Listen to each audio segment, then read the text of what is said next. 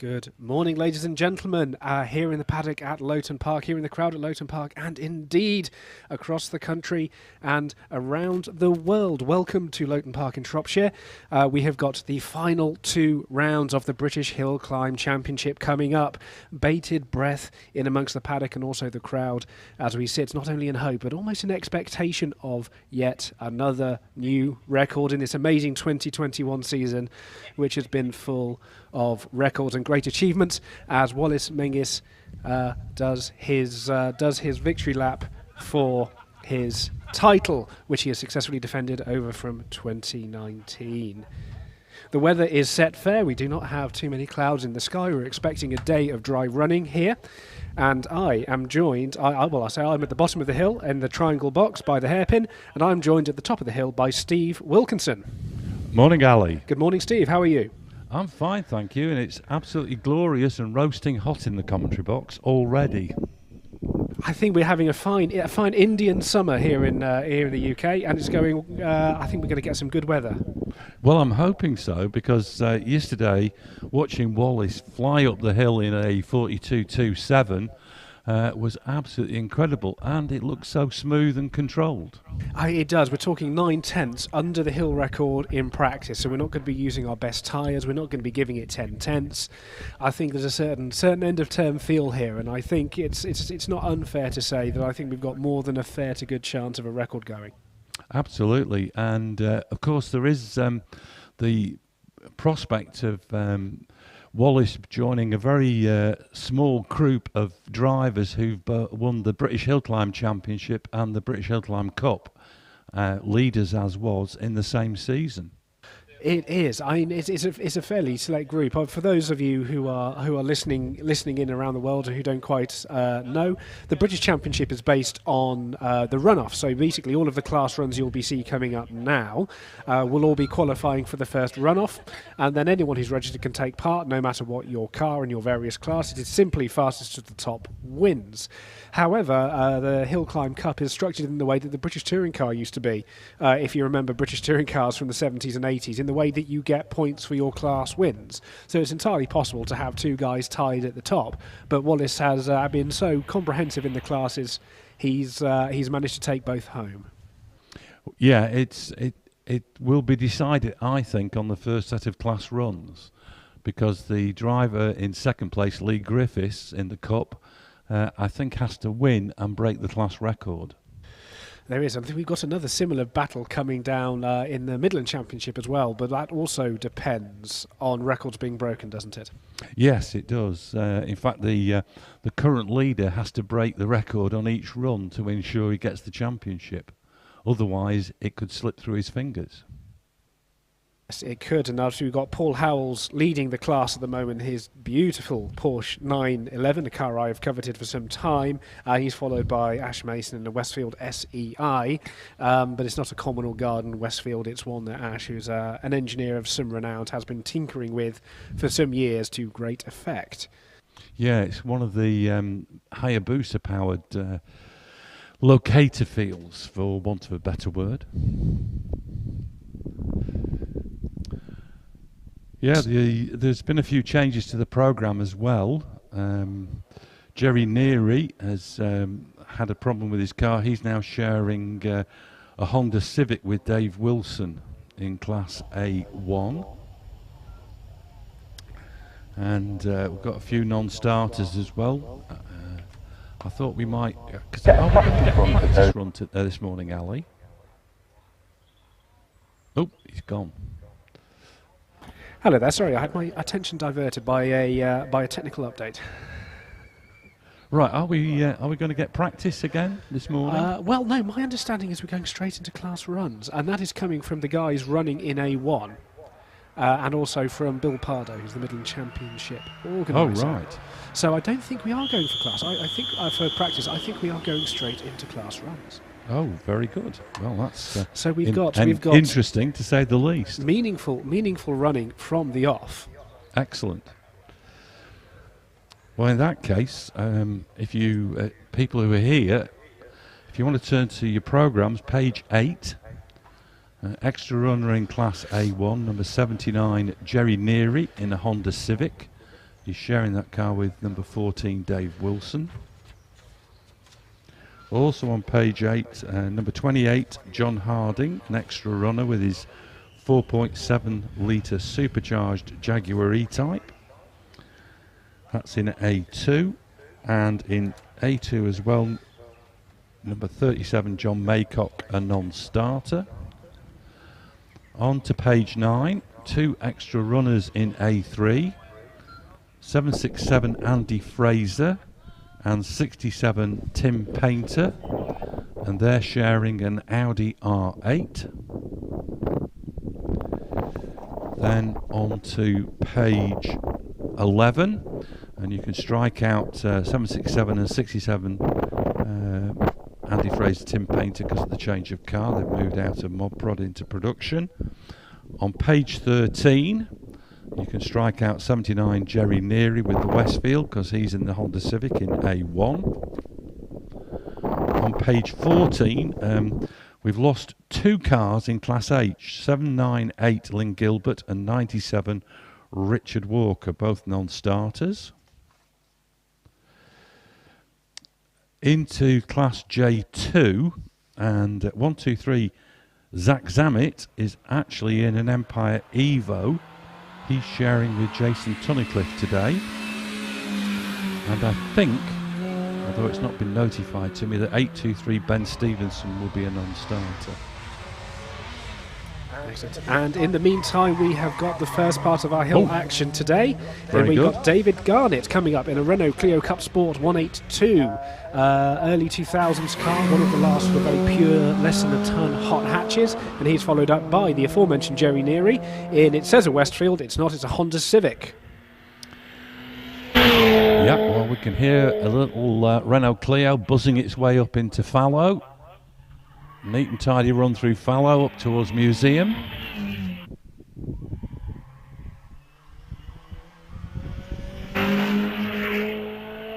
And David Garnett heading for the finish, 64.01. In the meantime, we've had Jerry Neary has come round Triangle already, bouncing his way off the rev limiter. Very rev-hungry cars, these Honda Civics. VTEC variable valve timing. Remarkable and normally aspirated engines. He's already on his way up the straight. Right, so I'm looking out for the little red Civic. Here it pops into view. Jerry Neary into and out of fallow.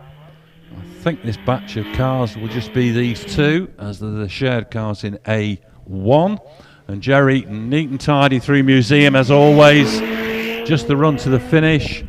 And Jerry Neary through the finish in 72.84. And that concludes the match.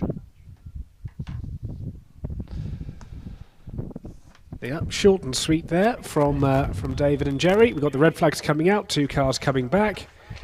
Dave Right, not having to park at the top. While they're heading back down, I'll complete the programme changes. So on to page 21 in K1, 132 Tim Elmer is a non-starter. On to page 22 and 703 Nicola Mingies, a non-starter. 153 Terry Graves, not a GR55 but a GR37 with the DFR engine. And number 6, Will Hall, I believe will be sharing the Gould GR59M of Wallace Mingies. He did that last thing yesterday after he had problems with the force. And those are the changes. There you go, few to get your head around there. All will come out in the wash as we get going. Dave Garnett has already passed me. I can see Jerry Neary now coming down through keepers. Japanese import. Speaking of the wash, we had the spin cycle at Museum yesterday with quite a few people rotating. We could also see a lot of tram lines still in the grass from, I believe, some early morning excursions by certain Porsches, but I won't go into that. We won't go into too much detail. No, Well, we'll save the names. we have got a tremendously Gallic lineup as we see coming through the paddock. We've got an MX-5, but that is followed by a beautiful Alpine in a very unusual red. Usually see those in the traditional Alpine factory blue, and then that's followed by a Peugeot 205 and a Renault Clio 197. Lots of joie de vivre and lightweight fun. Yeah, the waft of garlic spraying through the paddock. It's Jalwa and Jitan and all those fantastic smells, and brandy at the tobacco at 8 in the morning. Yes, and we've also got Simon Durling in an Alpine Renault A110 in a very nice shade of blue. It is. It's a lovely example of Simon's car. In the meantime, we're starting with couldn't be more English. It's a man called Nigel in a Mini. Nigel Pitt has already made his way up into Hall. And it's incredible how this is what made the Mini so successful as rally cars. A small road looks like a big road to a Mini. They have got so much room to be chucked about, and Nigel is taking advantage of that, coming into my view now and breaking down into triangle. Chirrups of the tyre. He's really trying hard. Classic Mini lights and that little A-series low end rev. One of the most distinctive exhaust notes going, and he's made his way through keepers, all nice and tidy, and he is heading off up the Cedar Straight, only 1000cc. Yes, the old BMCA series engine. Now you can see Minis certainly in mod prod, 1380cc's, and Nigel Pitt meanwhile with this little 1 litre Mini, neat and tidy through fallow, doesn't use all the road on the exit, heading up to Museum.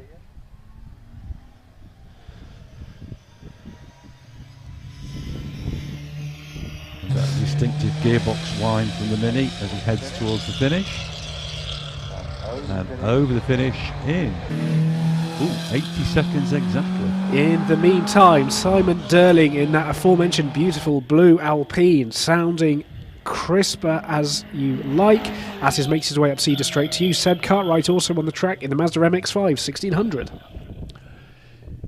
Yes, the original engine capacity of these was 1300, but they did put them out to 15 and then 16. And Simon running up the curb a little bit on the exit in Museum. He's over the finish 70.52. Seb Cartwright can only be described as up for this. He's really, really running the engine hard. Beloved of the purists, this early 1600 MX-5. They will tell you it's the one to go for. Lovely and light, nice and nimble. Into your sight now.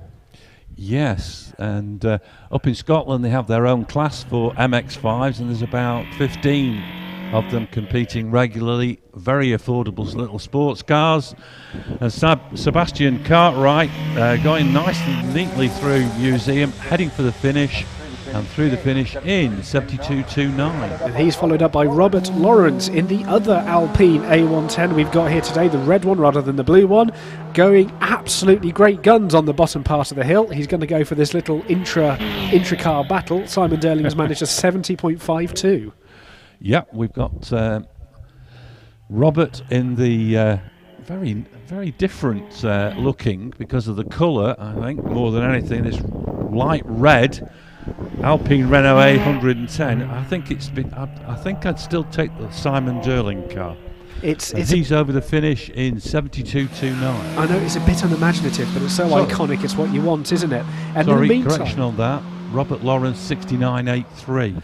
There we go. Rob Morgan on the hill. Peugeot 205. The 1.9 is the fast one. All arms and elbows on his way. Really trying hard. Oh, and he outbrakes himself into fallow. Almost comes to a halt. Now up to Museum. And Rob Morgan trying to get that time back. Heading towards the finish. And over the finish line, 66.47 goes into second place. And in the hot pursuit is Dave Warner, Clio 197. He's driving like a man possessed, braking super late into triangle, cocking a rear wheel on his way round keepers. 3 runs which are all under his personal best yesterday, nearly nicking a little bit of grass on his way into keepers as well. Yeah. Ooh. It's a bit of a lean as he went through fallow. Brakes and tyres squealing. Now through Museum. And Dave Warner, just the run to the finish. He's through the finish in 64.5, goes into second. Strong time. Here comes Ian Richards, Clio Cup 182. Bit of deja vu. You've seen this car already in the hands of Dave Garnett, making his way up the hill. Once again, throwing it in. Loads of really great weight to cut your teeth. Peugeot 205s, Clio Cup 182s, lightweight, ravey little engines, lots and lots of fun, sweet handling chassis. Good starter car. Yeah, and Ian Richards is chasing his co-driver David Garnett, who leads the class with a 64.01. So that's got to be Ian's target time. Tyres squealing in protest as he gets the power down out of museum and over the finish, 65.16. And here comes Lee Kessel in a Mini. He's driving this as Minis are meant to be intended, which is you get the thing to 60 and you just leave it there and turn the wheel. Scrabbling his way round triangle, scrabbling his way round keeper as well, and now he's darting his way up the Cedar Straight. All bouncing enthusiasm, this car. Lovely little run. Yeah, and Lee, very rapid driver from Saltash in Cornwall. Been campaigning this little Mini for quite a few seasons now, and I think he holds the Nat B up to 1400 class record. So Lee charging for the finish, and he's through the finish in 64.87. And here we have got Dave Wilson. That time puts him third, incidentally, Lee Kessel. Here we have got Dave Wilson making his way to the top of the hill, usually seen in a Peugeot 205. This weekend he's in a more heavier but much more powerful Civic Type R, something in the region of 200 horsepower on tap, these things. Yep, we've got Dave into and out of fallow. Jerry Neary was driving this car a little bit earlier, and Dave now charging out of museum, heading towards the finish, through the finish in 65.04. So still leading, Dave Garnett on 64.01. Yeah, Dave Garnett and Dave Warner having an absolute storming run. I think that might be about to change as you've got a couple of the Lotuses on the hill. Simon Curtin darting his way into triangle. Lovely lines through there, taking advantage of the incredibly rigid Lotus Exige chassis. I don't know if you've ever been in one, Steve. Take your feelings out, but they are so sharp. He is followed up by Tony Adams in the slightly softer but equally competitive Elise. No, my Lotus experiences have been in an Alana and a Europa. And, Simon Curtin almost onto the grass at fallow, charging up into museum. Couple of bites to get the car to turn in. Just the run to the finish. This looks like it's going to go into the lead of the class. And he does with a 60.65. Flying time from Simon Curtin. Tony Adams has bought himself an Exige, unbeknownst to me. It used to be an Elise, now it's an Exige. He is making his way up towards fallow now. Yeah, I think he's had this car a couple of years, actually. I've seen it before. He's third in class in the HillClimb Cup. He's already out of museum, heading towards the finish. This looks like it might slot him into second place, and 61.74 takes him into second. He is being followed in short order by Robert Marwood in a Clio 182. Very, very, very developed Clio 182, new diffs, racing engine, all of those sorts of things, all within the rules, of course. But it stretches everything you can get away with in the rules. Being campaigned historically, and he's into into fallow now. Yeah, big lock-up on under braking. This, of course, is the ex-Richard Brank car. And Robert Marwood, neat and tidy, as always, through museum. You can't really mess around on that corner. He's through the finish, into the lead of the class, 58.98.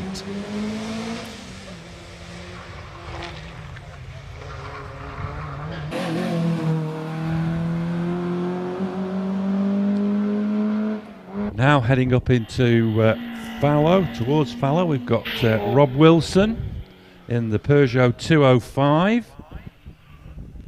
Takes a big cut at fallow, up over the curb, now into museum. Rob Wilson heading to the finish, through it in 60.22. That slots him into second. In the meantime, here comes Michael Thompson in a Honda S2000. It'll give it some revs and then give it some more revs. It can do it. Screaming its way, and it is screaming its way up the Cedar Straight with you now, Steve. Yeah, the multicoloured Honda S2000 rounds fallow, heading up into museum already. Very revvy engine. He's second in the class in the HillClimb Cup, and he's charged over the finish. 59.44. He now slots into second. Now for something completely different, it's Steve Jackman in the MGF 1.8 litre K-Series engine. Nicely round keepers. He's now making his way up the Cedar Straight, slightly lower on power than the S2000, but mid-engine, nice handling little car this. Yes, he does have a big advantage though. He's powered by cider. He's into fallow and takes a good look at the apex from about a yard away. Up into museum. Round museum. Just the run to the finish. 66.08. And here we have got this incredible sounding E-Type. This is a roadster but with a sort of a fixed roof. Lots and lots of power going through, winding its way as he goes round keepers, now accelerating up the straight. Looking the absolute business with a lovely patina to it. This car looks very, very purposeful, heading up towards fallow now. Yeah, the supercharger winding away. Already into fallow. Up towards museum.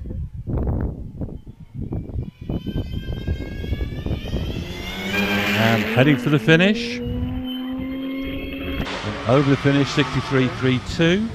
Here we go, and in basically yet another edition of glorious sounding cars, we've got Peter Herbert in his much campaigned Porsche 911, naturally aspirated one, a 3.6 litre engine, flat six, air cooled, of course, one of the last air cooled ones.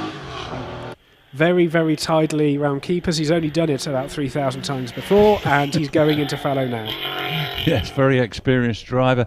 Campaigned now that's an odd line through fallow. He never got anywhere near an apex. Now heading out of museum, sounding a little bit on the flat side as he went past the commentary box, over the finish line, 63.55. He is being followed up by Robert Lancaster Gay. Every time I see Robert, he seems to be in a different Porsche.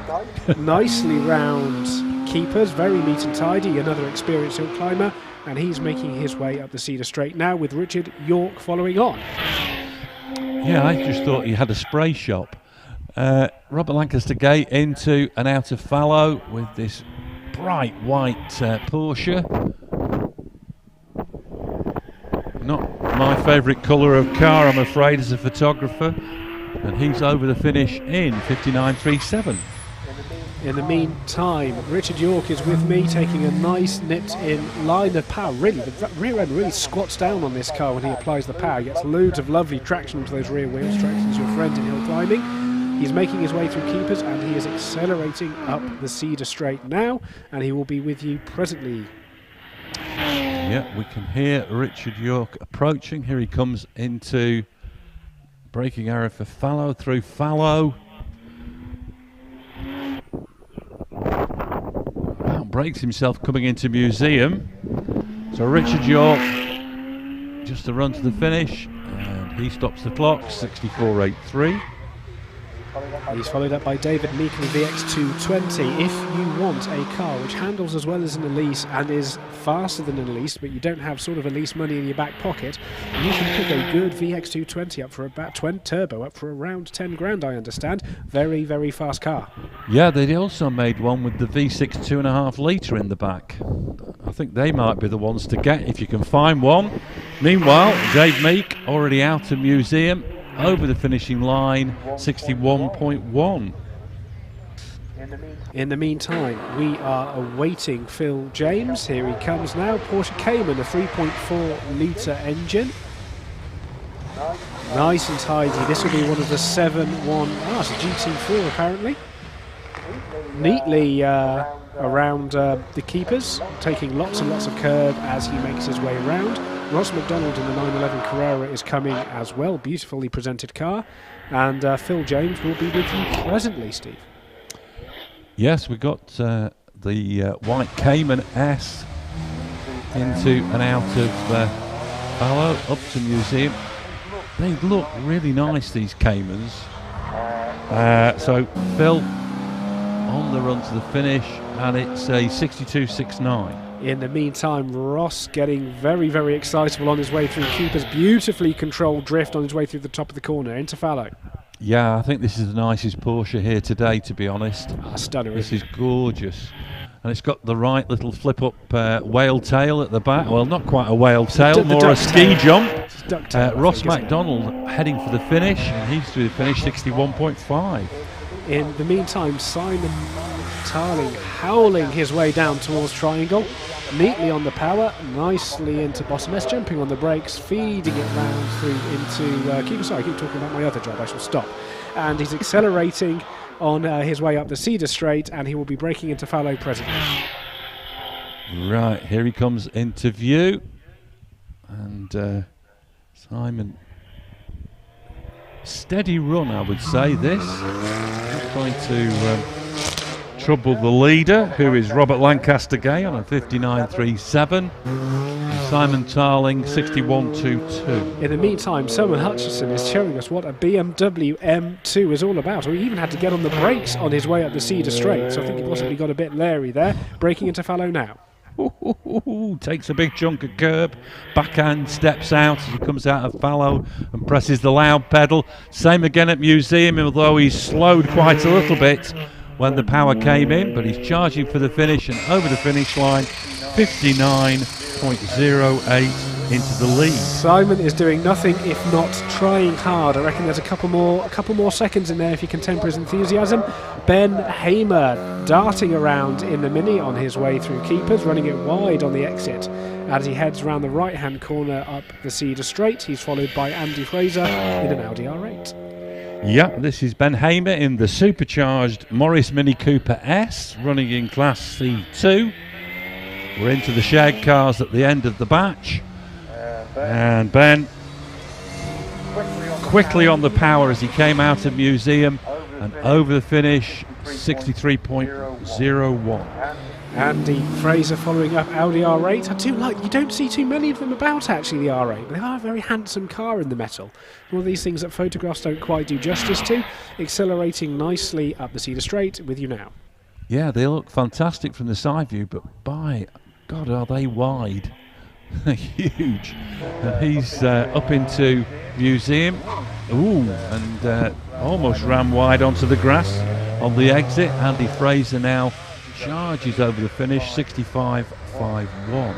In the meantime, we've got Laura Wardle in the Porsche 911 Carrera, in the car she's been campaigning with Jonathan Williamson for the thick end of 30 years now, I think it was. And now he's accelerating nicely up to fallow now. Yeah, Laura in the Porsche 911 Carrera that she shares with Jonathan Williamson. And Laura powers her way up towards the top of the hill and through the finish in a 63.08. That is the end of the batch.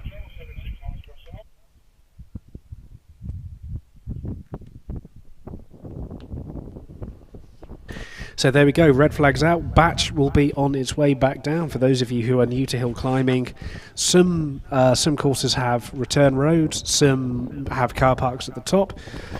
Some, like Harewood, which I think is possibly the future, has a paddock at the top, and you ride down to the start and you race back up to the top. Absolutely. And which I think might actually be the future. But we have a car park at the top here at Loton, so basically everyone runs up, we fill up the car park, we send everyone back down, and everyone else can have another go. So, in the meantime, I think we've got positions in A1 we can give you. So currently in third place is Michael Wilson, Peugeot 205, 60.22. Michael Thompson is second, 59.44. And a 58.98 leads the class from Robert Marwood.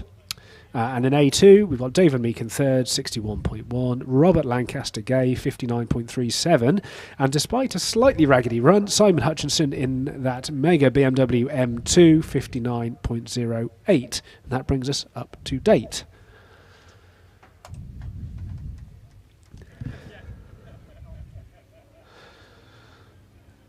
And we've got Trantitle, but he says hello from Poland. So there you go. We've got our first international viewer putting their comments in the YouTube feed, so please do feel free. Hello from Melbourne, Australia, Lurcher 260. I think we had you last time as well, I remember. And so yes, we're getting our first international comments on the stream, which is great. Good day. Indeed. Adrian Passman, good morning to you. Jersey from the Channel Islands. Excellent, of course. A couple of hill climbs inform the British Championship in the Channel Islands. Good hill climbing country.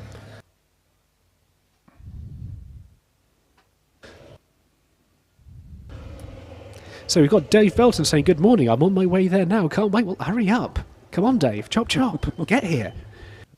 So we're moving into Class A3, road-going series production cars, four-wheel drive of any capacity. So we've got a real motley mix here. We've got two Subaru Imprezas, 2-litre turbocharged engines, and they're being headed up by a Toyota Yaris GR. Now, GR stands for Gazoo Racing, which is the slightly implausible name Toyota to give to their works racing endeavours. But they've been fettling around with a Toyota Yaris to produce a hot hatch which has received absolute rave reviews. Yeah, they still look big and ugly though. I think the car to watch out for is Rick Leddy in the Audi TT RS in Class A3. I think he's it's the TTRS. You've also got you've got Audi's Quattro system obviously in there, but you could always have one which was north of 3 litres. But I was told something smaller with the turbocharger was the one to have, because obviously being an Audi, the engine's a bit far forward, and so the heavier the engine, they're prone to understeer. So small and turbocharged is the way to go. Yes, I think he's a class record holder on the Nat B championship here at Harewood. Loton. I'm doing the same as you. And he's been very successful this year with the car, and I think he may be the one to watch. He looked very quick yesterday. He is, in fact, the class record holder at 58.58, because this is a brand new class, ladies and gentlemen. It's been siphoned off from the road-going classes. So the four-wheel drives sit on their own. According to my records, Stephen Darley has done a 56.7. Ah. But that was back in 2017. Well, see, it wasn't a class back then. Yes, but what you're supposed to do when you develop a new class is to take the best time that's previously been set by a car eligible for that class. Ah. That's what you should do, but... They get every day to school day. But on my entry list when I received it, the record was down to Steve Darley. Ah. So I think it might be a Midlands Championship thing. Possibly, quite Midlands possibly. Championship record might be Rick Leddy's. Then we'll be starting to get into a truly test match level of detail. Oh, let's not do that. The fifth highest partnership for an England fifth wicket pairing, where one of them was wearing blue socks. In the meantime, Alan Mansfield has left the line before we go too far down this destructive route.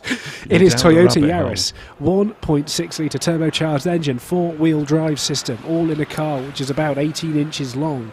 Really, really darty, great change of direction. Motor journalists love him. Accelerating on his way now down to Triangle. Hazards come on because he's jammed the brakes on hard. Tyres squealing his way through, and he is already in keepers. Little dab on the brakes on his way through, showing a good amount of respect to the edges of the track. I presume we're all on standard warnings for hitting flappy bollards this weekend. Yeah, I think it's a +1, isn't it? It is. You get yourself a penalty if you take one out, and so it's that extra 100th probably isn't worth it. He's with you. Yep, and takes a lot of curb on the inside of Fallow. Now heading up into Museum. Tyres squealing in protest as the power goes down, and Alan Mansfield up over the finish, 66.13. Decent little time for a little 1.6 turbo. Here we have is Ian Fido in another Toyota Yaris Gazoo Racing. Little dab on the brakes as he makes his way down Fletcher's Dello, braking his way, ubiquitous hazards on again as he comes into Triangle. Shows you're trying suitably hard. I suppose it's it's a sort of a symbol of robustness and ability to drive. If your hazards don't come on coming into triangle, you're being a bit of a wuss. And he's now accelerating his way up the Cedar Straight, and he will be with you presently. He's been followed up by Andrew Coleman. Yeah, here comes Ian Fido. No sign of Gordon Hick. He had a problem yesterday with the Golf. And Ian Fido into Museum.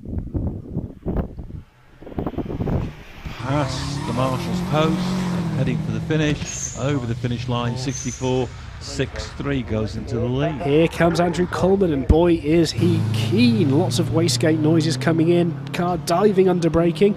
That characteristic thrum of that flat 4 engine. Anyone who remembers watching things like Top Gear Rally Report in the late 90s when they were doing highlights of the RAC Rally on a nightly basis will be very familiar with that sound. So Andrew Coleman into Museum already with the Impreza. If you want to annoy an Impreza driver, just mention Jowett Javelins. And he's over the finish, 60.96 into the lead of the class. And he's followed up by Dave Nixon in this equally ideal sounding Subaru Impreza. This one's been given a bit more of a workover to have a World Rally Car style appearance. Very, very tidily up into Fallow now. Yeah, here he comes into an outer... Ooh, crikey, nearly went onto the grass on the exit, but kept it all together. Resplendent in the works colour scheme. I think this might have been a special edition car. Dave Nixon, meanwhile, over the finish, 63.83. Very good. Bruce Bosley on his way. Caterham Supersport 1600. I think it's safe to say that Bruce is still feeling his way around with this car. Squeezing the throttle as he makes his way down to triangle. A little bit squirrely under the brakes, but he's turned it in. He's found the apex. Slowly unlocking the steering as he makes his way through keepers now. A little bit of a confidence lift in between the two corners. That sometimes helps. It gets the weight on the front of the car and it can bite into the apex just a little bit harder. And he's now accelerating up the straight to you, Steve. Right, so we look out for the Caterham. Here he comes into view. Bruce Bosley hits an early apex at Fallow, up into Museum. First runner in Class B, heading for the finish.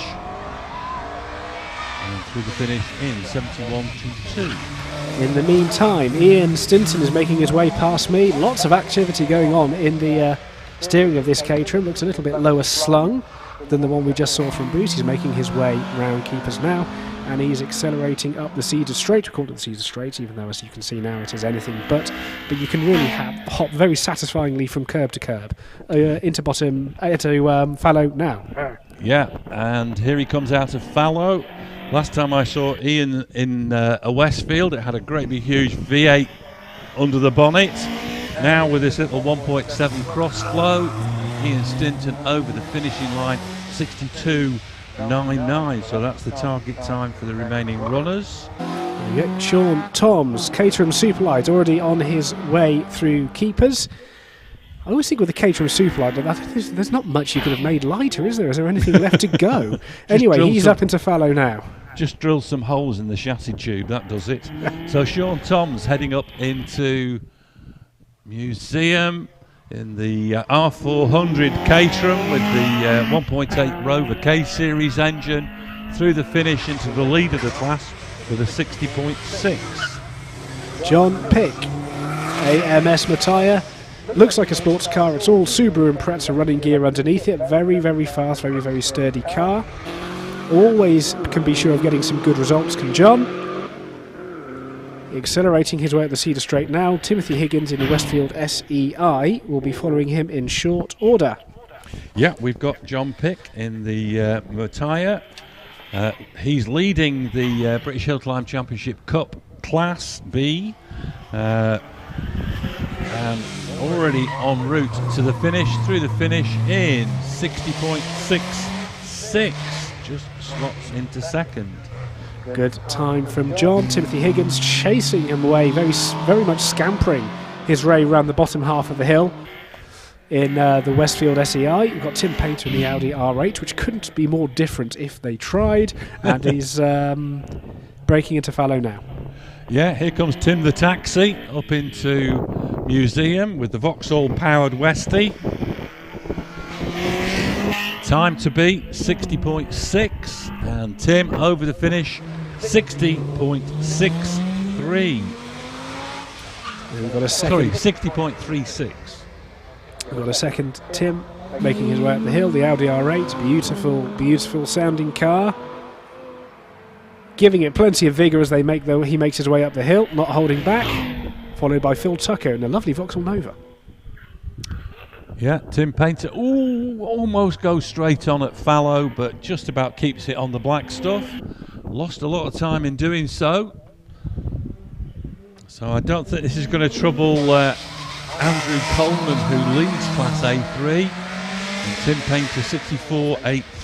In the meantime, Phil Tucker is past me in the Nova. I love everything about this car. It's small, it's nimble, it's nippy, it's beautifully prepared. It sounds superb, and he is very nearly with you. Yeah, 1398cc Vauxhall Nova, stripped out. Modified series production class, of course, so a lot of all the interior trim has gone. Saving on tyre wear as he goes round museum with the rear inside wheel off the ground by a foot, and over the finish 59.45. He's spoken like a true Yorkshireman there, Steve. I'm from Lancashire. Oh dear, I'm in trouble. Big trouble. I'll leave before Steve finds me. Martin Rutter, Fiat X19, has already gone past me. Nice little cars, these, very, very quick. It's a shame there was a rainstorm once and half of them disappeared overnight. Yeah, rusted from the roof down. Yes, Fiat X19, now running on fuel injection this season. Martin Rutter into museum. Very nicely painted in what I remember is one of the Fiat Works colour schemes, and he's over the finish 66.85. And in the meantime, it's the dog with the waggly tail on his way round Fletcher's Dello. It's Andrew Russell in this Ginetta G15. Engine hang out all the way over the back. It might only be the size of a postage stamp, but it still weighs something. And Andrew's really feeling it. He's chucking it about the hill and controlling the resultant slides very, very nicely indeed. And he's with you already, Steve. Yeah, with a little Hartwell Imp engine working overtime. Andrew and this car have been campaigning in the British Hillclimb Championship for decades now. He's currently third in the Hillclimb Cup, and Andrew charging over the finish 61.46, goes second. He is followed up by Eric Murray in a Hillman Imp, turbocharged Hillman Imp, popping and banging its way, and its front wheels have got the most negative camber I have seen on a car outside of a VSCC meeting. Yeah, well, Eric sort of outbraked himself going into fallow, now up into museum. He's running second in the British Hillclimb Championship Cup in Class C1, and over the finish 59.88. Goes into second. In the meantime, Stuart Reid absolutely flying up the hill in this Peugeot 205 1927. So it's been expanded just a sniff from the standard engine, which I think is a 1908. Hugely modified in other respects, flying. Yeah, Stuart Reid, one of the leading tin top drivers up in Scotland. He's a sight to see at Doon, and he's quite spectacular through museum. Heading for the finish, and over the finish line 56.31. He's followed up by Will Kerr in an Austin Mini Cooper. It's supercharged, it has got straight cut gears, it's whistling its way up the hill, nice and cornering, very flat, sprung very stiffly. And Reid's run was a sight to behold. That was incredible. But Will Kerr is now in hot pursuit, and he's into fallow now. Ooh. Uses every millimetre of track on the exit of fallow up into museum already. The little Morris Mini Cooper S buzzing its way towards the finish, and through the finish in 62.45 goes into second. And we've collared up by Carl Stevens in a Mark 1 Golf, which I love, but he has done something I've never seen before, and he manages to put two wheels onto the grass in between triangle and keepers, which I don't think I've ever seen before. That's quite an enterprise. He's with you now. A little bit of lock-up as he hit the brakes going into fallow, but back under control as much as he can be. Carl heading for the top of the hill, Got a little trouble with clutch slip yesterday, but seems to be okay with a 59.2. And he is followed up by Richard Jones. Richard Jones, Porsche 911 3000. I always think these era of Porsche 911s look cracking in this particular shade of orange. It's possibly something to do with the fact I had a little 911 of about this age in the Jägermeister factory colours when I was a lad. Oh, right. Yes, well, they do look, it looks beautiful, this car. Richard, of course, been campaigning a Brabham in the historic classes for many seasons. I first saw him at the wheel of a Formula 2 Surtees, but the 911 charges over the finish, 60.76, goes into second. Followed up by Jonathan Williamson in a car-driver combination that's as old as hill climbing itself. 30 years man and boy, Jonathan's been hill climbing this car, breaking into fallow now. Yeah, I saw him campaigning this car at Oddicombe many years ago, and Jonathan already heading up into Museum Bend on the loud pedal, heading for the finish, and over the finish, 58.4 into the lead. Yeah, lovely stuff from Jonathan. Pete Turnbull. Unmistakable racing exhaust note from this GT3 Cup car. I think if anyone has seen a full grid of GT3 Cup cars, the noise is just incredible, especially when they all lift off simultaneously into the first corner. He's now making his way up the hill. Mike Turpin in the VX220, heavily modified, is on the way too. Yeah, we've got the Porsche 911 of Peter Turnbull up into Museum already. Charging towards the finish, through the finish in 58.14. He now takes the lead. Yeah, Mike Turpin driving very, very nicely on his way through Triangle, he's hooking up to the apexes very nicely. Hugely experienced driver, multiple Midland champion. Used to be a rallycross driver as well back in the heyday, and he's always up with you, Steve. Yeah, here comes Mike in the VX220. Quite slow, or relatively slow through fallow, but on the power quickly. Time to beat 58.14, and then he's going to do that quite easily, 55.35. Is Paul Howells. He is probably sitting as the favourite for the Midland Championship at the moment. He would ideally like to win his class anyway, this beautifully prepared 911. The class record is 53.52. If you can get that nailed, I believe it will seal the deal, but that's possibly a little bit of a reach away. But he's still going very, very nicely up the Cedar Straight. Yeah, here comes Paul Howells into fallow. Up into Museum already, very, very quick out of the corners, charging for the finish. Paul Howells, 54.22. So he takes the lead of the class, but no record. In the meantime, Phil Fisher is making his way round Triangle. Nicely done round keepers as well. Gently does it for Phil, feeling his way very much, squeezing the power on now, making his way up towards fallow. You'd have to say that run does put Paul in the pound seats for now. And already out of fallow up to Museum, Phil Fisher in the Westfield SE. Charging his way up to the top of the hill and through the finish, 61.95.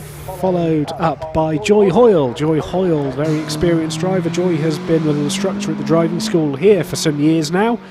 Very, very nicely. Missed a gear in between Triangle and keepers, robbed her of a lot of momentum, unfortunately. Happens to the best of us into fallow. Yeah, big cut at fallow for Joy Hoyle. She's driving Ray Law's Caterham 7. And out of Museum already, on the run to the finish. Looks like she's going to take the lead of the class, which she does, with a 60.03. And here comes Richard Price, bright green Caterham, darting about, going very nicely indeed, already with you. Yeah, one of the Suzuki Hayabusa powered locator fields in the class. And Richard Price already up into Museum, through Museum, charging towards the top of the hill. This is going to be the class lead with a 53.15 for Richard Price. And that, I think, is the end of the batch. That is batch, ladies and gentlemen. So just to give you a rough indication of where we are in our programme. That is the end of batch 3. And we have got 8 batches, or 7 batches of various sizes on the list. As we cut to our paddock camera, we can see all sorts of people milling around. Will Hall there, standing there, viewing his new ride for the day.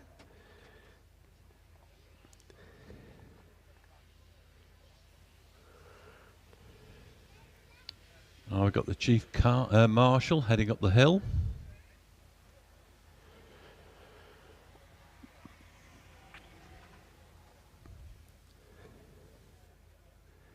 Cars now heading back down to the paddock. Anyone, here we've got a good question. Anyone, HillClimb.TV, anyone want to predict what the hill record will be at the end of the day? It currently stands at a 43.18. That's the number to remember. 43.18. Wallace Mingus did a 42.27 in practice. Of course, you can't have a hill record outside of competition.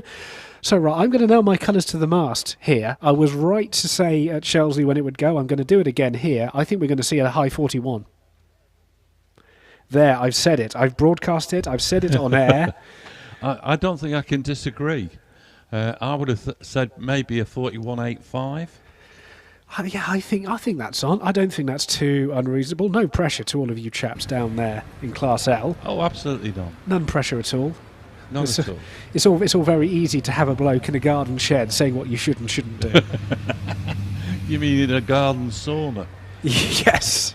It's starting to get very warm in here. Fortunately, the sun hasn't quite got into a position where it's going to start cooking me. I'm sure that time will come. Just you wait till this afternoon. So here it looks absolutely flawless blue skies all the way to Wales, which isn't that far really, just the other side of the trees. You could chuck something out of your window and land in Wales just about, couldn't you? Not far off. Bon dia to you too, Eric Humphreys from Portugal.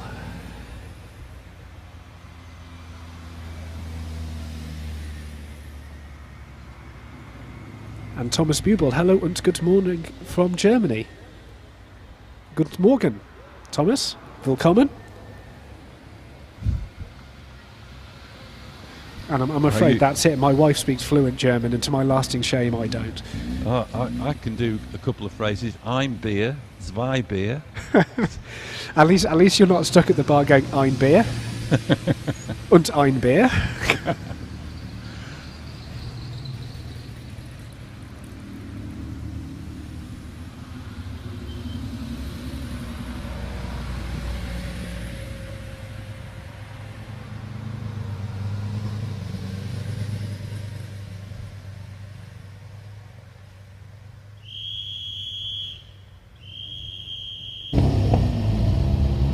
Tell you what, that little Fiat is absolutely shaking the comp box as it goes past. It's brilliant.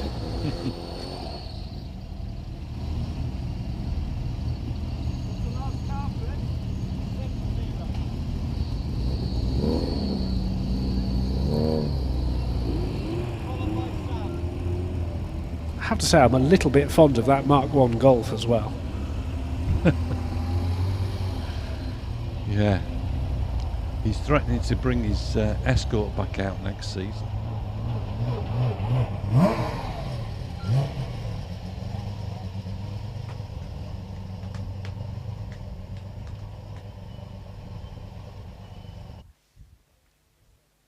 As they go on screen, we've got a few standings. There we are, it's the class standings so far.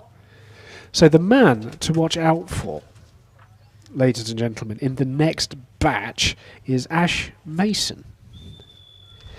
Now, Ash Mason is car 87. He'll be going up after about 7 or 8 cars. Westfield SEI. Now, he will need, if he wants to stay in the hunt at all for the Midland Championship, he needs to do a 50.42 or better. And even if he wins the class, if he doesn't do that time, that's game over, and Paul Howes can enjoy a beer. So that's going to be the battle coming up for us in this particular batch in Class D modified specialist production cars. Yeah, I always call them kit cars. Well, yes, I suppose that is the sort of vibe, isn't it? They're basically, we have a class. This isn't limited to these, but it's the sevens, the locator fields, all of the sevens and 7 tributes and 7 replicas.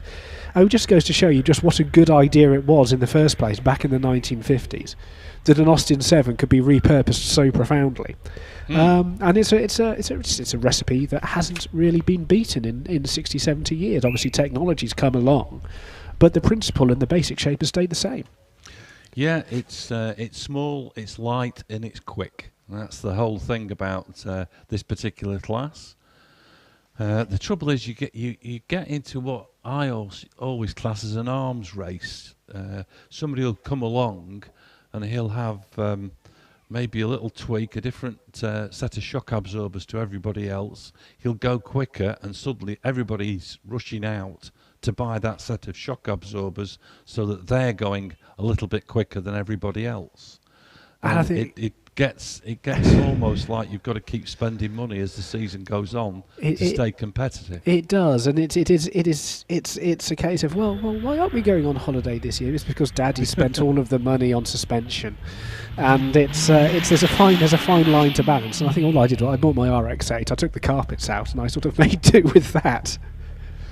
Yeah, a mate of mine had a Caterham, and it was in the days when the capacity split was 1700 cc's, and he built this particular engine and it was 1800 cc's, and he built it as an 1820 so he could run in the over 1700 the over 1800 class. And I shared it for a season. We used to beat up all the V8s and the straight 6s with bigger engines in, and there was a time when I think we came first and second, and there were 4 Morgan Plus 8s behind us, and they just couldn't keep up with all the lightweight paper. It is, because whilst they're Morgan Plus 8's a wonderful charismatic thing, as I am bound to say, being a child of Malvern.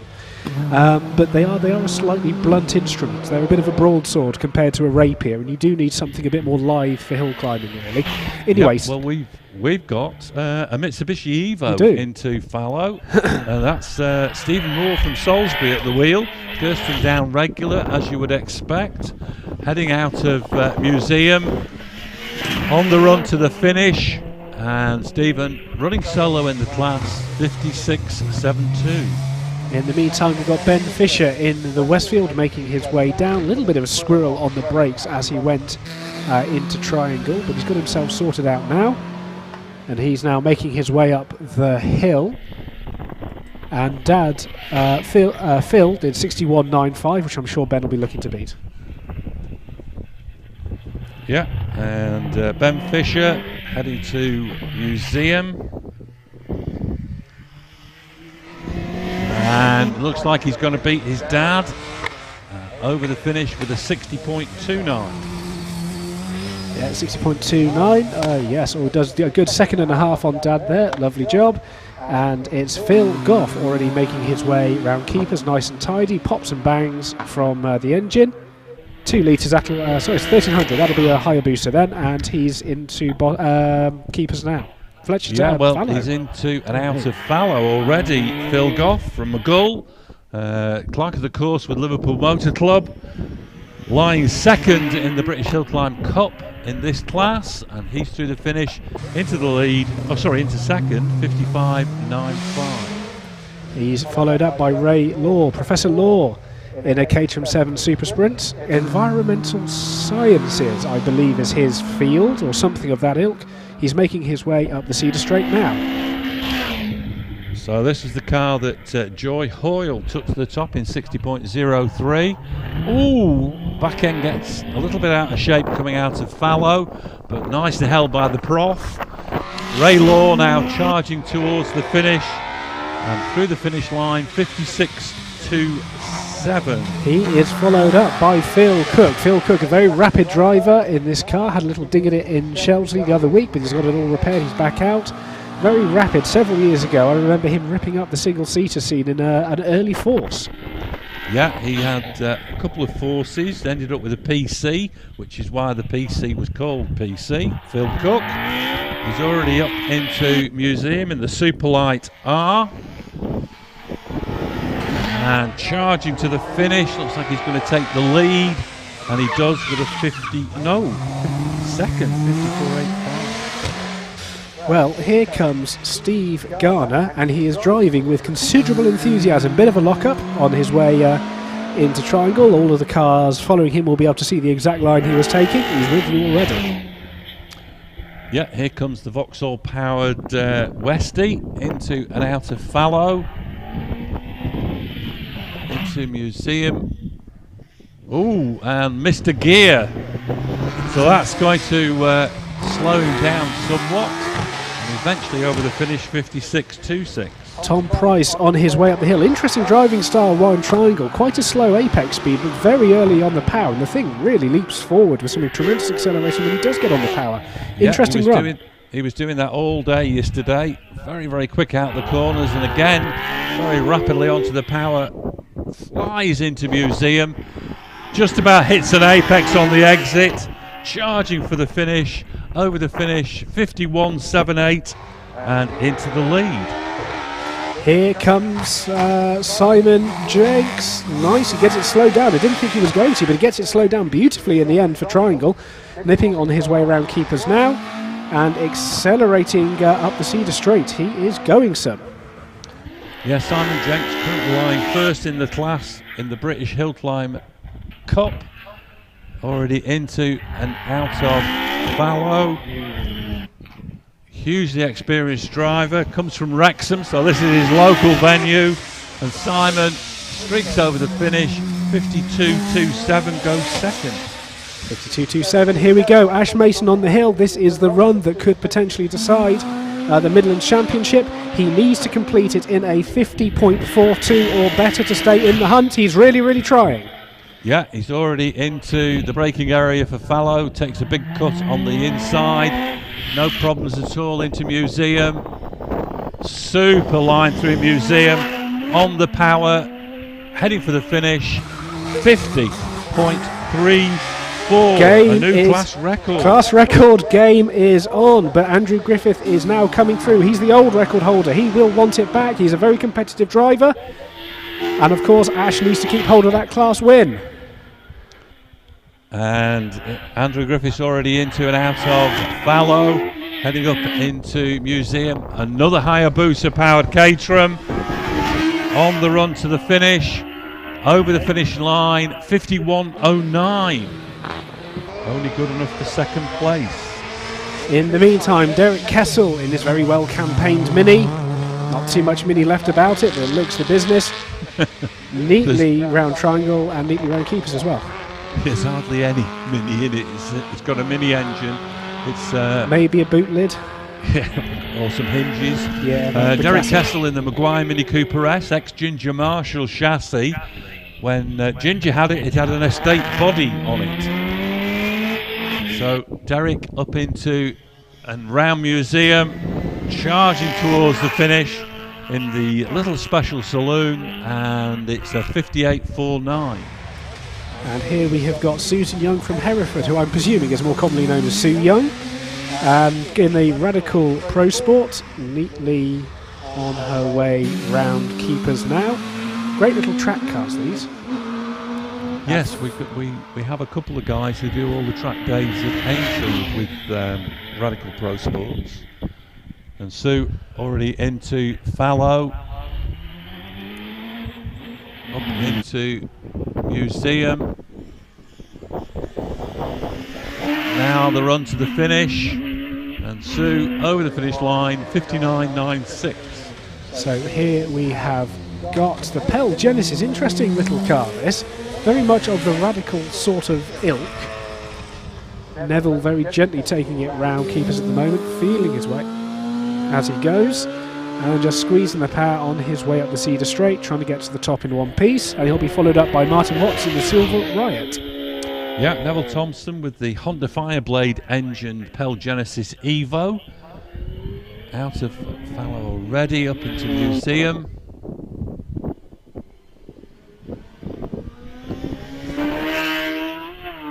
Neville over the finish line, 64.08. Yeah, in the meantime, Martin Watts already passed me in just a very curious little crab track car. Yes, this will be quick. It is, yeah. He's been. I predict a riot. Yes, good car driver combination. Very, very experienced. I can't remember a time when this wasn't being campaigned, so it's been around an awful long time. Yes, Yamaha R1 engine fitted transversely behind the driver. Martin Watts up into and out of Museum, charging towards the finish. Through the finishing line, 56.25 into the lead. And we've got George Harding in the Ford Escort 2000, which I presume has found its way into Sports Libre because there's nothing Ford about the engine. Yeah, 2-litre turbocharged. I'm assuming it's a Cosworth. Or yeah, something from a later. Yeah, you're quite possibly right. Actually, I'd have thought. But in an RS 2000 Mark II chassis, breaking into bottom S now, followed by Graham Lokes in his gorgeous Lola. Yeah, George Harding in the Escort up into Museum Bend already. Ooh, back end slithering out. Nice bit of opposite lock. And George powers his way over the finish line, 61.79. Yeah, followed up by Graham Lokes. Beautiful Lola 492, 3.2 litre Porsche flat 6 engine, not what it raced with in period. Yeah, of course, originally it was a Sports 2000 running a 2-litre Pinto engine. Now, then it converted to a special saloon Volkswagen Carmen Ghia. And Graham Lokes up into Museum already, charging for the finish, and into the lead of the class with a 56.48. And here we've got Alan McDonald in the pleasantly mad Mini Evo. Already zipping his way around Triangle, making his way through keepers. Actually, it's been quite a restrained run here from Alan, keeping it nice and tidy, keeping those lines, bringing that huge amount of Mitsubishi Evo power to bear as he heads up the Cedar isn't straight. Yeah, here he comes into view, currently lying first in class in the British Hillclimb Cup. And Alan, little engine chirruping away, now en route to the finish. Looks like he's going to take the lead of the class, and he does with a 55.09. Good time there from Alan. And we have got the first of our single-seaters. It's Chris Howland Harris in the OMS Hornet, a 600cc, the only one we've got today. He'll be followed up by Richard Summers in the DJ Firehawk, 1000cc. Yeah, Chris Howard Harris in the little Yamaha-powered Hornet into and out of fallow. Into Museum Bend, and the wash-fish note of the engine takes him over the finish, 55.26. Richard Summers coming up after. Nice tidy lines to the bottom half of the hill from Richard and the family DJ Firehawk. Been driven by about 4-second, 5-second individuals throughout the year so far, breaking into fallow now. Yeah, here he comes. Ooh, a little bit of a step out as the rear got loose. Richard already up into Museum though. Held the slide beautifully. Now on the run to the finish. And it's a 50.2. 50.2. 50.2, not too bad at all from Richard. He is followed up by Mark Lawrence. The parts, Space Frame parts carbon fibre OMS 3000M he shares with Harry Pick. The 1000cc class used to be huge, and everyone sort of emigrated up a band over the past few years. Yeah, here we have Mark Lawrence in the OMS 3000M, space frame chassis with a carbon fibre body. Oh, and a missed gear change for Mark, almost slowed to a halt, but nevertheless gets it over the line, 51.94. Oh dear, said Mark in the car. Tom Weaver on his way round bottom S. One of the sensations of the year has been young Tom Weaver, and he's earned himself a one-way ticket to Portugal to race this car there at the FIA Hillclimb Masters as the representative, as a young driver on the British team. Huge season for this young man. Yeah, here comes Tom in the family's RF91. He's currently lying first in class in the British Hillclimb Cup Championship, and going towards the finish already, through it in 59.81. And here we've got Caroline Ryder in the Empire Wraith. Nice, sensible run from Caroline, as you'd expect. She's a very, very good driver. Really getting used to this car now. Heavily aero-based car. Stuart Sugden in a GWR Raptor following up. Yeah, here comes Caroline up into Museum. The ex-Simon Fido car over the finish, 50.56. In the meantime, the little Raptor is making really rapid progress on the bottom half of the hill. Nice and tidy on his way through keepers. He is now accelerating his way up the Cedar Straight and will be with you soon. Yeah, we've got Stuart Sugden. And he's off, slithered off on the outside of the corner. The car just got a little bit sideways, out of control, and it just slid off the camber onto the grass. So that is going to be a failed run for Stuart Sugden. Little bit of a whoopsie moment, but the first of our little end-of-term mishaps. Zachary Zammit has been red flagged, so he will have another go.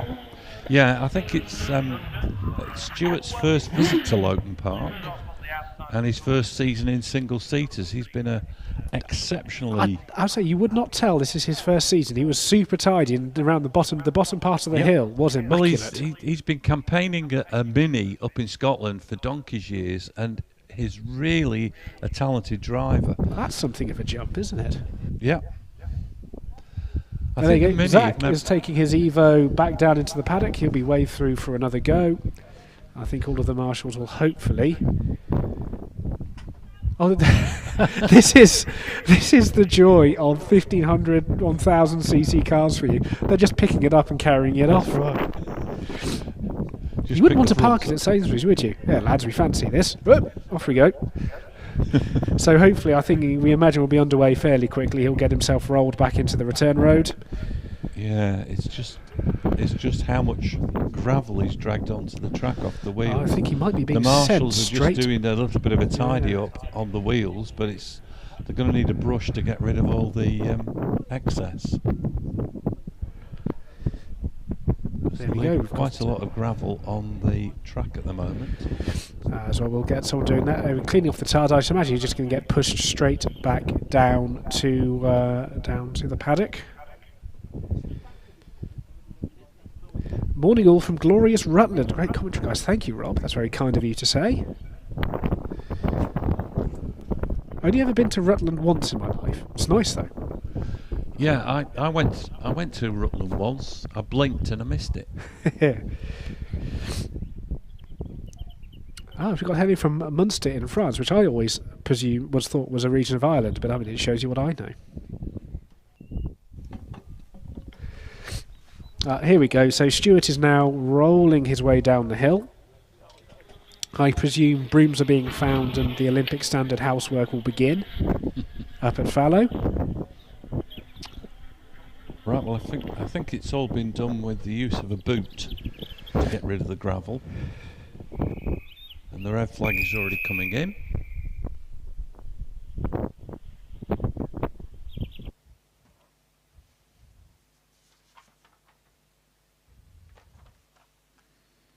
So I'm thinking that maybe, I don't know, Zach's found his way back to the front of the queue. I can see him on the paddock cam.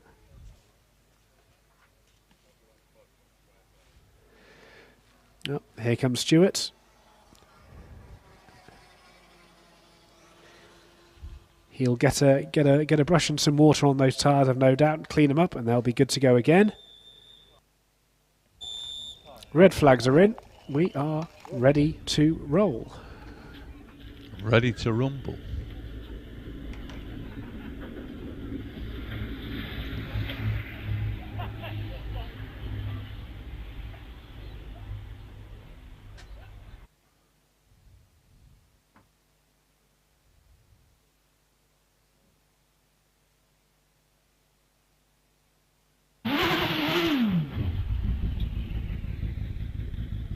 So we can hear the car coming to the line. That would be the Force TA of Liam Cooper. It's going to be one of the Coopers, and it's Liam.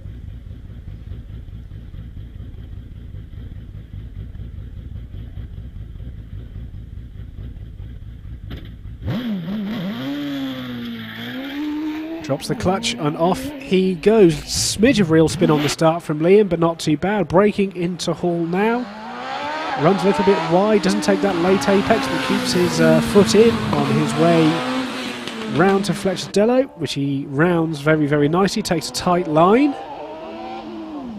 And he's braking now into Triangle, and he takes in a nice close apex as well as he goes round, and he's off and into keepers now. And he's making his way up the Cedar Straight and will be with you presently, followed up by Alan Warburton. Yeah, into Fallow already. Nice big cut on the curbing. Fallow through Museum. Now powering his way to the finish, and Liam Cooper stops the clocks, 51.3. In the meantime, Alan Warburton locks a front on his way into Triangle, but quick as a flash, he's already up to keepers. That car really does have some go when you get the pedal down. And he's now making his way over the bumps, up the Cedar Straight, hopping from curb to curb. Nice lines into Fallow. Yeah, Warby takes a big cut at Fallow. Already up into Museum. Ooh, a little bit of a correction to the steering. Gets it through the finish, 47.54. Not bad. In the meantime, we've got Zach Zammit sliding his way out of Fletcher's Dello as he makes his way down into Triangle now. Nips in, takes a nice late exit. Rapid as you like. Real contender for class honours here today, Zach Zammit. Nicely on his way around keepers, using all of the power as he comes up the straights. Yeah, we're looking out for Zippy Zach Zammit from Malta in the Empire Evo. Already up into Museum. On the run to the finish. And Zach Zammit, 48.23.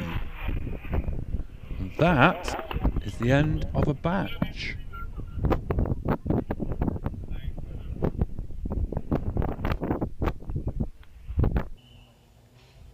Run. Alan Warburton currently leading that batch, but we have got a large handful of people still to come. So we've got, as coming up in the next batch for you, ladies and gentlemen, we have got a couple of Formula Fords, and then we have got the racing cars up to 1 litre, racing cars over 1 litre up to 2, 1600s, and then over 2 litres as well will be coming up a little bit later. So getting really to the business end now with the Slicks and Wings single-seaters.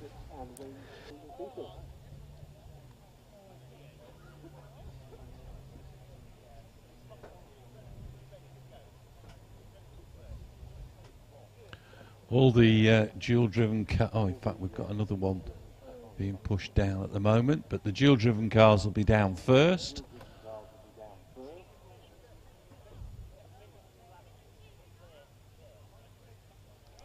And then we'll get the remaining cars, and the last one down the hill should be the little mini Mitsubishi Evo of Alan MacDonald.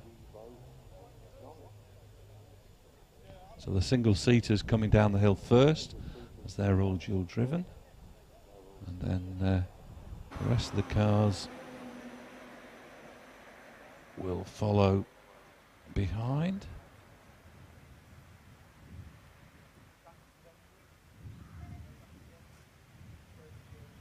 And at this point, we now have some very expensive gravity racers heading back to the paddock. Too far away, I can't get him.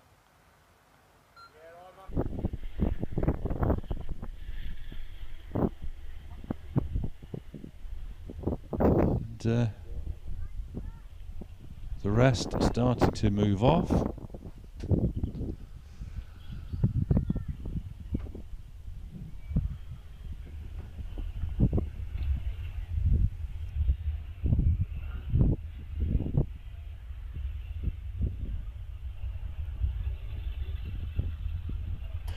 Yeah, cars are all coming back down now.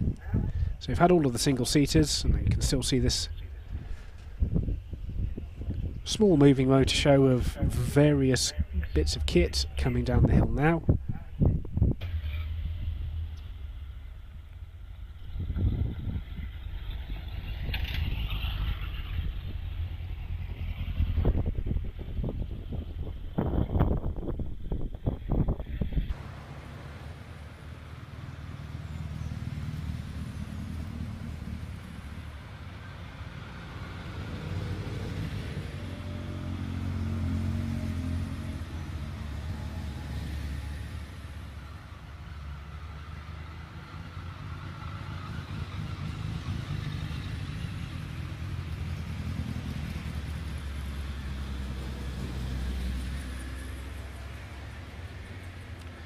Yep, so we've got all of these very modified Caterhams and Westfields making their way down past me.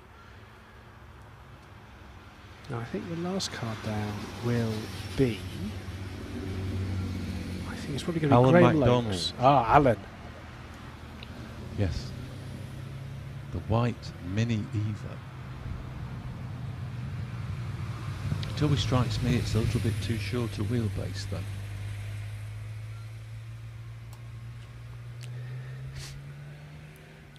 Yes, I think with Alan MacDonald, you always want to do the Dr. Evil air quotes in his Mini on his way down. Yeah, well, it's not often you get a Grand Prix winner doing a hill climb. No, Manx Grand Prix, wasn't it? That's right. Yes. Yeah. On 2 wheels. I'd say Sorry? as bravery requiring as all of these things are, I do think 2-wheeled road racing is something I most certainly lack the testicular fortitude to do. I think it's you look at some of the onboards from people going around the Isle of Man and just nope. Yeah, well, when we used to go over to Northern Ireland for Craig Antlet and the British Sprint Championship, I used to go over at least a day early, and I would drive round various hill climb, or drive up various hill climb courses, but I also drove round the Northwest 200, and that is absolutely insane. I mean, I was doing 130 mile an hour in a hire car down a straight, which the bikes go down at 180. And you go, this is mad. It is, and I mean, it's one of these things where you're just one small lapse of judgment, one nudged curb away from oblivion. Yeah, well, there's, I mean, it's a lot of the road courses over in Northern Ireland. They still have all the road furniture there, so you've got the signs, the big curbs. They've got these right-angle curbs made out of granite block. They ain't gonna move, mate. No, they're not. You clip one of those, it's They sort of paint them alternating white and black, so you've got a fighting chance of seeing them, and that's about it. Yeah, I think they tend to be red and white over in Ireland. If memory serves me right. That they are incredible courses, and some of the hill climb courses, you know, you see the results, and you see somebody's taking a pill beam up there, and you drive it, and you think, I want to be in a Land Rover. I don't want to be in the hire car. This is ridiculous in a hire car, and they're taking pill beams up. Yeah. Well, that's always the one thing I've always thought about hill climbing setups. It's getting, you know, especially when you get something like Craig Antlet, it's getting your car pliant enough that, you know, it's manageable and the wheels stay in contact with the deck when you need them to be, but still stiff enough that you're not rolling around through the corners. But you've got road cambers at Craig Antlet, and when you go through the crossing, you're on a B road that goes across an A road back onto the B road again. And of course you've got 2 lots of cambers that you're dealing with. So you've got the camber of the road you're on, but then you're crossing a road that is cambered and you're going over it like a bump. It's just absolutely insane. You know, and I can remember, I think it was Roger Moran hit a cat's eye in the road and put a big groove in the floor of the car. Oh. So, you know, it is amazing. But I have to admit, Craig Antlet is the favourite hill climb course I've ever competed on. It is. In the meantime, we are back underway. We have got Debbie Summers, née Dunbar in the DJ Firehawk. Nice and smooth on her way down to Triangle, tipping into a late apex, squeezing the throttle on, and getting round keepers, drifting it round the second parts to get a nice early power up the Cedar Straight and moving with you, Steve. And here's Debbie up into Fallow, Ladies Hill record holder when she drove the Firestorm. Now in the little Space Frame Firehawk over the finish, 49.32 goes into the lead of the class.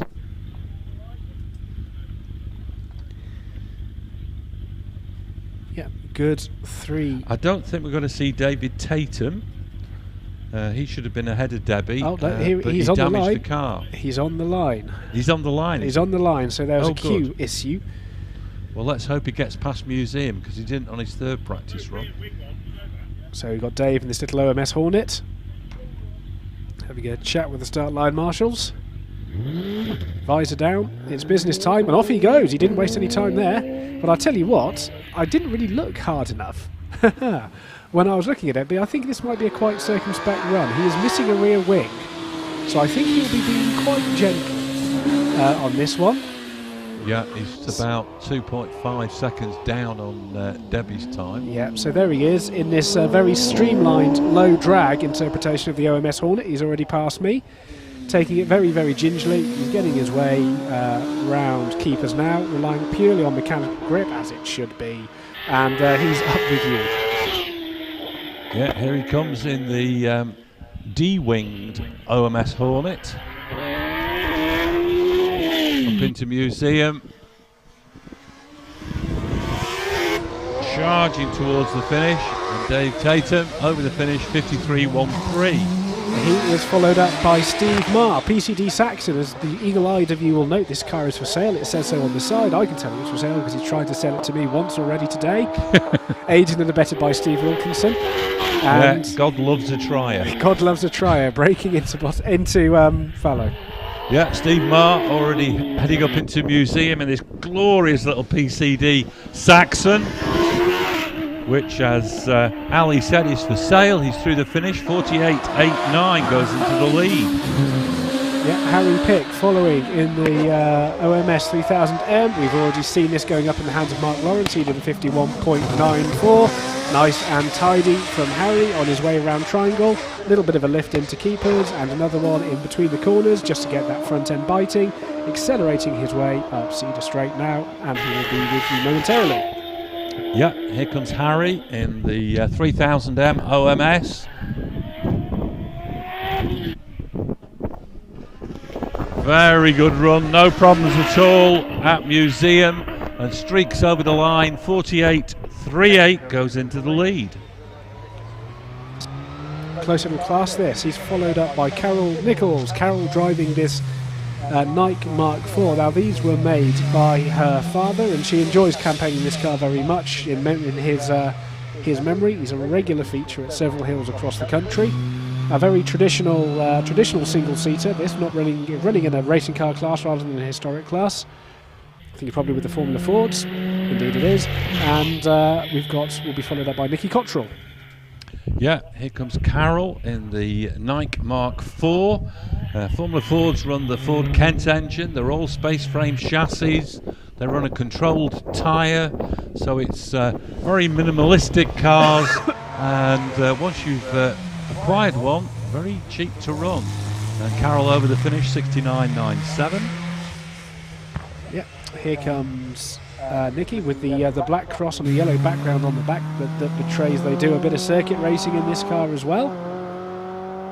Nice and tidy, middle of the road, no fuss or bother. Tidy run, followed up by Jeremy Jones in a Swift. Yeah, Nicky Cottrell in the Lotus 61M, sporting a new nose cone. She left the old one in pieces at Mallory Park. Now heading out of Museum. Up through the finish, 63.66. Yeah, Jeremy Jones already passed me. Nicely on his way round keepers. And up the Cedar Straight. Yes, we're looking out for the 1993 Swift Formula Ford. Jeremy Jones breaking into fallow. Up into Museum. And Jeremy Jones heading for the finish. 64.41. And in the meantime, we've got Stephen Morgan, the ubiquitous Van Diemen's, the Formula Ford car. Neat and tidy, not taking too many risks on his first run, getting one in the bank. Middle of the road, smartly on his way up the Cedar Straight, and he'll be joining you at fallow in a moment.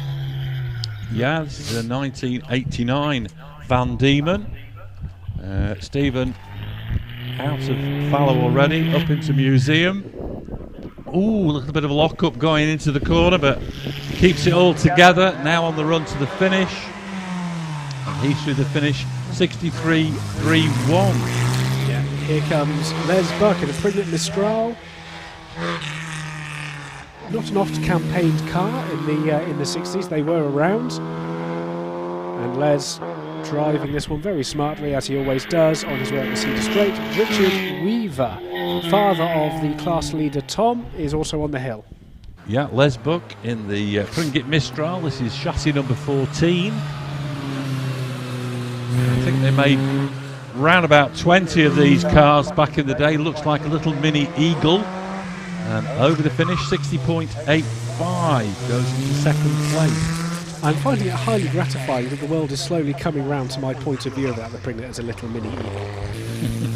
And Richard Weaver on his way round the bottom half of the hill. It's all being done nice and tidily. He'll be looking at a 59.8 for family honours.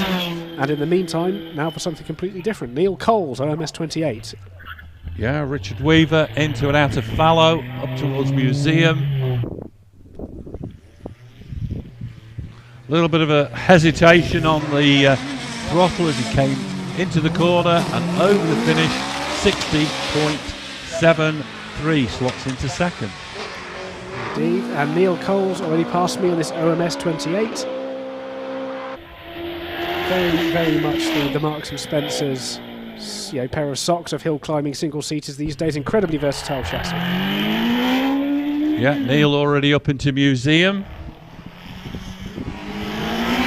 Charging for the finish in the OMS 28, and it's a 49.28. 49.28 slots into third. Neil is being followed up by Matthew Ryder in the Wraith. Very aerodynamic, heavy car, this designed by the aerodynamics done by William Towett, who's a Formula One aerodynamicist of some renown, squirreling his way around Triangle, getting the power a little late, getting on a bit much as well actually. There's a little bit of spin on his way out of there, which will cost him a little bit of time, but he's already on his way up the Cedar Straight now, and we'll be with him soon. Yeah, here comes Matt Ryder into fallow, up into museum, charging towards the finish, and through the finish, 46.28.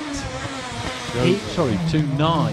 He is being followed up by the very grandly titled Leslie Much, as we of course knows him as Les.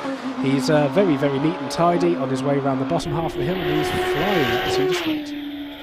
Right, so Les into fallow, negotiates fallow without any problems, up into museum. Oh, and he rotates through 180 degrees, comes to a halt. I think he just indicated he was in second gear. Oh, the classic Murray Walker. He's going for first. Oh dear, that's it. So that's a failed run for Les. He's still got the engine running, but he's waiting for the marshals, of course, to get down to him to tell him what to do. I think what they should be telling is, don't spin.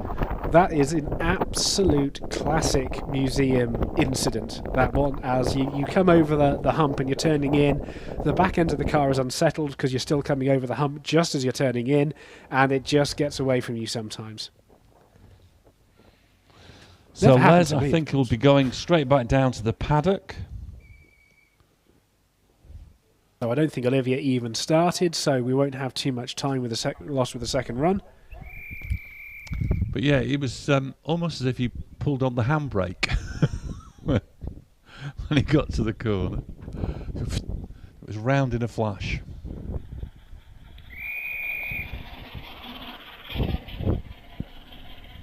Fiddling, I presume, his hands device as he makes his way down the hill.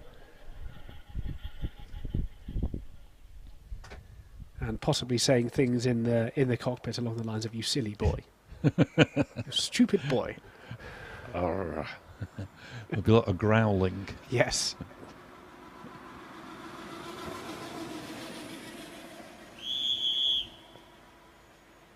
Well, there you go. He's coming down through keepers now. hoping not to attract anyone's attention and just quietly slink his way back into the paddock. There's nothing to see here. Nothing to see here. There we go, all clear. And in come the flags.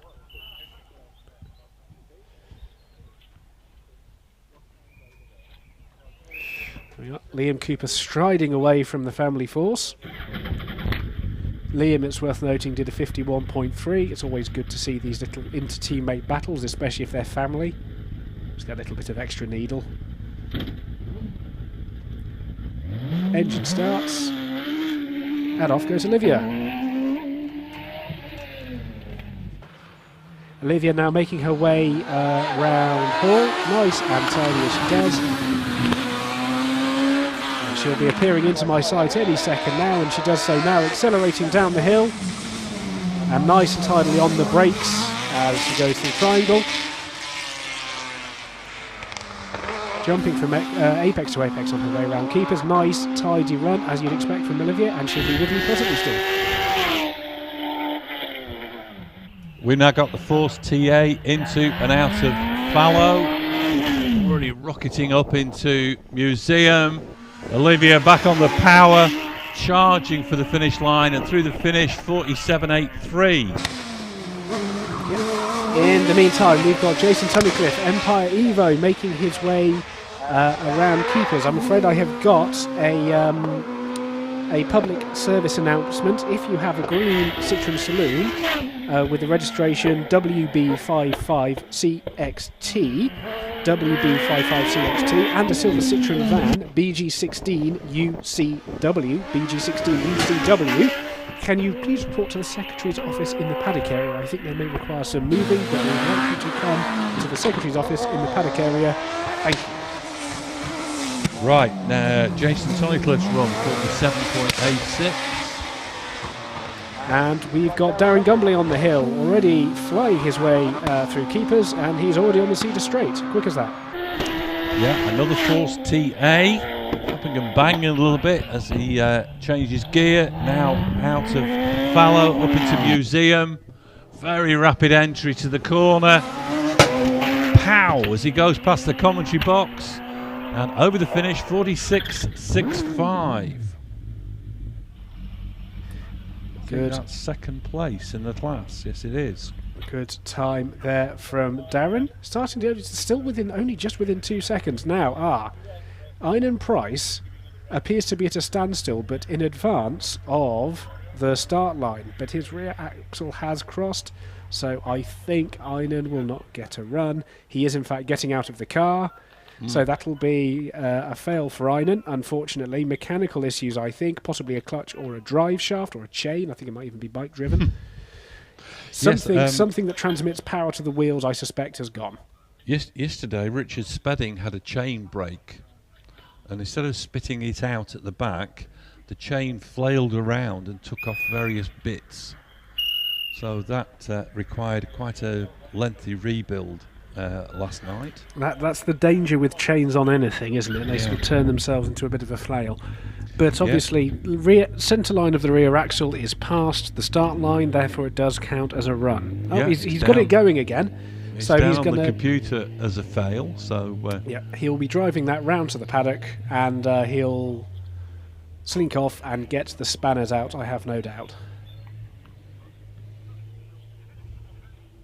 It's a shame, he's been having a good season in that car. I know he's had a few top 12 appearances.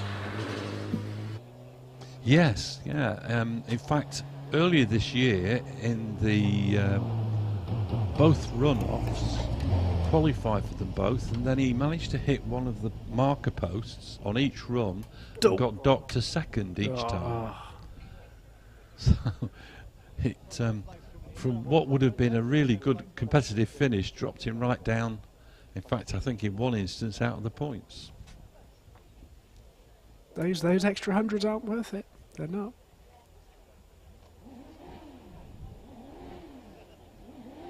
I presume the marshals grass people up for that.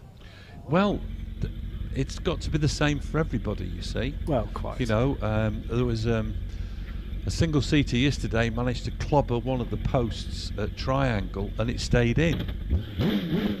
But that had sort of loosened it, so if another car hit it, that would fly out. Well, yes, you can't. And also, I suppose, if you hit it, you hit it. But you can't reward luck, can you? Either way, David Warburton, he is on the hill, flying round Hall as it stands into Fletcher's Dello now, accelerating his way down to Triangle, slows it up, a little bit of a snatch of a front brake.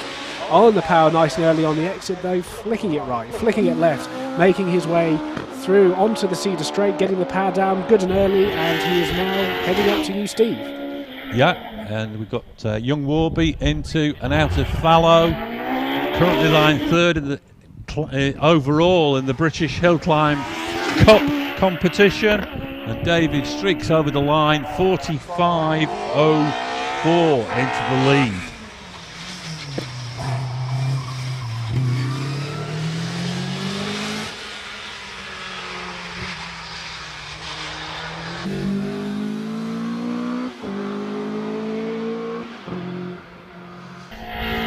We're now looking out for Kevin Creven in the Swallow DR14. This runs a 2-litre Ford Z-Tech ex-Formula 3 car from 1987. And Kevin already out of museum, charging up towards the top of the hill and through the finish, 53.51. Here we have got Trisha Davis in a Reynard with the family-built engine. Husband Terry does a line of very good engines made from motorcycle blocks made together into V8s. Nice and tidy around the bottom part of the hill. Will be followed up on the third. Yeah, here comes Trish Davis in the Reynard 913. So it's a Formula 3 car from 1991. Now running the TKD YV8. And Trish charging away from museum through the finish, 51.71. Fortunately, have got flags at the top of the hill, which means I think Nicola Dearden has managed to rotate somewhere between Hall, between through Loggerheads and Fletcher's Dello. I can't quite see. I can see something through the trees, just about. So I think she's just come rotated on the entrance to Fletcher's Dello, which is easily done. Climbing out of the car, as we can see. I think we've spun harmlessly to a halt in the grass, but we will need fishing out. Yeah, that's already come up on the computer as a fail.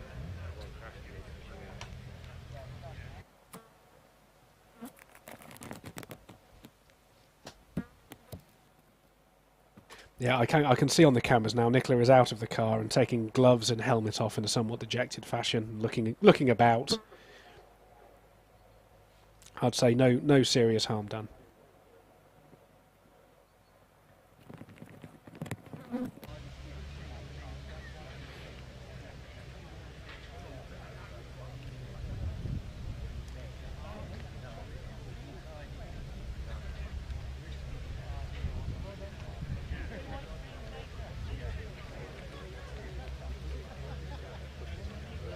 I think they're going to attempt to do this without even summoning the lorry.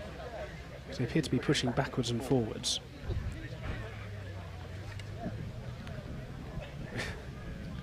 Nicola wandering her way to the apex of the corner on foot. And the car's doing a little bit of lawn mowing now with the front wing, as they just gently roll it back to the tarmac. Yes, I'm reminded of an incident at Doon when a car went flying off at the top part of the tunnel. And the driver said, well, it went in easy enough, it should just pull straight out. So they got a rope on it, pulled it out, and when it came out, there was no front wings on the car anymore, and the back wing was bent. Oh, Lord. So Nicola has removed half of Shropshire from the front wing of the car, and I think they're now, she's got the helmet back on, so I think they're now just, oh no, they've got one wheel on the tarmac, and it appears to be being difficult for the remainder. Yes, it is a Sunday, so it's probably plough the fields and scatter. Yes. Well, very, very good. I think we don't have enough hymn references in hill climbing. There we go. There you go. We're in a position where we can now, where Nicola can get back in, and the car can be rolled down to the paddock. So we should be underway presently. So yes, I don't think there's no urgent repairs or things required. Just a bit of a general spruce and tidy up, and I think we'll see the car again.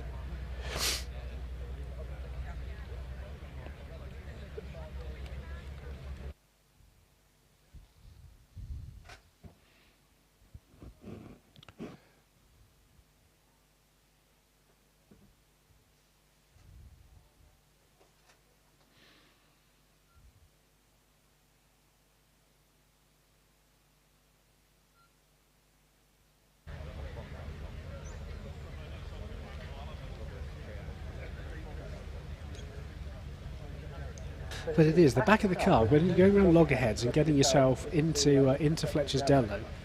It sort of flicks right, and the camber does lean to the right before you've got to dart it over to the left, and the back does get quite unsettled. And I have once come round Fletcher's Dello and people saying, you were going for it, there's a real four-wheel drift going on there. It was in no way intentional. It was just a happy accident. That's right, yeah. It's almost one of those places where a lift is counterintuitive, but it is actually safer to just do a little lift and then back on the power again, just to settle the car down. In a road car, I would always actually flick it up to third round there, because it actually just kept everything a little bit more settled than having it revving its bits off in second. Yeah. Well, I can remember back in the day when I was photographing for Autosport and Motorsports News and Speed Scene down at Fletcher's Dello. A little Jedi got loose, went flying across the infield and managed to flip completely broadside and come back down and landed on its wheels. And one of my I got one shot of it in mid-air completely upside down. Driver was perfectly unharmed, it just landed back on all four wheels. The trouble was, all four corners were shot. I bet they were. I bet he couldn't sit down for a week either. I think it would probably hit him on a Monday morning when he trying to get up out of bed and suddenly realise he got a bit of a stiff back. Yeah, so we've got Richard Alexander, Force PC, 1300cc, so that'll be a high booster turbo, making his way around loggerheads and into the aforementioned Fletcher's Dello over that tricky bit of road, braking nicely and smoothly into triangle. Lots of tyre squeal on his way around, which is quite good fun. And he's now making his way through keepers. Nice and solid. Good banker run this, middle of the road. And up the roof. Yeah, Richard Alexander in the Force PC. Turbocharged booster. Already heading up into museum. En route to the finish through it, 51.91. And that is the end of a batch. Batch number 5 completed.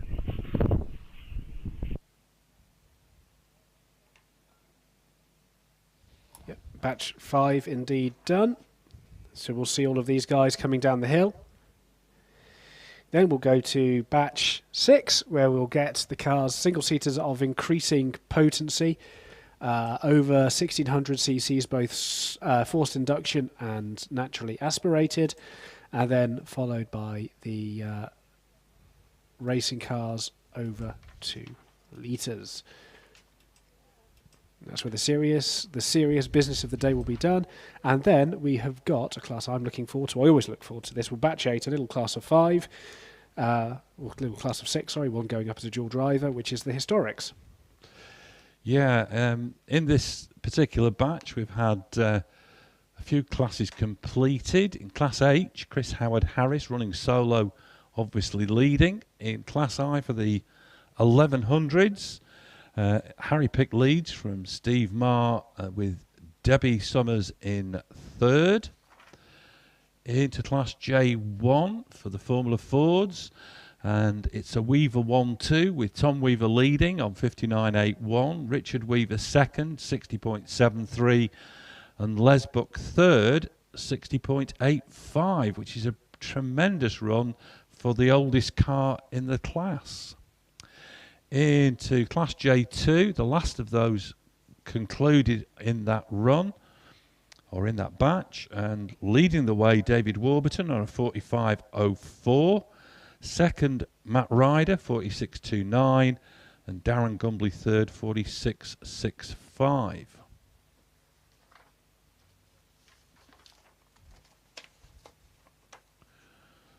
So we've cars still being pushed by the enthusiastic marshals at the top of the hill.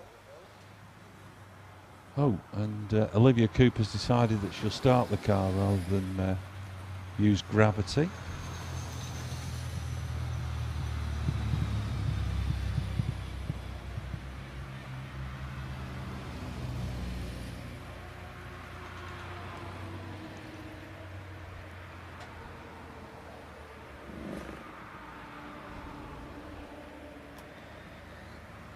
There we are, Philip Malcolm from Australia. Good day to you. We haven't just got one GR Yaris, we've got two in there. And we've also got a nice shout out to the marshals from Andy Lawrence. All of you are, of course, volunteers. Marshals are. Always worth remembering that. They give up their time for free so we can have racing to watch. Yeah, and if you want to get involved in marshalling, particularly here at Loton Park, the centre page spread in the programme is devoted to our Loton Park marshals, and there's details there of how to get in touch if you want to join the boys and girls in orange. They're a good crew, actually. I always enjoy when I'm commentating places and someone else is polluting the airwaves rather than me, and I think everyone else breathes a sigh of relief for that. I always like to go and watch from a marshal's post. It's a tremendous vantage point, and a great company as well. Lots of what I believe the young people call bants.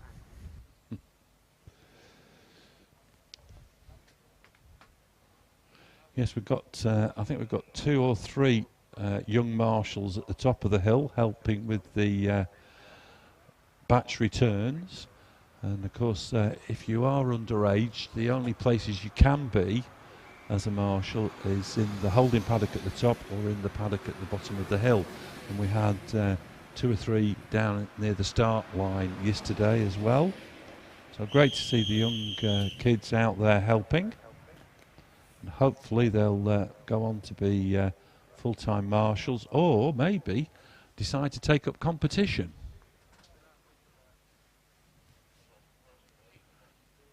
I think it's such an accessible sport. I think everyone who's sort of involved, you've got to have a go at some point.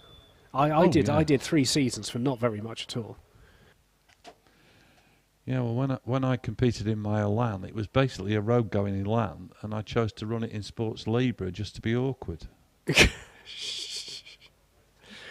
Surely not. It annoyed the British Sprint Championship coordinator no end, because I won the class 2 years running in a road car. Yes, which didn't speak volumes about the reliability of my fellow competitors in Sports Libre. So yes, we're having a good look online. We've got a veritable bevy of OMS 28s on the screen at the moment. 3 of them all lined up. The one in the middle, the green one, is powered by a Jaguar 3-litre V6 of the type usually found in an X-Type, but extensively modified. And whilst it doesn't quite have the punch of the more bespoke racing engines, it doesn't half sound good. I'm going to say he was at Harewood at the last meeting, and going up the straight to Quarry, it was the nicest sounding car. It's borderline operatic, isn't it, that engine mode? Yes, well, as a Jaguar driver, you must appreciate that. As I do. Well, I do appreciate that. I wish I had one, but I was sadly got a little diesel in mine, which is which even it's not a proper Jaguar, my one. It's not a proper Jaguar. But yes, no, it is one of my favourites. It's always so beautifully presented, Paul's car as well. Yes, I was chatting the gentleman in the public spectator area behind Triangle about the GWR Predator that we'll be seeing with Jonathan Farley at the wheel shortly, when it used to run the V10 engine. Ooh. And that was just like an opera. It was incredible. It's the second best car I've had in HillClimb after that time where someone turned up with a flat 12 Ferrari sports car from the 70s. Right. That 2-litre flat 12. Oh. Anyway, Andrew Colborne in a Van Diemen RF02, similar sort of vibe to a Formula Ford car, except it's got wings and slicks. Yes, this ran in Formula X and also in Formula I. These cars. And it's very, very tidily on his way round Triangle, making his way round Keepers, and he is making his way up the Cedar Straight now. He'll be followed up by Tim Davies in a venerable Pilby MP88. Yeah, 2-litre Ford Z-Tech engine, of course, and heading up into Museum. And Andrew Colburn charging towards the finish, through the finish line, 52.57.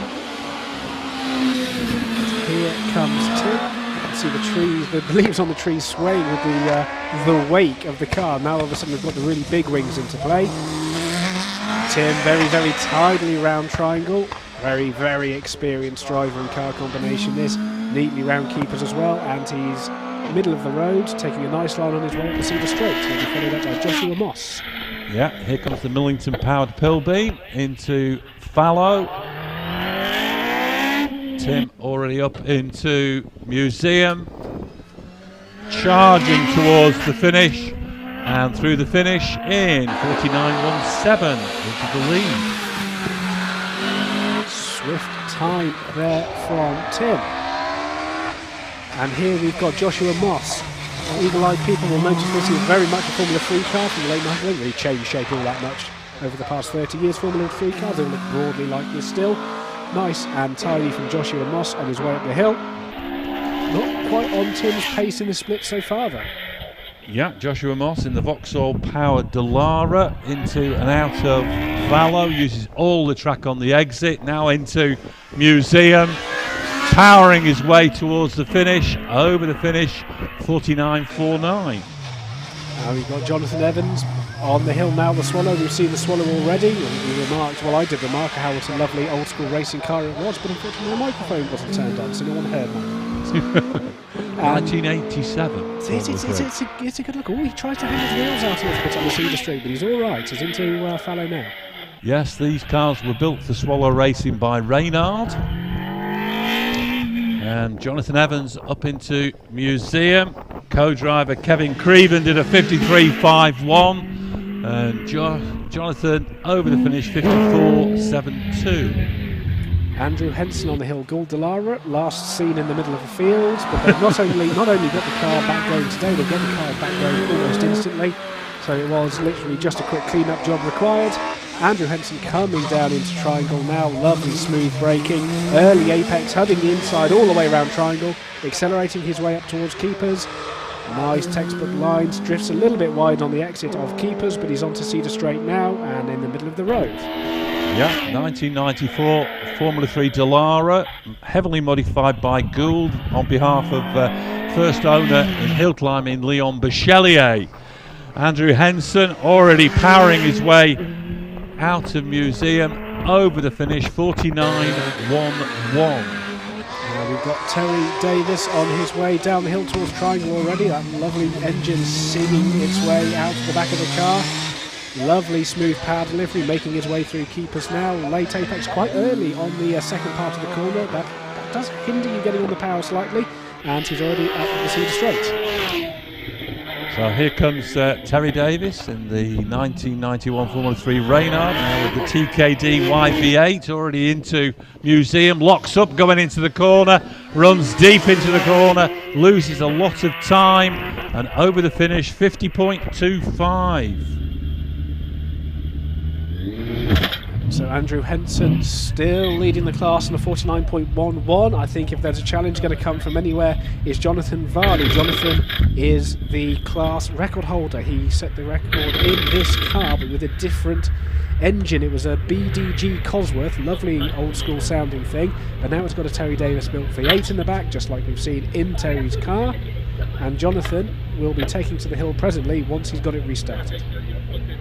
His name came up on my little computer and the clock started running and then it stopped. So that's what happened. I'm assuming he stalled on the line. Quite possibly. Visors down now. Right. 46.58 is his class record. Just keep half an eye on that time.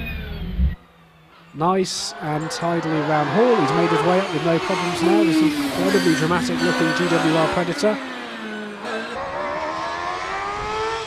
Sounding every inch the modern racing car.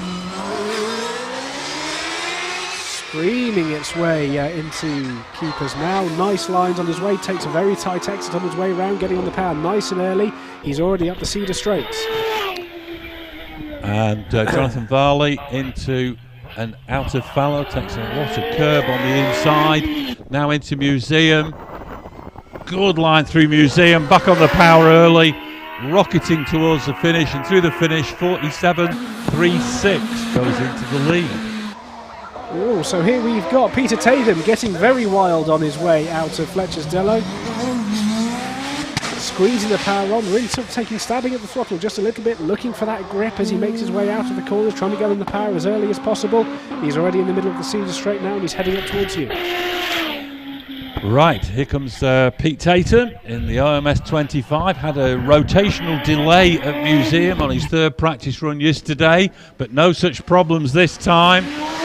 Front end bobbling as he went round the corner, over the finish, 47.74 into the lead. He's followed up by John Tarmer's Rolt F302, one of the last Rolt Formula 3 cars before I think Dallara basically put themselves a bit of a monopoly. Turbocharged engine, huge amount of popping and banging on the overrun, which is great if you're into that sort of thing. It just so happens that I am. John Chalmers in the route, into and out of fallow already, up into Museum. Nice tidy run so far. John puts the loud pedal down and over the finish, 46.91 into the lead of Class K2. We've got Simon Moyes coming up. He's going to be one of the favourites, along with Paul Haynes and Richard Spedding, I think. Already through Hall, one of the earlier GR59s. We've got about 5 or 6 of them here. Oh, nearly gets his wheels on the grass on his way into Fletcher's Dello. Now he's accelerating down the hill towards Triangle, which he comes round very, very neatly. Tyres chirruping away. Take a big bite out of the curves over both sides of keepers. Manages to keep it planted on the road. He's now accelerating up the straights. Yeah, here comes Simon Moyes in great form this season. Currently first in class in the Hillclimb Cup. And already out of Museum, charging over the finishing line, 46.56 into the lead. Good time there from Simon. Takes a good 4 or 5 tenths out of John Chalmers. He's followed up by Paul Alexander, Force PC, 1300cc turbocharged Hayabusa engine. We've already seen this car once up the hill. Nice and tidy on his way around Triangle, squeezing the power on neatly. Not worrying the curbs on his way around keepers. Middle of the road now, up Cedar Straight, taking a little bit of an inside line as much as he can. Paul Alexander into Museum. Gets a light apex. Up into sorry, that was at fallow. Into Museum now. Front bobbling as he accelerates out and over the finish, 51.2. Here we go, Paul Haynes off the line. Very, very similar car to Simon Moyes', but where Simon Moyes is supercharged, Paul's is turbocharged. 2.04 off the first 64 feet. Near as makes a difference to G of acceleration. Magically appears on the screen in front of us there, and he's already round Triangle. Nice and tidy run this from Paul Haynes. A lot of the time at hill climbing, the slower it looks, the faster it is. Lovely smooth lines, and he's rocketing away up the Cedar Straight now. Yeah, it looked to be a second up at keepers. Paul Haynes charging into fallow, up to Museum, going very rapidly between corners. Now on the run to the finish, looks like he'll take the lead of the class, and he does with a 44.49.14 away from the class record. So here comes Richard Spedding. Now Richard Spedding will be very, very keen to get in the mix on this.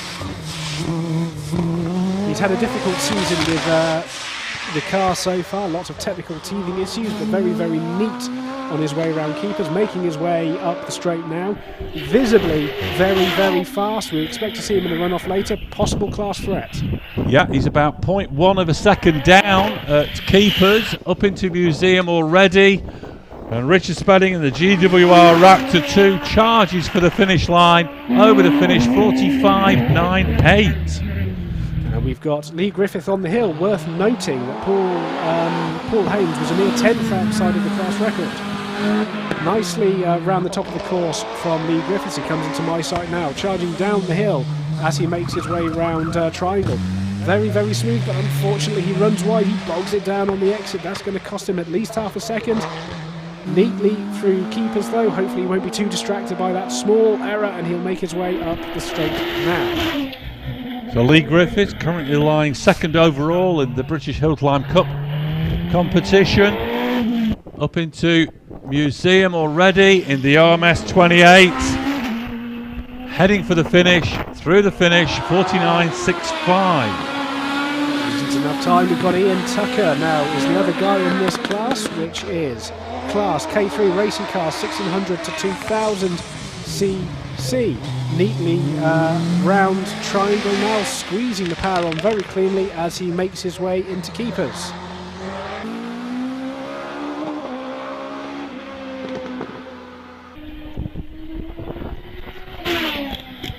And Ian Tucker arrives at Fallow, looking to be about a second down as he rounded Fallow. Up into museum. Now back on the power. And Ian Tucker over the finish. Drops back a little bit with a 53.69. Here we go. We are now into the Class L. Cars over 2000 cc. This is the biggest, fastest class, colloquially called Unlimited sometimes by some. Just to give you a flavour of what it's all about, and we're into the dual drives here. So we've got John Cottrell.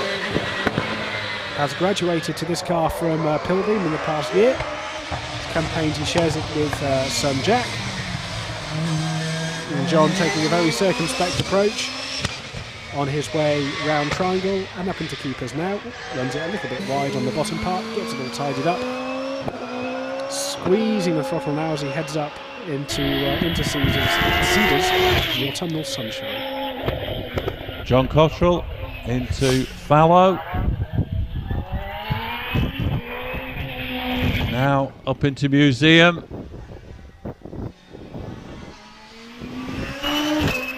On the run to the finish and through the finish, 60.37. Lynn Owen on the way down the hill towards Triangle now in what is all the works OMS. She gets it all squirrely and out of shape on the braking zone, manages to gather it all up though, and she's on her way through keepers now. Nice and tidy through keepers, and she's accelerating onto the Cedar Straight. And Lynn appears in the Works OMS 28 into and out of Fallow already, up into museum. This runs the 2.7 litre RPE V8, and Lynn over the finish 51.66. In the meantime, Bernard Kevill has made his way round Triangle, down the hill, another OMS 28, nice and tidy on his way between the two corners, getting the power on nice and smoothly, and he's now accelerating up the Cedar Straight, 51.66 leads the class, but we've only had two runners so far, but here's Bernie. Yeah, Bernie Kevill, the OMS 28 that he shares with Simon Andrews, runs the TKD SV8, based on two Suzuki Hayabusa engines, and Bernie over the finish, 50.23, goes into the lead for the time being. In the meantime, Andrew Coney in a Gould GR55, something of a hill climb classic these days, very iconic car over the last 15 odd years of hill climbing, the GR55, 2.5 litre Cosworth V6. That will have been a repurposed Opel DTM engine of some description. Nicely round keepers, middle of the road, and we'll be with you presently. So Andy Coley, younger of the two brothers who share the car, already heading up to museum. Ooh, a little bit of a lock-up at the corner, but Andy back on the power and over the finish, 48.04 into the lead.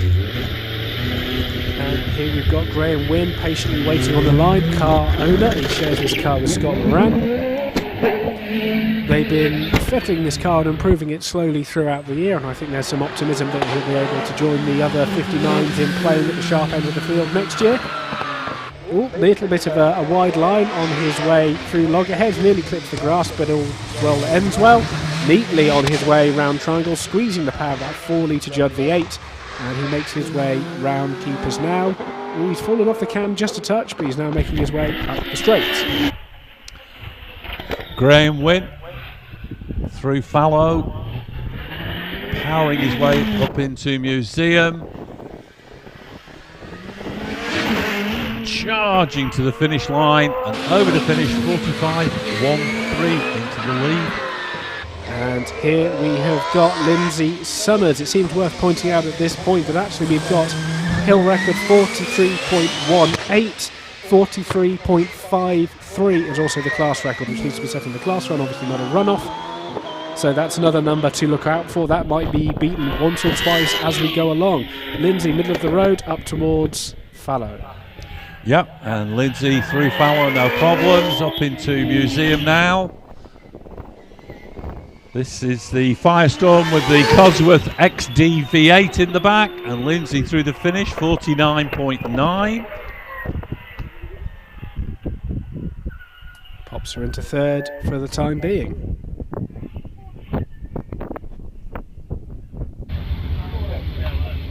And I think that will be that, ladies and gentlemen. That's the end of the batch. We have now got a batch of 1, 2, 3, 4, 5, 6, 7, 8, 9, 10, 16 cars to come, then the historics, then our first runoff. Oh, we seem to have another car coming to the line. Ah, of course, it's Will Hall, who has now moved out of his force and is sharing the Gould GR59 with Wallace Menges. First run in the car was yesterday afternoon. He's only been up the hill in the car once. He's only been up any hill in this car once. Yeah, first time he sat in the car. So it was a super run from Will yesterday in third practice. Nice tidy start, 1.9 seconds to the first 64 feet. Squeezing the throttle on its way through Hall. Lovely smooth lines on his way round loggerheads, and now accelerating down towards triangle. Middle of the road, nice late apex. Squeezing the power of that 3.3 litre Cosworth engine. Playing with the throttle on his way round keepers to try and get that early jump, and he's already with you, Steve. So Will Hall into and out of fallow in the GR59M. Round museum, charging to the finish line and through the finish, 47.79. Now puts him second behind Graham Wynn in a car he has driven at pace for about 95 seconds. Yeah, that is the end of the batch.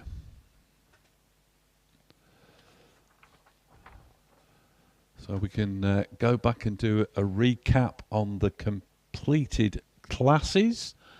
And I think we're going to start with K1. And in K1, leading the class with a 47.36, Jonathan Varley. Andrew Henson second, 49.11. And in third place, Tim Davies, 49.17. Into class K2. And leading the way, Paul Hames, 44.49. Second, Richard Spedding, 45.98. And Simon Moyes third, 46.56. Into class K3. And Lee Griffiths leads on 49.65 from Ian Tucker, 53.69. And that's it.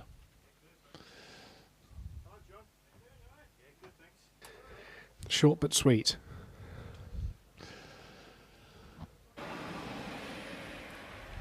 Cars are making their way down the hill. Now we've got Paul Hames, who is flirting with that class record. Quite an old class record, actually. Let's have a quick look. Yes, it's a 6-year-old class record, that is. So Paul Hames starting to flirt with it a little bit now. Only a tenth and a half adrift. Be interesting to see how that translates into an afternoon time. Very hard to tell just how warm it is out there from inside a commentary box. Well, the temperature at the top of the hill has dropped a little bit because the sun has momentarily gone in. In fact, it's just coming out again, and it went quite cool. But a few bits of cloud kicking around here at the bottom, and it's all about finding that sweet spot where I think the engines are at their best and the tyres are at their best, and they want different things. And there's going to be a crossover point where it's the happy compromise, and that'll do. Yeah, we've got quite a lot of people up at the top of the hill now, so they're getting a good view of the top end of Cedar Straight, Fallow up through Museum and to the finish. So plenty of room for spectators up here. You're feeling adventurous. It's absolutely worth. Absolutely worth a go up to the top.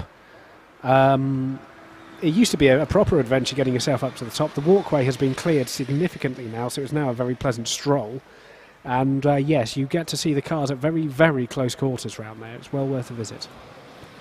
Yes, and yesterday afternoon, in the third practice, it was the place where all the action was happening. Loads of spinners. And you can still see the evidence of some of those lockups with the tyre marks on the track and in the grass. Yes, it is. I mean, for all of the narrowness and the sinuousness of the lower part of the hill, you do tend to get the more whoopsie moments up at both Fallow and Museum. Firstly, because Fallow has got such a big runoff relative to most hill climbs. You always want to push your braking later and later and later and later there, and eventually you will come unstuck. Yes, and then Museum, you've just got that hump which makes the back go light just at the point you want to be turning into the corner, so it's all very challenging. Yeah, it's almost as if from the confines you suddenly get the wide open spaces and you go, this is it, floor the accelerator, and suddenly you're arriving at Fallow 10 mile an hour too quick. Well, yes, it is. And there's also, actually, on the way into Fallow, there's a hump. Yes. And if there is a hump just on your way in, and you've got a choice in a road car, you either brake before or you brake after. But braking after is about the last you can do it in a road car. I say this because that's just my experience. And it's you do require just to hold your nerve just a little bit and wait for the car to settle. But you do know you've got that very, very moderate safety net of just being able to go running round through a field.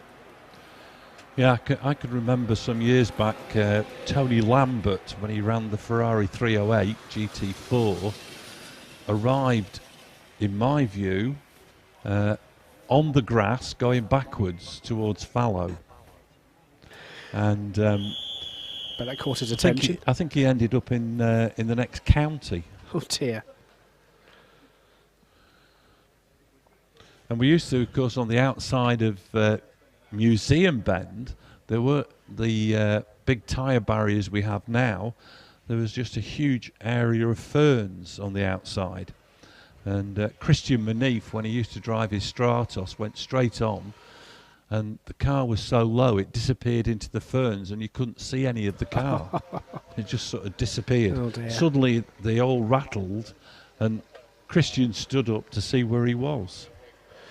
Oh, the course cars are just going for a teeny tiny little bit of a joyride.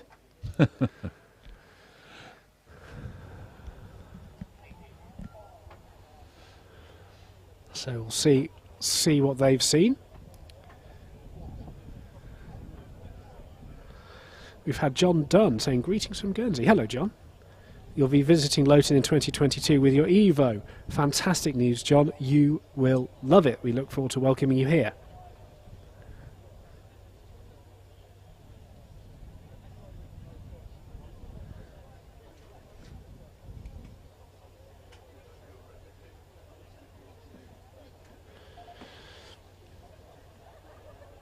So I've got the door open to provide a small amount of ventilation to my increasingly heating up commentary box, and it's very nice. Got a very atmospheric mumble of conversation drifting in through the door. And if I actually look over my shoulder for the first time today, we've actually got a fairly full spectator area. I don't think there's much seating left.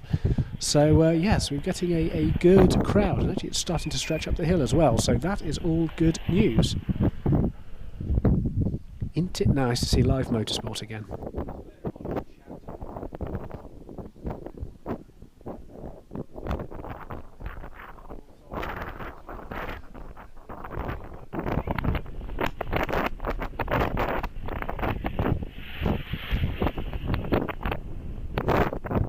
quietly cruising our way up the hill in the course cars.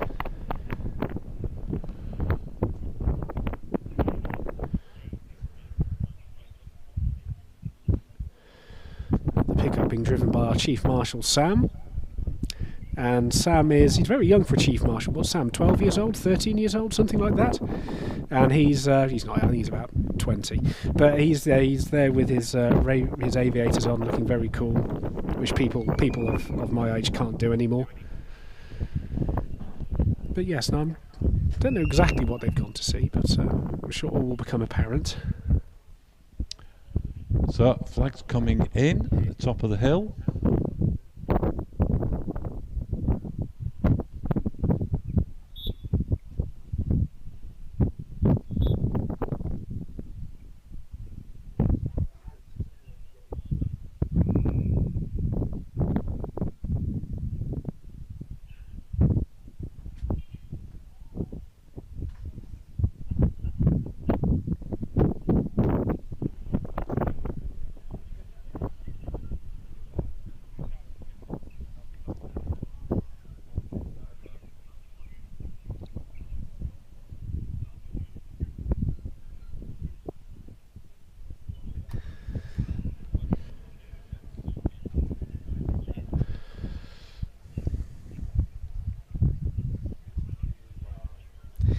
And we've got a note obviously saying don't forget to put your questions in the comment section on whatever format you're watching this on, and Steve and I will do our level best to answer any queries you have. Whether or not the answer is right is at your own risk.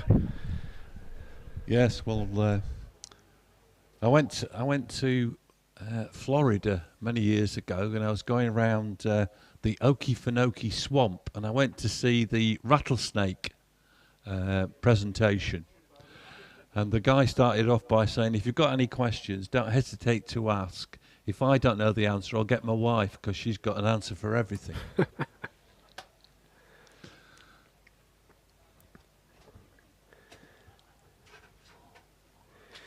As we got some Jeddah Motorsport. Shame I couldn't make it today. No fuel for the van to be had in Cheltenham. I was worried I was going to fall foul of that this morning. I was trying to find fuel yesterday because I genuinely needed it. I was down to about 40 miles worth of fuel. But you know, we've got plenty of people now. We've got garages with jerry cans of fuel next to the toilet roll they bought 18 months ago. Yeah, I think the big problem is diesel. That's because most people have got diesel cars these days. So it's, but yeah, so it's. Yes, use our current broadcasting platform to say if you're thinking about taking your jerry can to a fuel station today, don't do that. Thanks. Take your car, fill up your car, then leave. Wouldn't that be civil?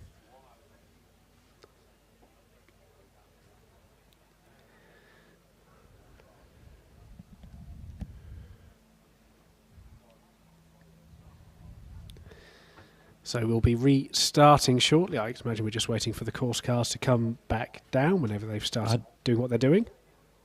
I think the actual course car itself is staying at the top of the hill. Ah. And I'm not so sure whether or not the Chief Marshal is also staying at the top of the hill. So flags are in, so I'm not sure why we're not getting cars off the line. Okay, so ladies and gentlemen, there are two numbers we need to think about. Okay, number one is 43.53. That is the now 4-year-old class record set at this meeting 4 years ago by Scott Moran. So that will be coming under some fairly significant threat today, as will the outright hill record, 43.18. So these are the magic numbers we need to be looking out for, ladies and gentlemen, in this run in particular, but also in the runoff. So we will see how we get on.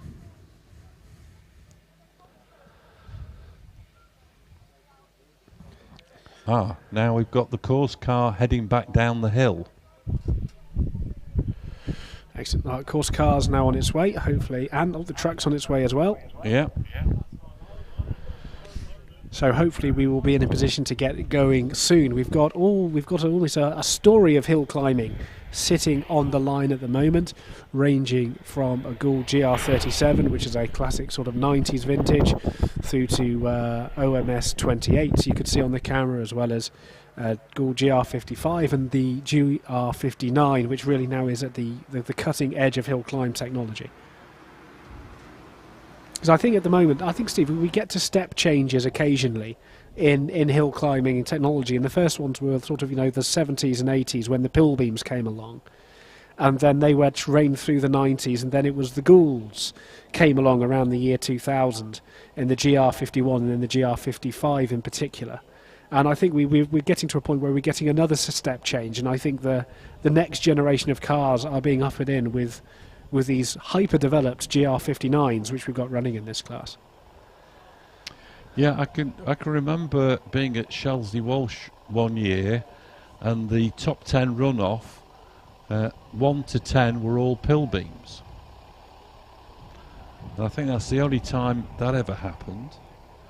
There were occasions in the late 40s, early 50s when there was a clean sweep for Coopers, but pill beam managed to do it again. I think it was about 84, something like that. Yeah, I think it was, yes. Obviously, if you had in the late 40s, you obviously had John Cooper's great idea. And that's the one which was actually out of necessity rather than any technical. It was just simply because it was much easier to get a bike engine mounted into your car and working properly if it was mid-engined. And that was the only real technical reason behind it, until they found out that it worked really rather well. Because obviously the only experience they really had with mid-engine before was the Auto Union sets for C&D type, which had a reputation for being fantastically nervous. Yeah. Yes. Yeah, it took two really good drivers to tame the Auto Union. It did, old Tazio and Ben Rosemeyer. Yeah. Everybody else failed miserably, I think. It was those two against Mercedes-Benz back in the day. But yeah, we've got a car away from the start. We have got Paul Crute on his way in the sonorous Jaguar-engined OMS 28. Running around the edge of the course on his way around Loggerheads. Tricky tightening corner, left-hander Loggerheads. Neatly on his way down the hill to Triangle.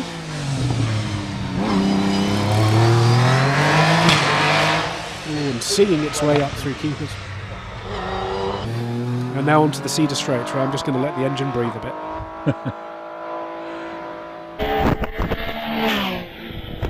So Paul Crute comes into our view. Through Fallow, up to Museum. Oh, and gets a bit loose going through the corner, loses a fair bit of time, 51.89. And we've got following up Terry Graves in the representative of the old school today in this lovely GR57 Gould. 37. Yeah, this has got the Cosworth DFR engine in the back. And Terry into and out of Fallow. Round Museum and on the run to the finish, through the finish, 50.25. So here we have young Jack Cottrell in the DJ Delara Cosworth, 2.6 litre engine, Terry Davis derived V8. Nice and tidy through Hall. That was XD. Oh, is it? Excuse me, I apologise. Yeah. And it's 2005 F3 Delara. Very nice and tidy. Yes, no, I was in fact mistaken. Of course, I thought I'd seen the logo on it earlier, which I had not seen. And there we go. He's already making his way up to you. Yep. And Jack into Fallow. Back end gets a little bit loose, but holds it nicely. Through Museum now. On the run to the finish. And over the finish, 46.11. Not bad, young Jack. We've got Stephen Owen on his way. The O and the S from OMS, Owen Stephen.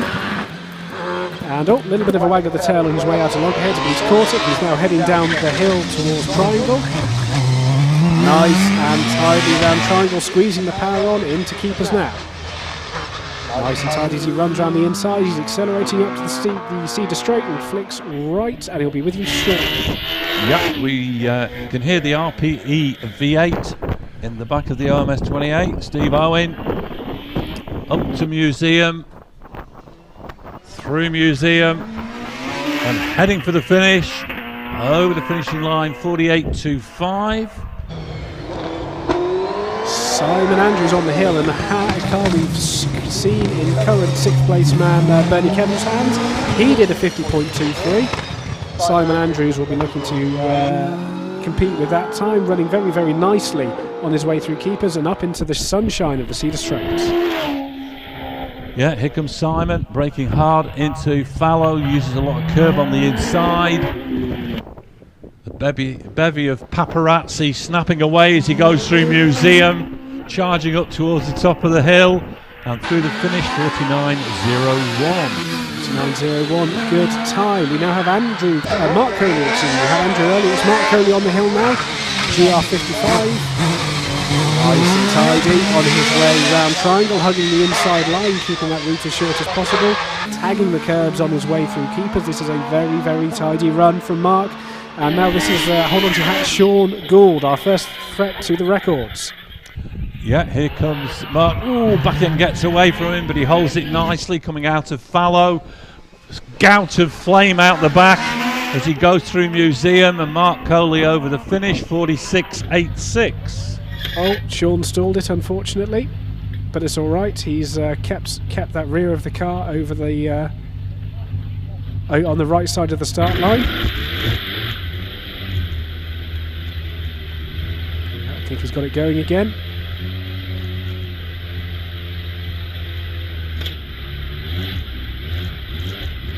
I hope we don't have a problem going. We just had a little nudge. There we go. He's off. He's going. Nice start, 1.95 seconds over the first 64 feet. That's a good start. He's already on his way through Hall. Remember, 43.53 for the class record, 43.18 if he wants to break his own hill record set earlier this year. Nice and tidy on his way round Triangle. He's accelerating towards keepers already. He's keeping it nice and tidy as he goes. Accelerating now up into the middle of the course, and he'll be with you very soon, Steve. Yeah, here comes Sean Gould. Braking heavily into fallow, up towards Museum already, through Museum, back on the power, charging towards the finish, 43.19, new class record. 1/100th of a second outside the existing hill record as well, which was set by himself back in May. Here we have got Trevor Willis, nice and tidy. He's already with me down into Triangle. Very, very neat line from Trevor. Gets the power down. Back tries to get away with him, but he's more than man enough to handle it. Knits his way around the curves, and he's accelerating up the hill now. And he'll be with you soon. Yeah, we're looking out for former champion Trevor Willis in the OMS 28. Neat and tidy as always through fallow. Now into Museum. What can he do? Oh, loses it a little bit through Museum. Bit of a wander, and over the finish, 44.19. Second slower than Sean. Dave Uren is now making his way up the hill. GR55 accelerating his way down to Triangle now. Nicholas McLaren V8 in the back of this car. Former holder of multiple records this car as well. Very swift piece of kit even these days. Neatly round keepers from Dave. He's accelerating his way up the hill, and he's with you soon. Yes, here comes Dave Uren. Neat through fallow, up into Museum, very quick into the corner, lifts the inside wheel as he goes round Museum, and over the finish, 44.29. Here comes Alex Summers. Second in the championship has been confirmed for Alex. Very fast driver combination, accelerating down the hill in the DJ Firestorm he shares with Lindsay Summers, his mother. Accelerating on his way towards keepers now, which he rounds very, very quickly indeed. Very tidy on his way up the straight, 43.19, the new class record. So Alex Summers comes into view in the Firestorm. Up into Museum already, very, very quick. Super smooth run from Alex, and Alex is over the finish, 42.79. Brand a new class record. New class record, brand new hill record. He will forever be the first 42-second record up Loton Park. Congratulations, Alex.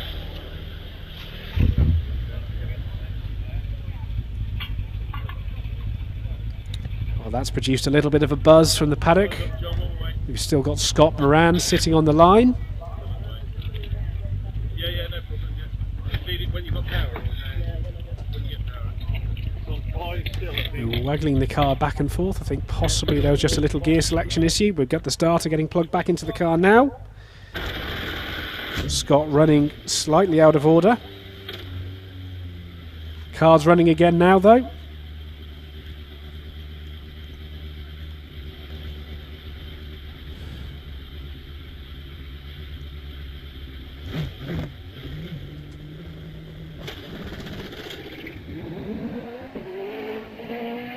And off goes Scott. Good start, 2.06 seconds. Neatly on his way around Hall and heading into loggerheads now.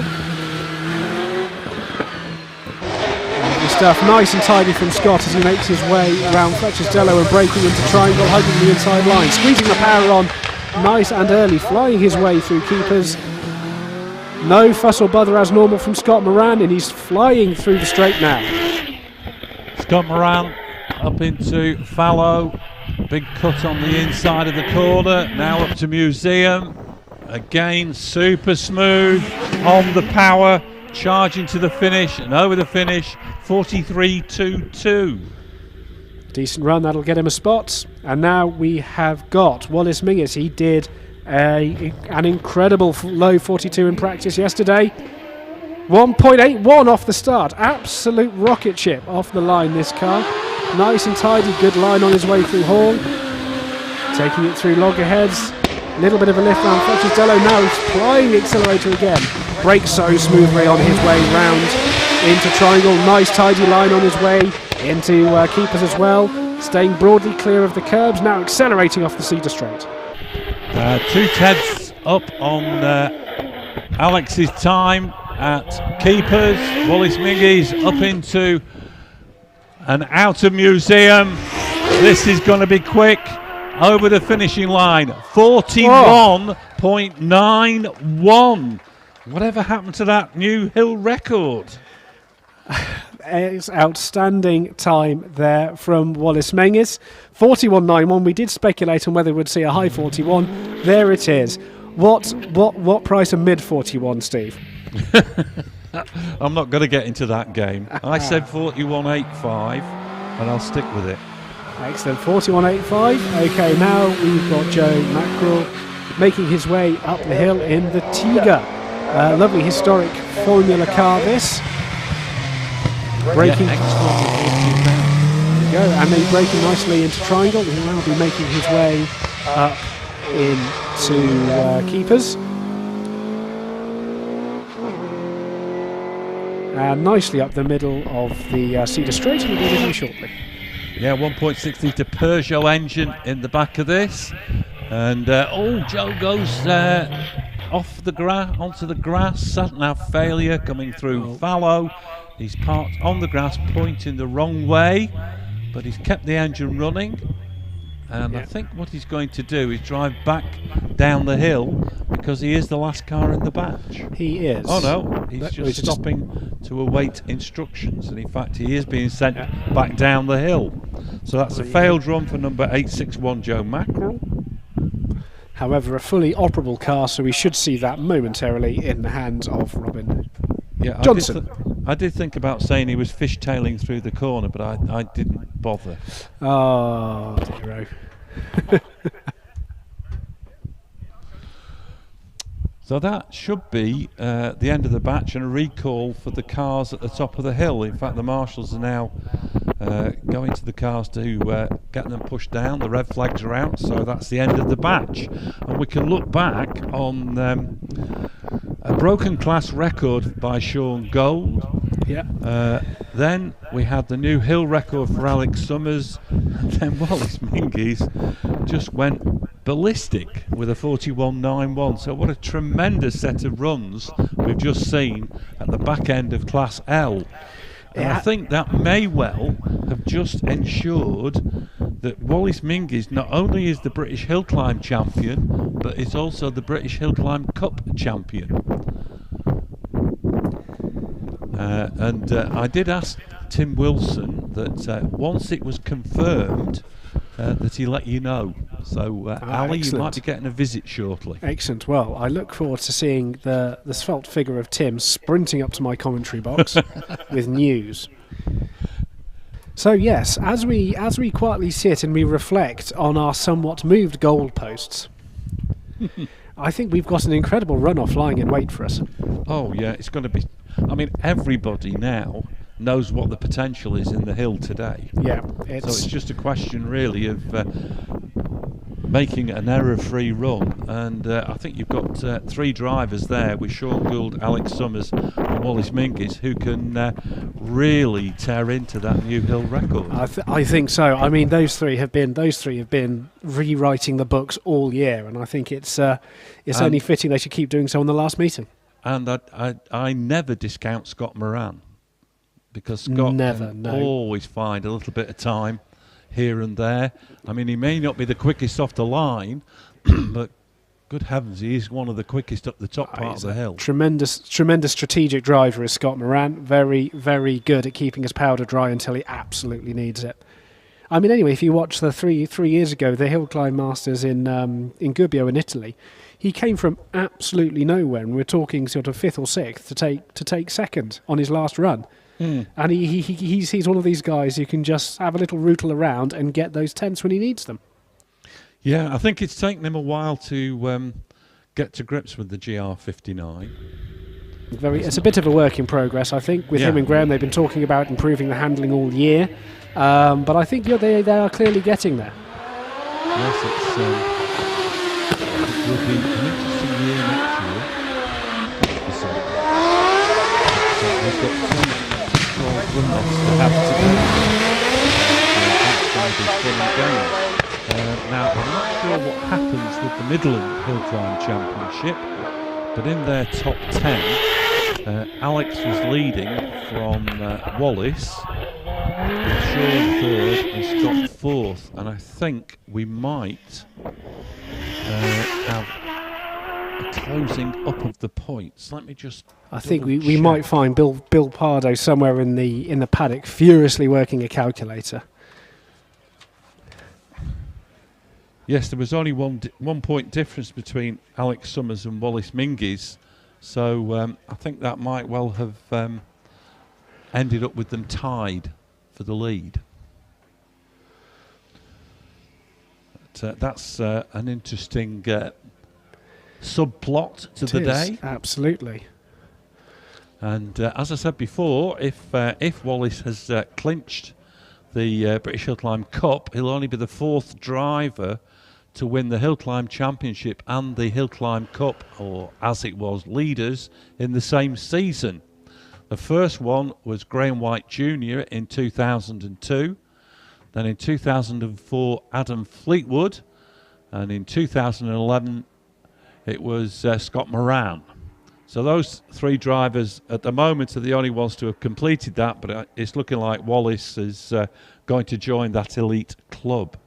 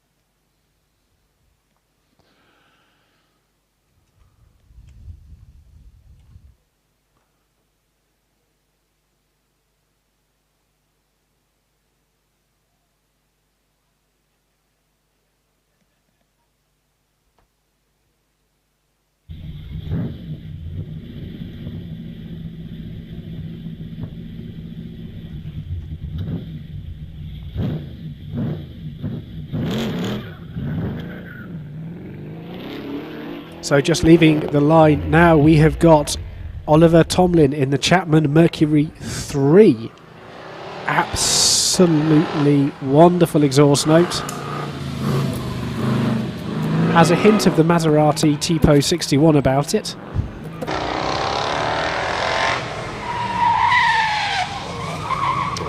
Big look up from Oliver on his way into triangle, but he gets it all gathered up, points it into a late apex, wrestling it on his way through keepers. And I'll just leave him to bellow his way up the Cedar Straight for our entertainment. Yes, Oliver was at Harewood the other week with the Chapman Mercury 3, and built by his grandfather, and HillClimbs at Harewood, and I'm pretty certain here at Loton Park back in the day. This glorious, historic HillClimb car. Oliver powering his way out of museum and heading over the finish 64.96. And now we've got John McKenzie, Ford Mark 1 Cortina. It is a Ford rather than a Lotus example. Sounds absolutely wonderful, low rasping exhaust note. Classic band the bomb rear lights. There's not a lot to not love about the Cortina, is there? They're fantastic cars. Darting it into the corner very well. Comes off the cam ever so slightly. Loses a bit of time doing that as he tries to get the engine spool back up. Little break as he goes through keepers, trying to get that the front rotated, but he's on his way up the Cedar Straight now. Yeah, I think it's nice to use TVR rear lights into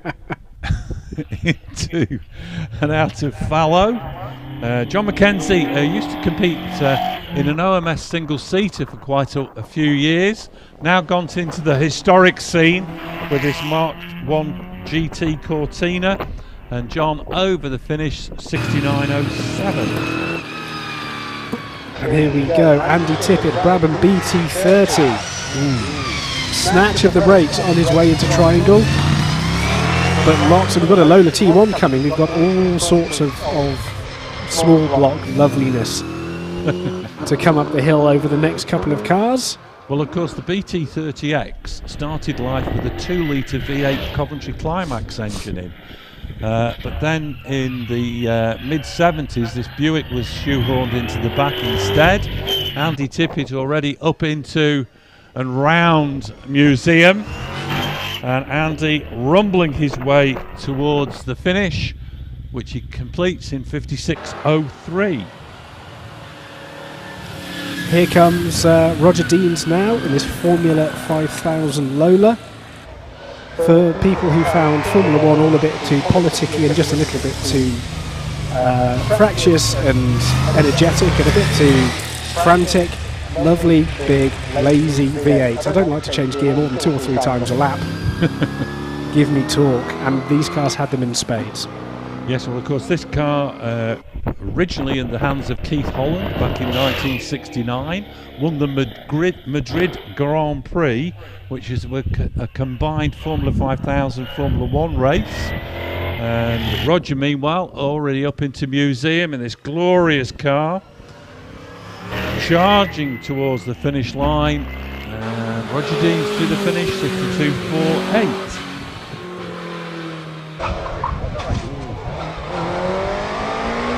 Well, Robin Johnson just had a little bit of a moment on his way out of Fletcher's Dello in the Little Tiger, which has already been on its adventures once today. He managed to stave off a second trip to the lawn, and he's now accelerating his way up the Cedar Straight and will be joining me presently. Yeah, so we're looking out for the little Formula Ford 2000 Tiger. Rounds fallow. This car developed by Terry Davis. Robin Johnson almost had a go at the cones on the outside of museum, but held back over the finish, 58.08. Right. That, I think, concludes the batch. Red flags are out. I have got a runoff order for you if you'd like it. Yeah, I'm just writing it down at the moment on my cards.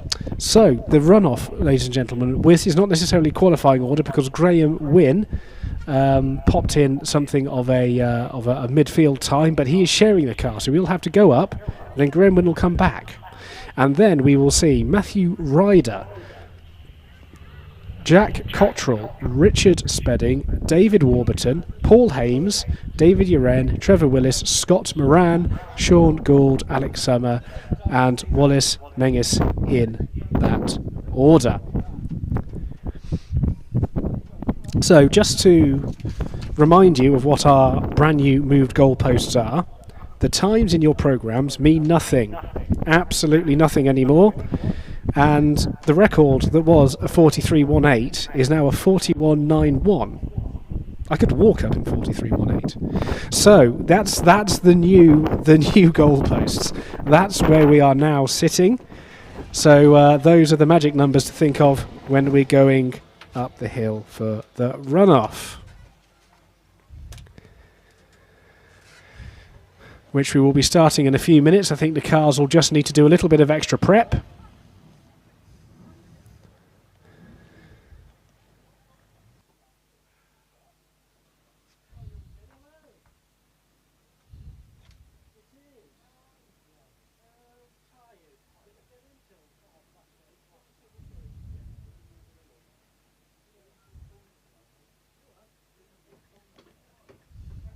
So we're going to have, once this batch is returned, we're going to do a track inspection, and just under Motorsport UK rules, and so that'll all be done. And then after that, we will return and we will talk you through the runoff. And I shall be back presently, Steve.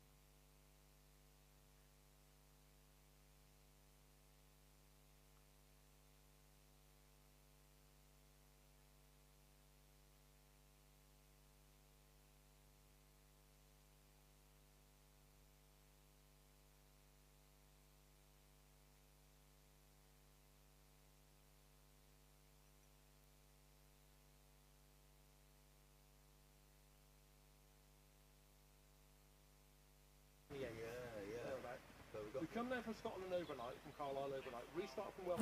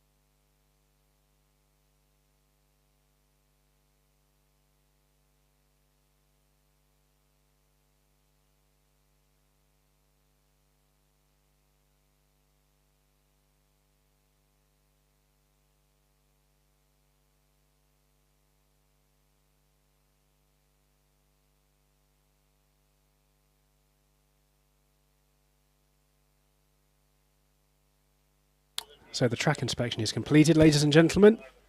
And so we're now just waiting for the runoff runners to assemble at the start line, and we will be starting off with Graham Wynn, who will go to the top and he will come straight back down.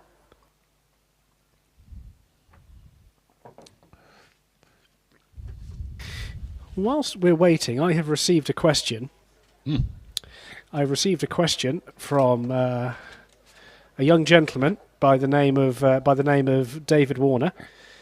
So, David Warner of Southam, he has asked us, why do we not run the LMP style hill climb cars like they have on the continent in British hill climbing? And I have some ideas, but they are only ideas. But I don't know if, Steve, you have any formal acknowledgement to that. Well, I would have thought the issue with those particular cars on the British style of hill is that they would not be competitive with the single-seaters, whereas in Europe, on the wider roads where you can do wide, it's a bit like long versions of Craig Antlet, you've got a bigger advantage having a longer, heavier car that will take the corners quicker. You've got bigger and that's aero why surfaces, those particular sports cars are successful in Europe, and we don't see them over here. There we go. Succinct, and that's to the point. That's my analysis of it, anyway. I think you're probably right. I think it's a case that they also run to FIA rules, and we don't. So it's... well, you could still run a car that's running to FIA rules in the British Hillclimb Championship in Sports Libre. That would not be an issue. It's just that they are physically bigger cars and more suited to longer hills. Okay, so there you go, young Mr. Warner, there's your answer. And we have got Graham Wynn is on the track, 12.2 seconds to the split at loggerheads. Accelerating down towards Triangle now, a bit of a squeal as he locks the tyres up on his way in. Absolutely flying up the hill now, loads and loads of intent coming from Graham. He's knocked a bollard on his way around keeper zone, that'll cost him a second. He's accelerating up the hill now with you. Yeah, here he comes into the braking area for Fallow. Runs on the curb on the inside at Fallow, up into Museum. Little bit of hesitation getting on the power. Graham charging through the finish. 46.34, slower than his qualifying time. And also, we may have to make that a 47, depending on the flappy bollard issue. I have no issue with flappy bollards. I think they're wonderful. Although I know a few drivers who don't. Einem Price for one. He's very much of the idea that if I want to take a large handful of grass with my inside, that's my risk.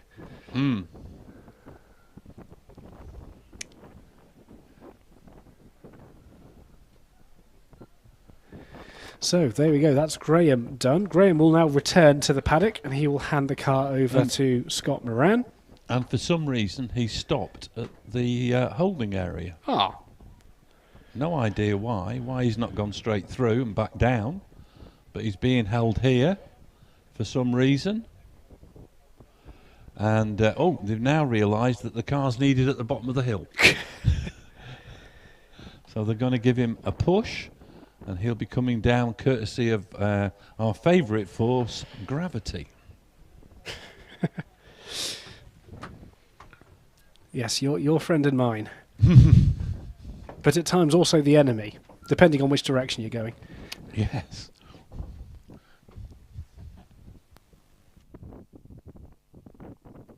So there we go, the golden heat-proofed flanks of the GR59. I'm informed that the reason he was held at the top was that he'd knocked out one of the flip-flops.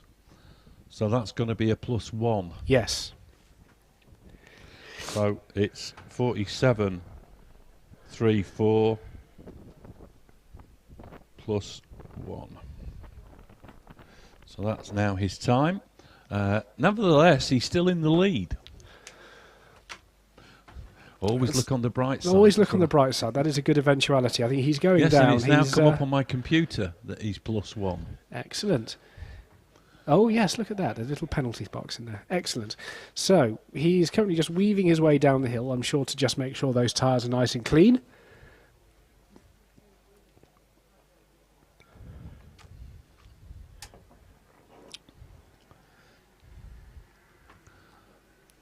So that +1, in fact, his 46.34 was slower than any of the other qualifiers. So it was liable to leave him out of the points anyway.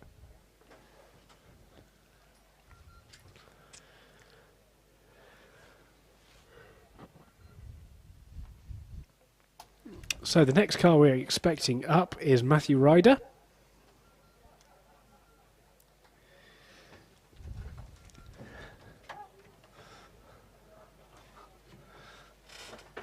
One of these up-and-coming youths of the hill climbing scene.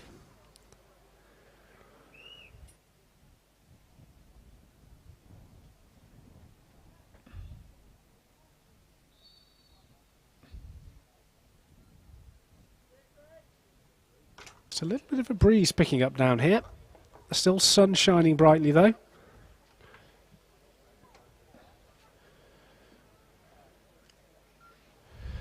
So we've got all the flags in as far as I can see. Yeah, the wind's picking up at the top and blowing the cars a little bit quicker up into Museum. Let's see.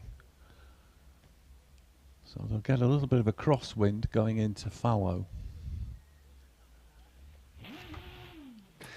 I can hear the sounds of tyres being warmed down in the paddock. That must mean Matt Ryder cometh. In fact, there he is.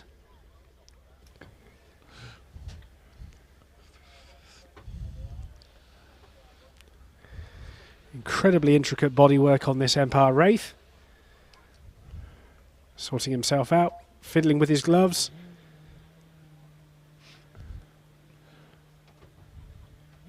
Build the revs, drop the clutch, off he goes. Decent enough start, 1.78, very, very good indeed. He's already up the hill to Hall, 90-degree left-hander. Gets on the power out of that and he's heading into loggerheads now. Over half a second up on AVON as he gets a loggerhead. He's now accelerating down the hill, braking nice and late. Nice and smooth on his way through triangle. A little bit of tyre squeeze shows at the limits of adhesion. Nice and smartly around keepers as well as he heads into the straight, and he'll be with you momentarily. Yeah, we're looking out for Matt Ryder. Here he comes in the Empire Wraith. Very neat and tidy through Fallow, up into Museum already. Little bit of opposite lock, front end bobbling as he goes through the corner and across the line, 45.75. Not bad from the young man, puts in first. Lost 4/10 to ground between keepers and Fallow, but I think we can put that down to a grunt issue. Good run from the young man. So we've got Jack Cottrell now coming to the line, another youngster. Yeah, Jack qualified on a 46.11.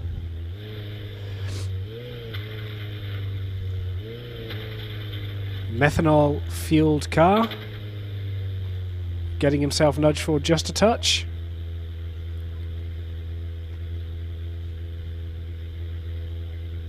Here, Chock's back in place. He's now happier with his position. Builds the engine up, lets the clutch in, accelerates away from the line. He's a couple of tenths down off the start, but that's just because it's a heavier car potentially. Into the first corner now, takes a very sharp line in, dives to the inside of loggerheads, neatly through, half a second behind Matt at the moment, accelerating down the hill, braking into triangle. Nice and neat, hugging the inside of the track as he accelerates away, bringing that power to bear as he goes into keepers. Still a little bit of drift of Matt as he makes his way up the straight, and he'll be with you very soon. Yeah, we can hear the Cosworth powering the Dallara up into Fallow. Jack Cottrell already heading into Museum Bend. No issues at all at the top part of the hill, powering his way through the finish. 46.01. And he goes into second position. Just goes do a decent little run that from Matt Ryder, you know. I think 45.75.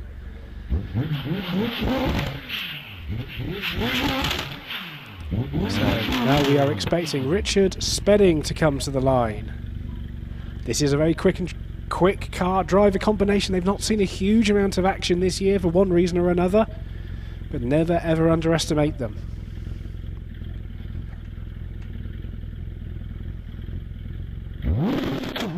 Building up the revs, drops the clutch, the little Raptor leaves the line, 1.88 seconds. Not bad at all, breaking into Hull now. Difficult corner to get right, very slow. It's about how early you can get on the throttle and accelerate through loggerheads.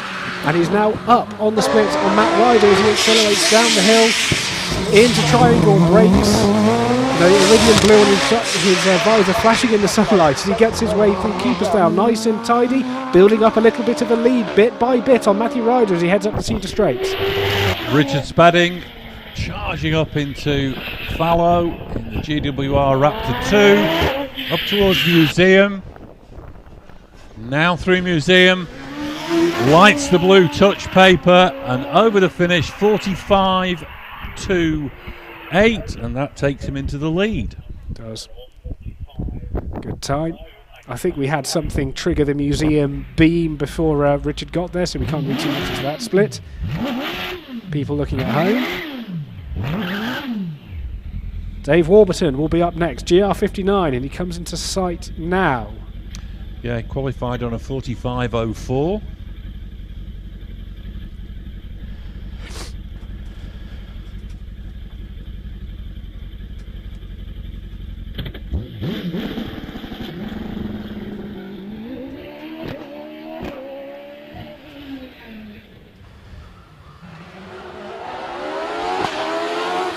Dave leaving the line now. A little bit of a wag on his way through Hall, neatly round Fletcher's Dello, breaking into triangle now. This is a nice smooth run from David actually, getting the power down nice and early out of triangle. He's starting to claw Spedding back in a little bit. It was a touch of drift at the start, and he's now up by 1/100th of a second as he makes his way onto the Cedar Straights.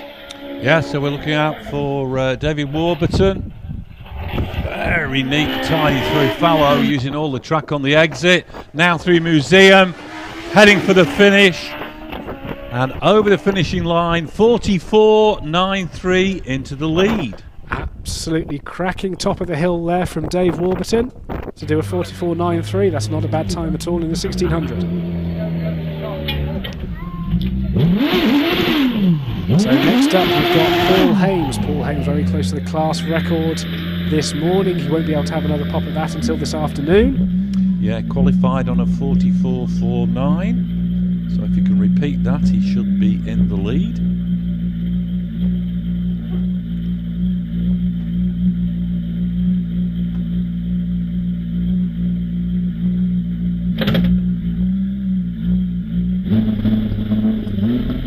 That's the turbocharged DR59. Builds the revs, drops the clutch, and he's off. Turbo hits on, 2 seconds. 0 to 64, the start will never be a turbocharged car's absolute forte, but he's absolutely on song now and he's heading into loggerheads. Just a sniff behind Dave Warburton on his way around, accelerating down now into triangle. Car is popping and banging on him, he gets a little bit out of shape in the acceleration zone, loses himself a couple of tenths there, but he's now on his way through keepers and he's heading onto the Cedar Straight, but he's a few tenths adrift. Right, so we look out for Paul Hames. Here he comes flying up into Fallow. Very good line through Fallow. Now up into Museum. And little bit of opposite lock for a moment as he got the power down. And Paul over the finish, 44.95. Goes second. 0.02 of a second off.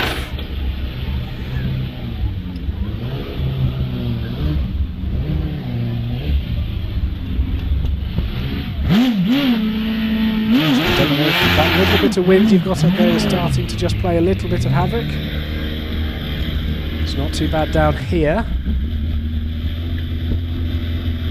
But we've got Dave Uren now in the venerable GR55. Incredibly successful car this, both model and individual chassis.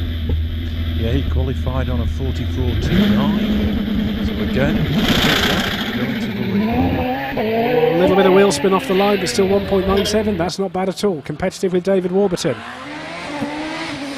Making his way now round loggerheads. There he is, a little bit of a slide on his way into Fletcher's demo, but he's now accelerating down the hill, braking very, very smoothly indeed into Triangle, keeping the tyres screaming on his way, building up a little cushion up to 3/10, lock up on his way through keepers, but he keeps it planted on the road. He's not cost him too much time. He's accelerating up towards you. Yeah, fastest so far to keepers. Dave Uren into and out of fallow. Up to Museum, very quick up into Museum. Cars nicely balanced through the corner. Charging to the finish, over the finishing line, into the lead, 43.61. Very strong time from Dave Uren. Trevor Willis next up in the OMS 28. Yeah, Trevor qualified on a 44.19.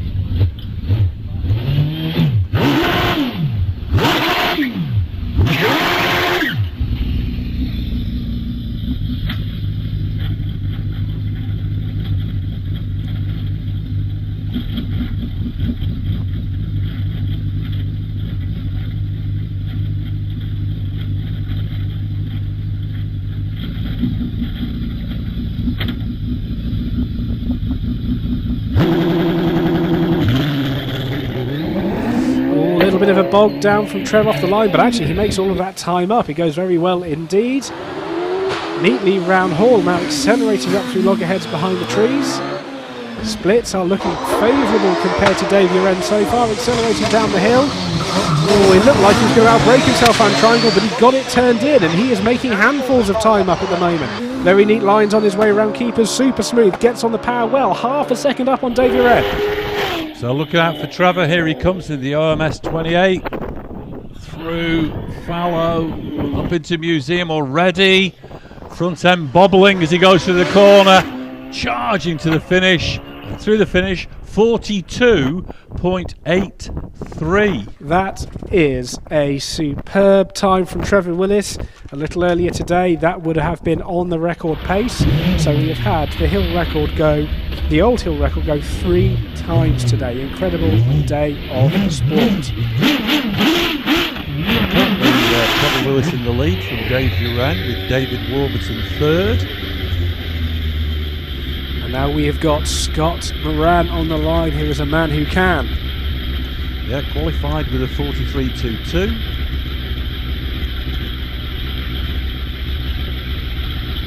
There's a moment of calm on the line. Building up the revs, dropping the clutch, off he goes. Little bit of wheel spin on his way, 1.92, not bad, only a little bit behind Trev. As he makes his way round Hall now, he accelerates towards loggerheads, letting it drift out a little bit. He's only 100th behind. This is really close stuff. We could be seeing another good run here from Scott Moran. Nice and tidy on his way around Triangle. Real burst of power before his keepers, bringing that big 4-litre Judd to bear. Couple of tenths down though at the moment. Can he make that up on the straight in the last 2 corners? Scott Moran up into fallow. Superb through fallow, up into Museum. Car handling beautifully as he charges towards the line. 42.67 into the lead. Another great time from Scott Moran. We've still got 3 more to go. Sean Gould, Alex Summers, Will Menges. These 3 have been trading blows and records and wins all year. Can we end the season with another flurry of incredible times? Yeah, Sean Gould next up, qualified on a 43.19. Having a good amount. There's a great atmosphere in the crowd now. Lots of respectable oohs and ahs, and that's an incredibly rapid first 64 feet time of 1.73. Absolutely flying up 2 tenths made there already. He's making his way around loggerheads now. 1.5 tenths up on Scott, now accelerating his way down towards Triangle. Lovely smooth braking, takes a nice tight line round. Car leaps forward with acceleration on his way into keepers. Very, very nicely round, pitches the front end in, accelerating away 3 tenths up. Sean Gould charging up Cedar Straight through fallow, drifts the car beautifully out of the corner, now through Museum, on the power, on the way to the finish line, through the finish, 42.72, goes second. No good time there from Sean, and now we're moving into have Alex Summers. Very, very briefly held the hill record this morning. Yeah, qualified with the 42.79. So again, he's got to improve on that time to take the lead. Pulls on the gloves, goes through the routine, builds the revs, drops the clutch, off he goes. Good start, 1.76 seconds, that's quicker than Scott, and he's into Hall already. Turning in there nicely, he's in there faster than the camera cut can keep up. This is good stuff from Alex round loggerheads. He's made the third of a second. He's now accelerating down the hill, nice smooth braking, turns left before turning right on his way into triangle, takes a nice tight line, nearly half a tenth up now on Scott. Lovely tight line on his way through through keepers, still 4 tenths ahead, and he's coming up to you now. So we're looking out for Alex Summers, rapidly through fallow, powering up into Museum. Now out of Museum, the charge to the finish, and Alex Summers to the finish, 42.55 goes into the lead. Incredible scenes, that's the lead for Alex Summers. And here comes the champ, the new record holder. Wallace Menges in the Gould GR59, 3.3 litre Cosworth engine. 41.91 his qualifying time. Up go the revs, down goes the clutch, off goes Wallace, 1.77. Good time up for the first 64 foot. Neatly round Hall, he's getting on the power now, tipping it into loggerheads. Really, really smooth run this. He's a 10th up on Alex Summers already. He's making his way down to triangle, lots of power, smooth braking in, nicely round the corner. Flying up to keepers already. He's maintaining so much momentum through this run. He's already 4 tenths up, 6 tenths up as he goes out of keepers. This is going to be a huge time again. Wallace into fallow already. Superb through fallow, up into Museum, popping and banging. Now charging to the finish. Over the finish, 41.76, a new hill record and first place. And as we reflect on a morning where the hill record as it stood this morning has fallen an incredible 7 times to Wallace Menges, Alex Summers, Scott Moran and Sean Gould between them have all dipped under that old record that was set in May. Incredible day's sport. Wallace miles out in front at the moment, 8 tenths of a second up. Tremendous first run off, incredible sport. Ladies and gentlemen online, ladies and gentlemen in the crowd, I will bid you adieu. I've got to go and grab a microphone and do some interviews, and we will speak again after lunch. Thank you very much, Steve. Thank you for your company. We will speak to you this afternoon. Yeah, I'll just go through the finishing order. In first place, of course, Wallace Menges with that new hill record, 41.76. Second, Alex Summers, 42.55. Third, Scott Moran, 42.67. Fourth, Sean Gould, 42.72. In fifth, Trevor Willis, 42.83. In sixth, Dave Uren, 43.61. In seventh, David Warburton, 44.93. In eighth, Paul Hames, 44.95. In ninth, Richard Spedding, 45.28. And 10th, taking the last point, Matt Ryder on 45.75. In 11th, Jack Cottrell, 46.01. And 12th, with a penalty of a second on 47.34, Graham Wynn. So that's our finishing order. The cars are now being pushed back down the hill. And I'll go off air, and I'm hoping that Ali will be able to have a quick interview with Wallace Menges.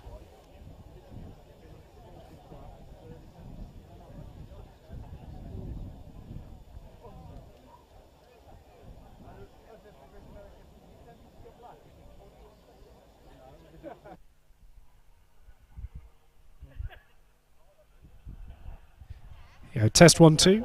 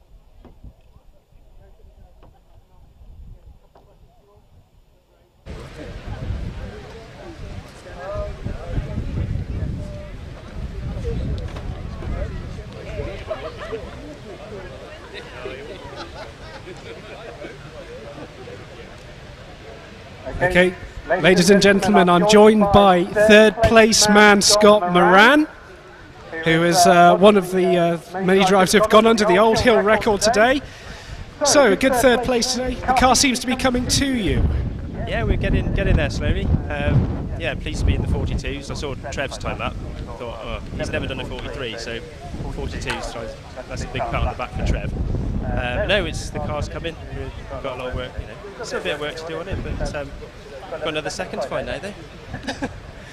So in terms of the future for the rest of the season, you're off to Portugal in a couple of weeks. Oh, you're not off to Portugal? Oh, well, there we go. There we are. So we'll keep back to this season. So looking forward to next year, hoping to still keep bringing those seconds in. What needs to change, do you think? More right foot and beat Wallace, I think. And Alex. Excellent plan there, Scott. Thank you ever so much. Third place.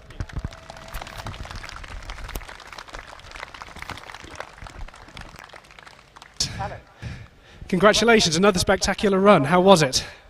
I thought I was quite happy, and then I sort of knew Wallace was going to do something about it. He has all year. Fair play to him for that. Fair play to everyone who got a 42, and for Dave Uren as well, 43. So well done to everybody. But as has happened so many times this year, Wallace has just come in and put something together that we can't quite match, and he's just driving so well. Fair play to him and everyone else. All the team that are helping him. Excellent. So you are actually off to Portugal at the end of the month. Thank Christ for that. Yes. Subject to a successful lateral flow test and all the other things that we've got to go. But yeah, we've got to get through the next two runs and just keep the car in one piece, and then try and stuff a bit more fuel in it for Portugal and go and have fun, really. Excellent. So still hopes you can get a bit more out of it this afternoon? Yeah, I mean, what tends to happen when you really try and push is you get a bit scruffy, and we ran out of front tyres coming around Museum, but it wasn't going to be the difference. Might have been a tenth or two, but to try and get a 41.7 when the record at the beginning of the day was a 43.18 or whatever it was is just unreal. So can't praise him enough really for that. Excellent. Thank you ever so much, Alex Summers.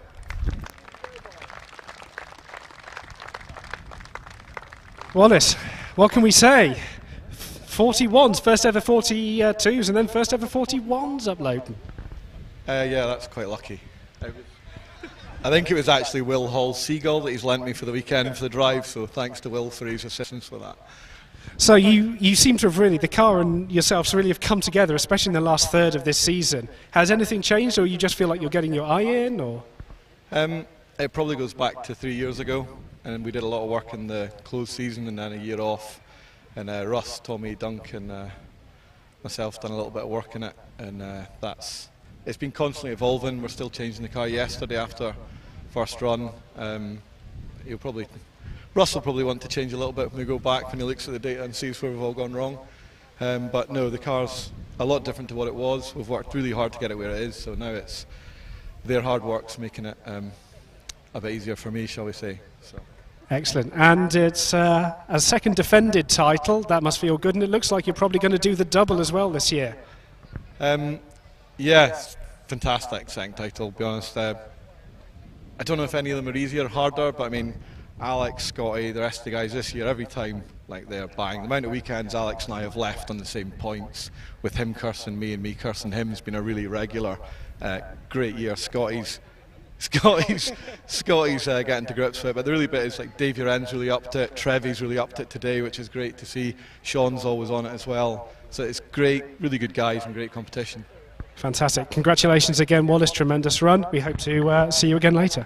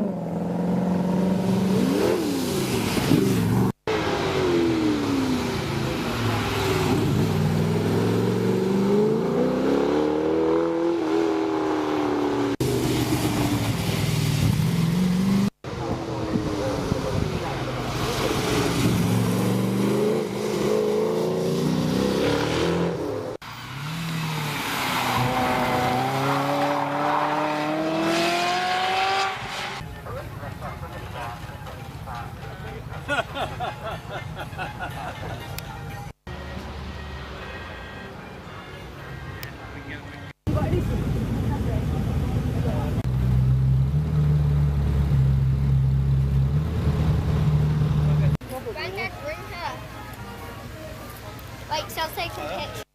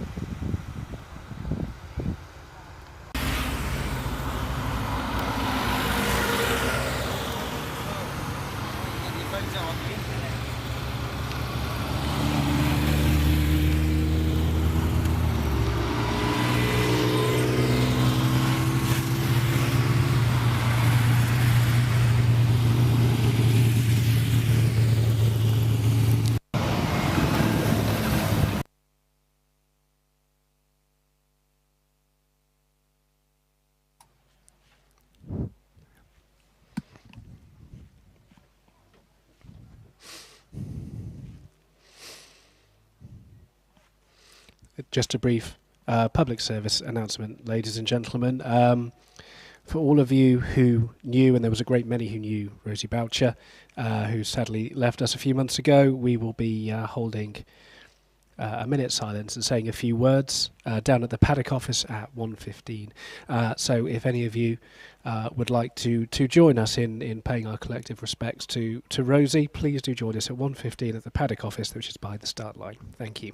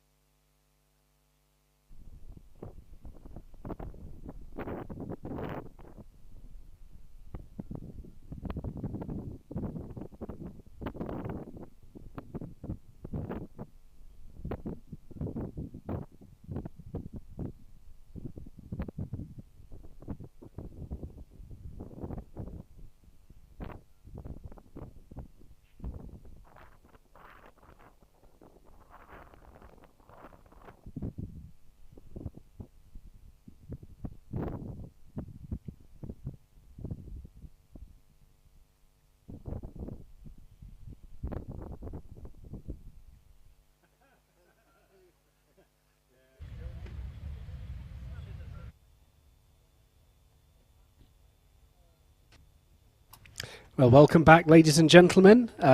Welcome to, hope you had a nice lunch to all people here at Loton Park, and welcome back to everyone joining us on the various streams we have online. Competition will restart here at 1:30, so that's about 4 minutes' time. And we look forward to another afternoon of sport. And can we hope to replicate the drama that was our morning's sport, where the hill record, as was at 9 o'clock this morning, fell some 7 times in terms of people beating it, and the new hill record of 41.76 now sits in the safe hands of Wallace Mengis. So down from a 43.18 this morning. Can we dare hope for more improvements still? The weather seems to be holding fair. It's a little bit darker, a little bit greyer than it was earlier on today. However, it is still, and this is the important bit, and I'm touching every bit of wood in the commentary box, dry. Yeah, it's very windy at the top, though. It is. The weather has picked up a touch. I mean, this cloud is coming from somewhere. So what direction's the wind coming from, Steve? Wales. Wales. So Yeah. we are coming. It's chasing the cars up the hill towards the museum then? Yes, very much so. So we're going to have to possibly readjust our braking point back a metre or so. Well, I'm not readjusting my braking point, but the drivers ought to. No, I think there were one or two who I think arrived a little bit quicker than they were anticipating towards the end of the first set of timed runs. But the big single-seaters were really on the money. Fantastic runs from the top 5 drivers, really. Absolutely. And I would say the unsung hero of the runoff was Trevor Willis, pulling a 42.83 out of, I think, with the best one in the world, and I don't think there'll be too many disagreement, a car which is a little bit of an older specification than those he's competing against, was a tremendous achievement in of itself. Yeah, if you look at the splits, Trevor was very, very quick on the twiddly bits, but lost it all on the power bit. Absolutely, yes. I think that's where it's slightly at a disadvantage. It is 3.2 versus 4. Yeah, but the power delivery out of those Judds and those Cosworth XDs is incredible. It's meaty, absolutely meaty. And anyway, when you see the acceleration from fallow to museum, it's staggering. It's just like, I can remember when Adam Fleetwood had the first of the MP 55s, and they took it out to 3.3 litres. That thing was, compared to everybody else, it was in a league of its own. And you've got the same again with this new generation of Goulds at the top end of the hill, and also the DJ Firestorm. I mean, you really do. I think it's just, I think as we were saying earlier, it's just been a bit of a step change in technology for hill climbing, and it's incredible, really. Right, we have got our first batch, small batch, 4 cars. Currently moving their way towards the line. We'll be starting off again with David Garnett in the Renault Clio. David Garnett currently sitting nestled comfortably in the pack on a 64.01 in this Clio 182.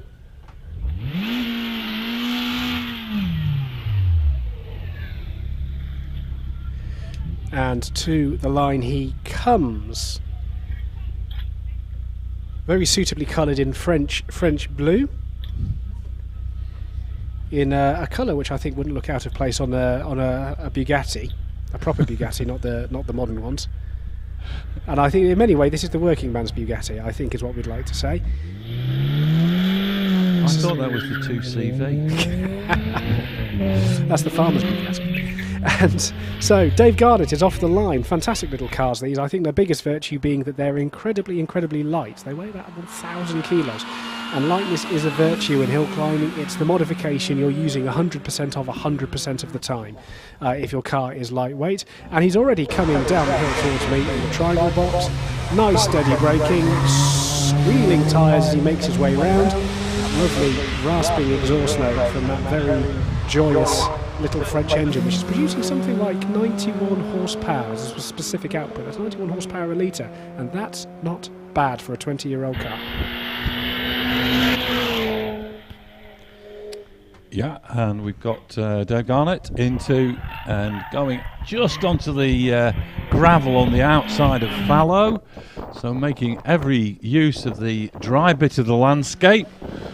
Already heading up towards the top of the hill, 64.01 on his first one, 64.66, so no improvement for David Garnett. We have got Jerry Neary already down here with Lee Civic Type R. Rev-hungry little engines and very excitable little cars come with a limited slip diff. Lots of cocking of rear wheels already round keepers from Jerry Neary, so it's a spirited run. He's now running up the centre of the course and accelerating towards the... Right, well, we've got Jerry Neary, change of car. He's sharing with Dave Wilson in this little Honda Civic. Outbrakes himself into fallow, slowed right down. Now back up to speed into museum. And Jerry heading towards the finish and over the finishing line in 70.63, a handy improvement of over 2 seconds. And that's the end of our mini batch that's starting the second set of timed runs. And David Garnett, eager to get down to the bottom of the hill, is already heading your way.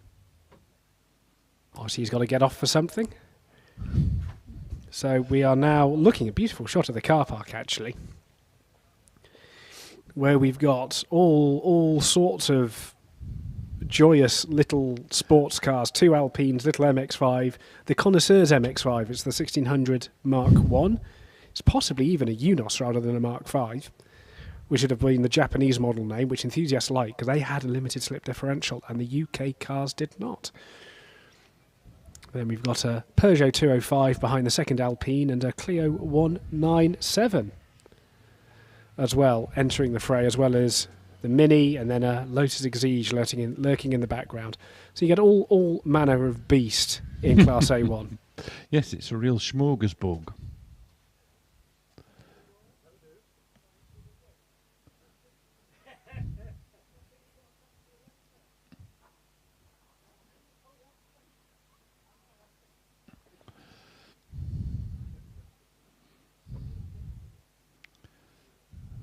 Yeah.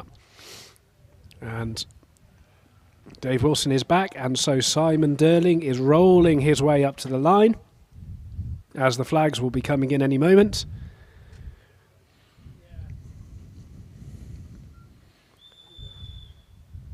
There we go. The whistles go, the flags are coming in. And first up, we have got a Mini. And we have got a Mini driven, what is more, by Nigel Pitt from Bromyard. Chelsea Walsh territory. It is deepest, darkest Herefordshire. And it is a steady start from Nigel, but he's got the thing spooled up and he's on his way. 1000cc A-Series engine. So something which will need to be worked, but it's a good job it likes it. Yeah, nice and tidy on the way round Hall.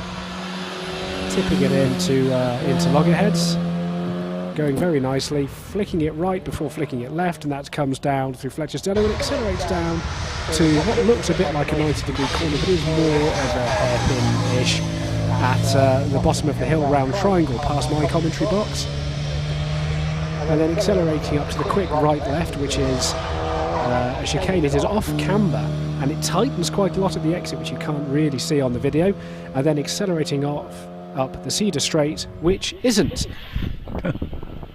Yes, it's got 2 kinks in it. He'll be with you soon, Steve, and Simon Derling is on his way.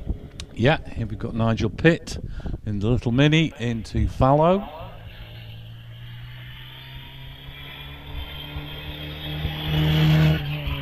Now negotiating museum.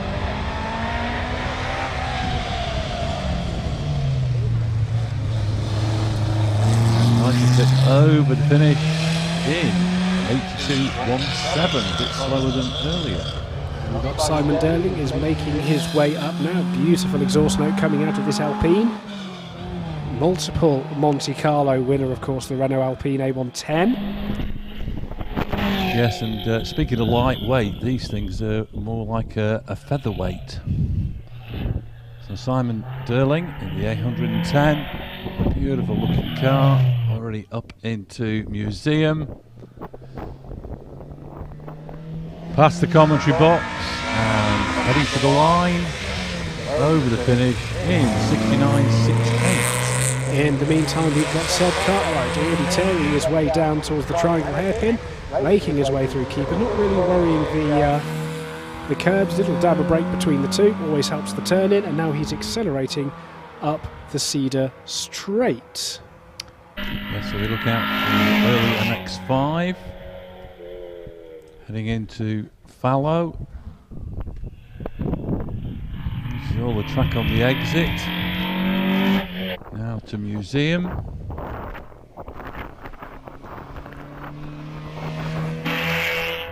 And Sebastian Cartwright heading through the finish in 70.62.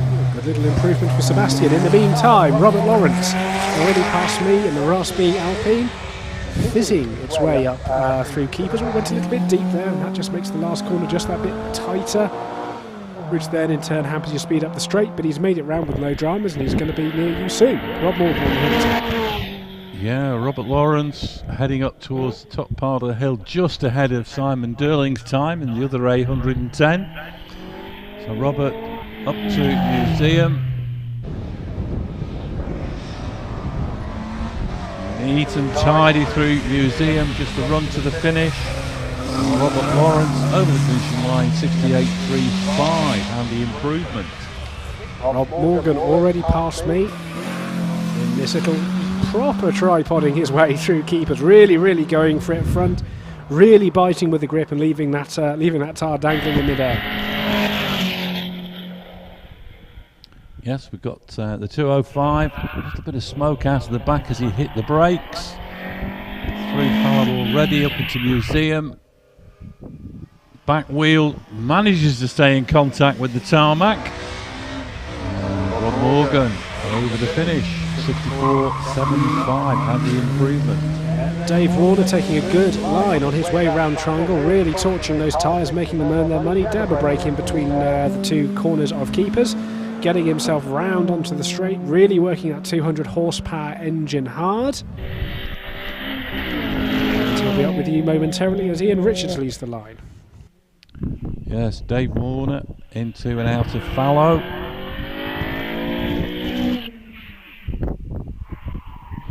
Tyre squealing in protest as he rounds the museum. Just a run to the finish. Through the finish, 64.21. That's good. Another improvement for Dave Warner, a couple of tenths. Ian Richards is up in fairly hot pursuits. He's at a 65.1 this morning. Nice and tidy on his way, quite a tight line round keepers, but now sort of taking liberties with the edges of the track along the Cedar Straight, trying hard. Yeah, so we'll look out for Ian Richards. Here he is into Fallow. No problems at all, up to Museum Bend. Cocks the rear wheel up off the ground. Now back on the power, on the run to the finish. Looks like he's going to improve, and it's a 64.39 for Ian Richards. About that man, Lee Kessel, mini, straight cut gears, roaring A-Series engine. It's the most mini there is. He's accelerating up the Cedar Straight now, bouncing from bump to bump, looking very purposeful. Yep, all the way from Saltash in Cornwall. Lee Kessel into Fallow, takes a lot of curb, doesn't use all the track on the exit. Up into Museum, sweeps through Museum, 64.87 on his first run. Heading for the finish, looks like he's going to improve, 64.1. In the meantime, Dave Wilson joining us at the bottom of Triangle. Screech of tyres on his way round, really trying very hard in this Civic Type R. Nicely round keeper, taking a good chunk of curb as he does so. Nipping in tightly on the corner and then taking a left-hand line on his way up Cedar Straight. Hopping from apex to apex. Yes, here comes Dave Wilson into and out of Fallow. Again, he slowed quite considerably at the apex of the corner. Now, cocking a wheel through Museum, carrying a lot more speed on this run than he did last time, and over the finish 64.69. And with me now is Simon Curtin. Simon Curtin in the Lotus Exige. Very enthusiastic run this, lots of tyre noise, the car bouncing around, he's really chucking it about. Making his way up the Cedar Straight now as Tony Adams in the similar Exige leaves the line. So Simon Curtin,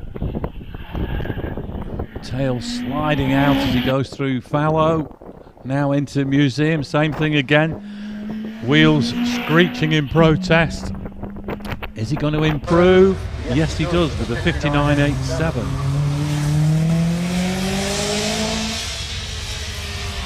Takes him into the lead of the class as well.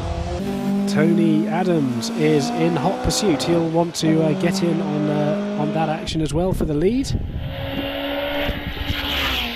Flying along at the moment and coming into fallow now. Yep, here we've got Tony Adams up into Museum, got the hard top on.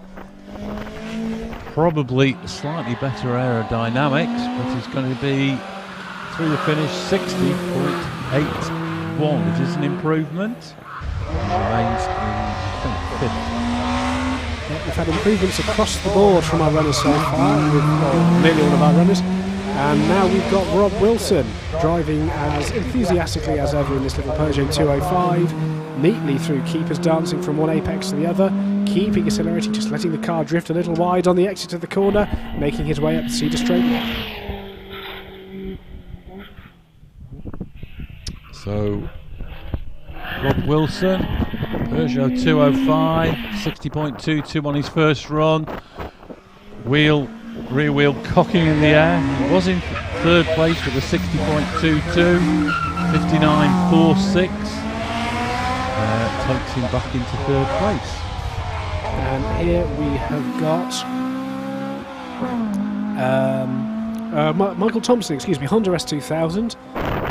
Different coloured front bumper, courtesy of a small excursion at Prescott. And he's into fallow now. We've got the multicoloured Honda rounding fallow up into Museum. And Michael Thompson, 59.44 on his first run, and it's a 59.12. So here comes Steve Jackman. He's really trying hard in this little MGF. Really deep into the corner, chucking it into keepers. First right, then left. And now accelerating up the straight there, working the K-Series hard. He's followed up by John Harding in the E-Type. So we're looking out for Stephen Jackman from Frome with the MGF.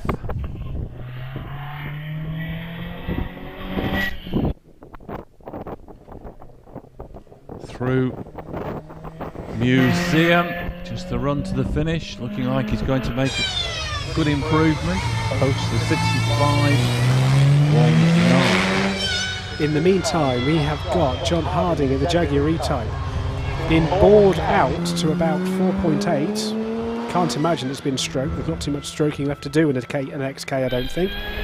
But he's going great guns. He's already tearing up the straight. I think he's probably got a supercharger bolted on as well. He's into fallow now. Yep, here he comes out of fallow. John Harding in the supercharged E-Type.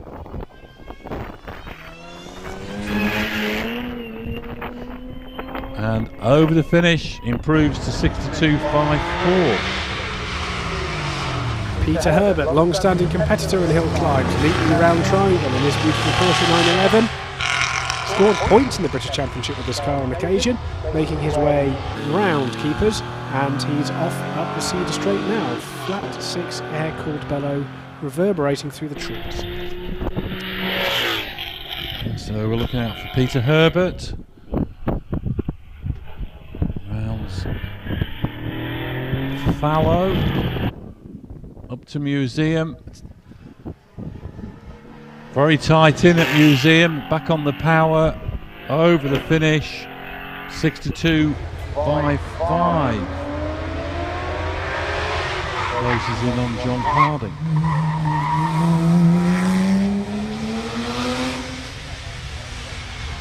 Now we're looking looking out for Robert Lancaster Gay. Just rounding keepers as we speak. Porsche 997, which is the last but one iteration of the 911. Into your view now. Yeah, it was in second place with a 59.37 after the first set of timed runs. Already up into Museum. Just the run to the finish. Robert Lancaster Gay through the finish line, 59.04. Takes him into the lead. It does indeed, by about half a tenth. Nice and tidy from Richard York as he makes his way round triangle, neatly through keepers. Dallied on the brake pedal just a touch long, possibly, but getting himself going now. Engine singing away up the Cedar Straight. So we look out for Richard York. Here he is into fallow. Sidelights ablaze up to Museum. Just the run to the finish. Looks like he's going to improve on his first run time, and he does with a 63.89. Here comes David Meek, Vauxhall VX220 Turbo.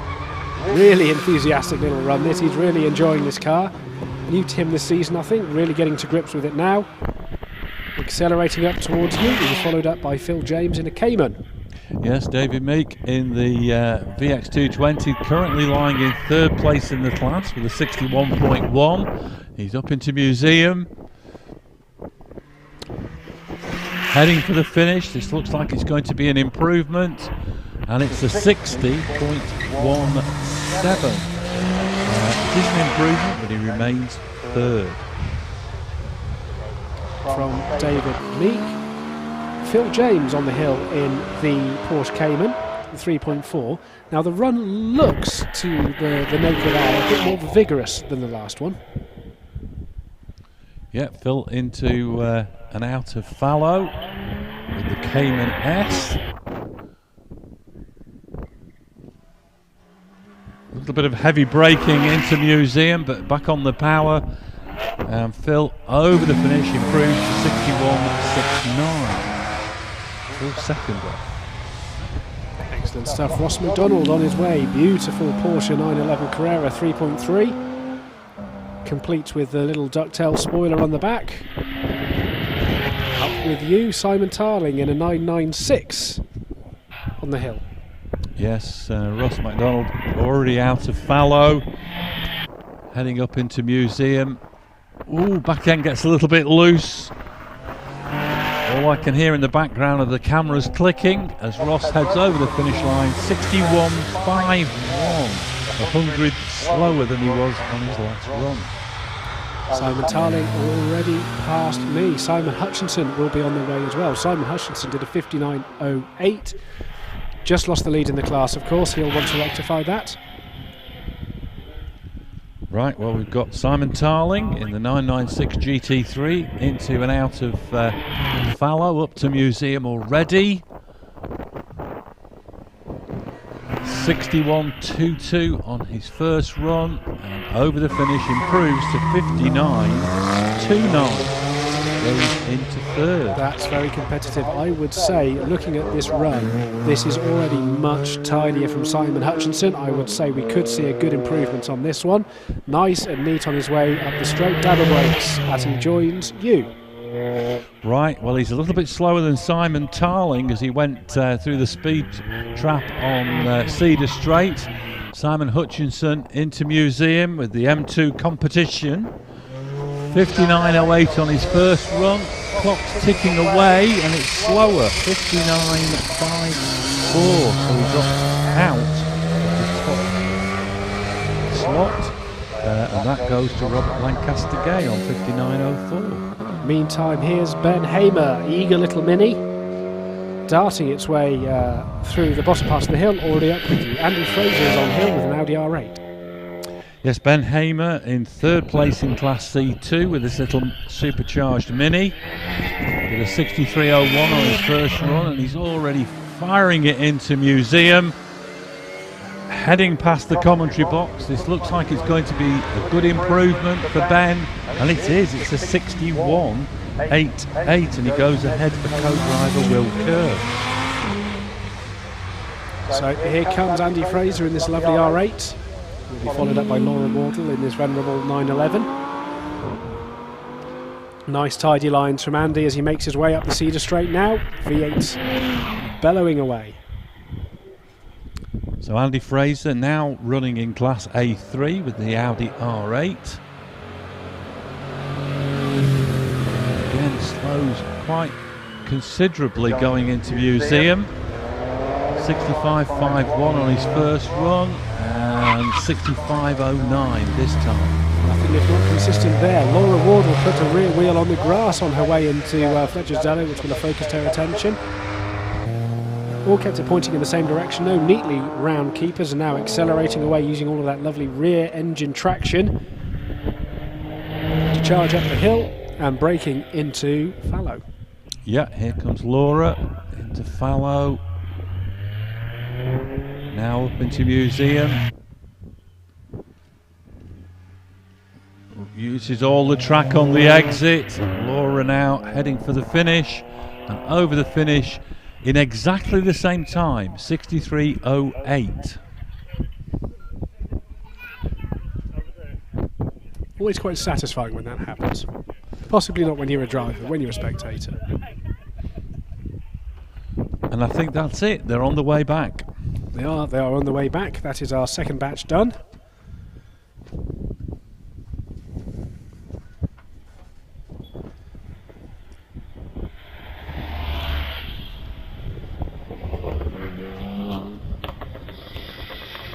So we didn't see number 24 Robert Marwood in Class A1, but I think he still wins the class with his first run 58.98.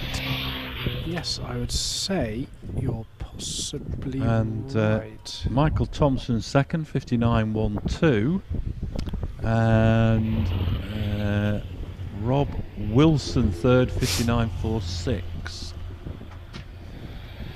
In Class A2, the only other completed class, and the first run 59.08 for Simon Hutchinson had him in the lead, but Robert Lancaster Gay snatched the lead with a 59.04, leaving Simon in second, and in third place Simon Tarling on a 59.29.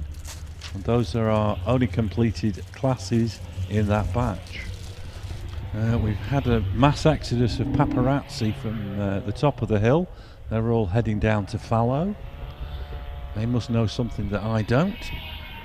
But we do have one still hanging around. Quite a salubrious character.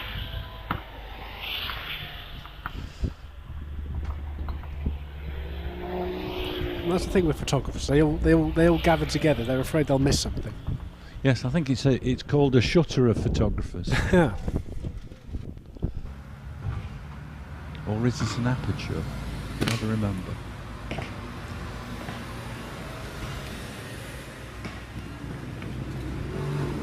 Oh yes, I have just noticed, because I don't really ever have a view of that side of the car, that we have got a front, right driver's side, the offside front wing is also a different colour on the S2000. Yes, that's why I mentioned it's multicoloured. Yeah, I've not quite had a good enough look at that side of the car yet. It's metallic silver, metallic blue, dark blue and black. It's sort of like a multicoloured swap shop. Yeah, there's a reference.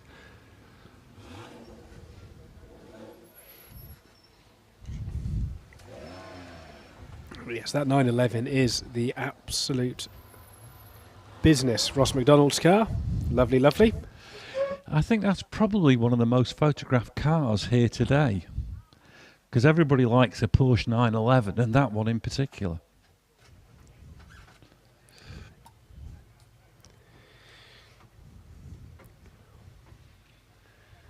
And I think some of the Laria souls out there like myself like an orange car, just generally.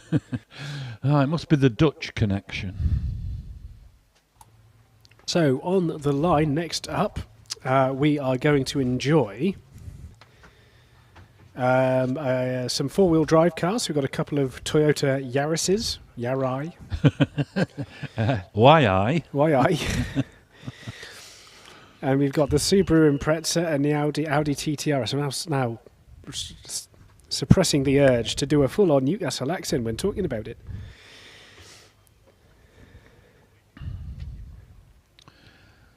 Yeah, we didn't see Gordon Hick with the Volkswagen Golf he pulled up yesterday. Yeah. Did we see Rick Leddy either? I don't think we did. And we didn't see Rick Leddy. That No. was quite peculiar because he was very, very quick yesterday. I can't understand that unless there was a mechanical after the finish. This particular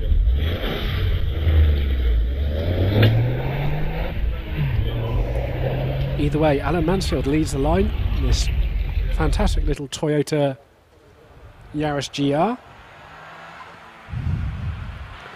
So if you get any particularly sporty Yaris or GT86 or GR86 as it's called now, or Supra, they'll all carry the GR tag, which is in deference to Toyota's multi-Le Mans winning, multi-World Rally Championship winning racing department.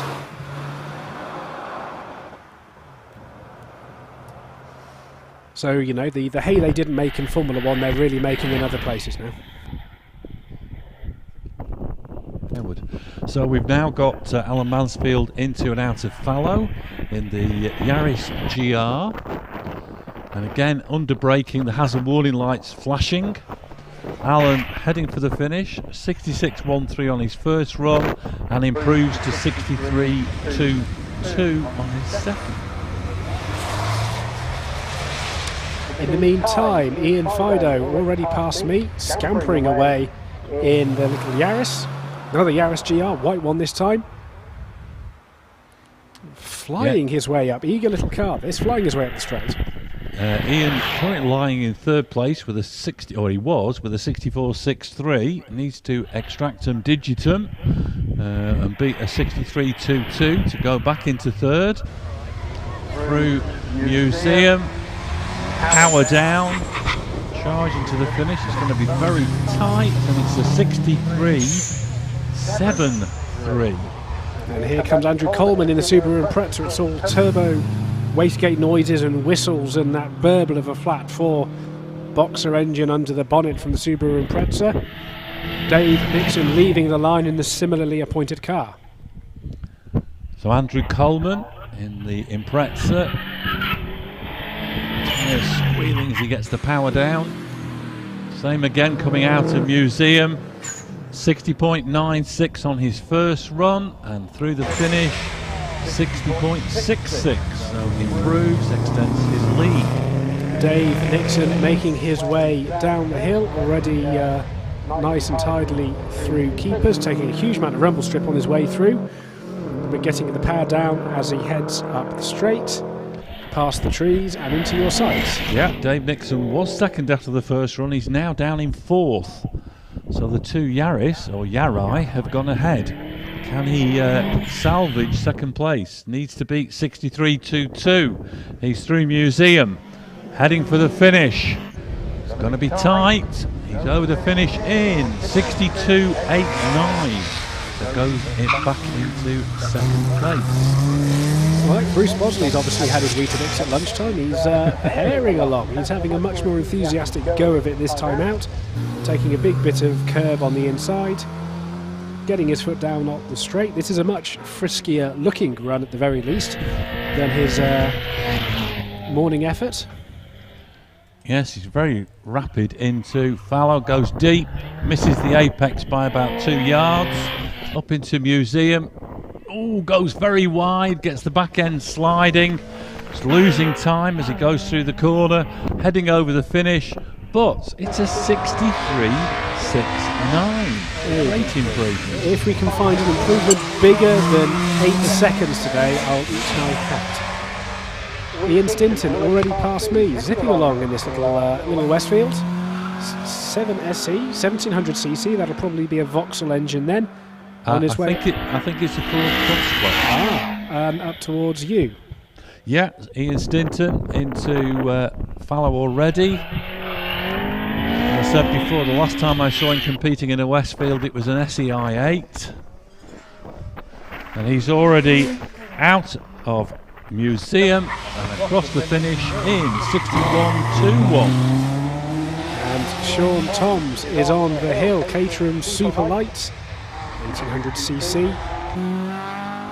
Nicely round keepers. I think everyone's just finding a little bit more this afternoon, it seems. Got a bit more energy. And up to you now, Steve. John Pick also on his way. Yeah, Sean Toms lying in second place with a 60.60 after his first run. He's already into Museum. Caterham slithering through the corner, heading for the finish, and a 59.58 takes him into the lead.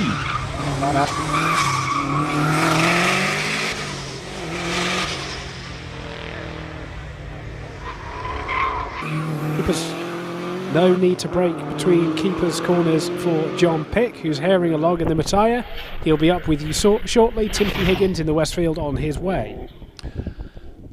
Yeah, we've now got John Pick into and out of, and he's gone very, very slowly all of a sudden. And he's struggling to get a gear. He's into a gear now and going slowly to the top. Timothy Higgins has just passed me. I don't imagine there will be a catch on the hill. It might be in the return road. Has he stopped before he got to the finish? No, he's over the line. Yeah, we've got a red flag because he stopped just after the finish line. Going very slowly. He's got going again though, but the red flags were already out. John Pick did get a time, 67.38. So poor old Timothy Higgins will have to turn Tim it round the and come back. Yeah, Tim the Taxi stopped at fallow, and I think he'll be turned round and sent back down the hill. It's the usual practice.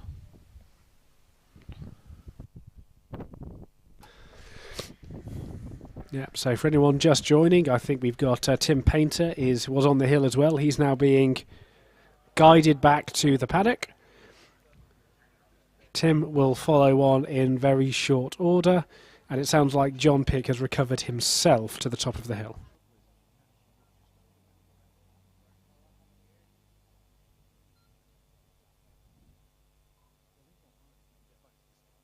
Now, see, I've just seen the back of the Audi, and that says V10 on it, which sounds much more likely listening to the exhaust note. However, it is in the program as a 4200, which implies a V8. However, it does say it's a V10.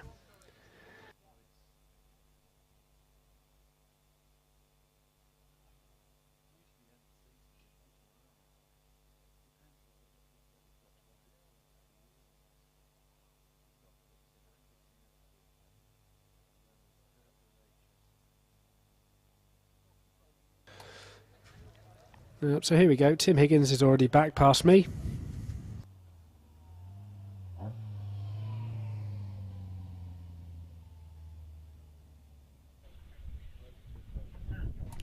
He's safely ensconced back in the paddock. I think John Pick's out the way. Red flags are coming in. Efficient work by everyone as usual. And we're ready to go again. I think you can see the Perspex windows vibrating away on the Nova. And off he goes. Front reels rising a little bit as the back squats under acceleration. And he's already making his way around loggerheads. There we go, so to speak. A little bit of a break into Fletcher's Dello and accelerating down the hill, grabbing another ratio. Braking smoothly into triangle, lifting a front wheel on his way. Differential working overtime to keep the power down. Nice and tidy on a round keepers. It's a good run this. He's darting along. And he'll be up with you presently with Martin Rutter waiting on the line. Yeah, Phil Tucker in the Nova leading Class C1 with a 59.45 from his first run. rounds fallow up to Museum, hurls the car into Museum, front wheel scrabbling for grip. He's heading for the finish, and through the finish in 58.68. And that's a nice improvement, extends his lead. Good little time there. It's the Fiat X1 of Martin Rutter. In he comes.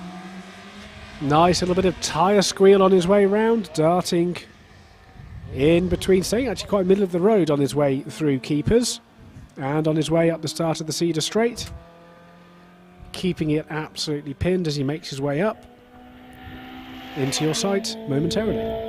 Yes, Martin Rutter in the X19 fitted a new engine at the start of the season and fuel injection. Up into Museum. Very nicely finished little car. And Martin heading for the finish. Over the finishing line, improves to 65.35. Andrew Russell on his way round Fletcherstello, breaking into Triangle. Nicely done. Car leaning over on the left-hand side of the suspension as the weight transfers.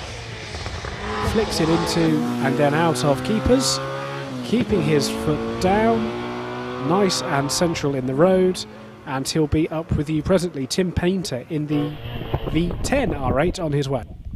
Andrew Russell into and out of fallow. Hartwell imp engine working overtime. Driving the car towards the finish. 61.46 earlier. It's no improvement. 61.58 for Andrew Russell.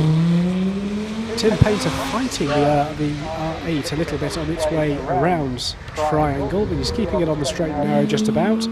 Tiptoeing his way around keepers.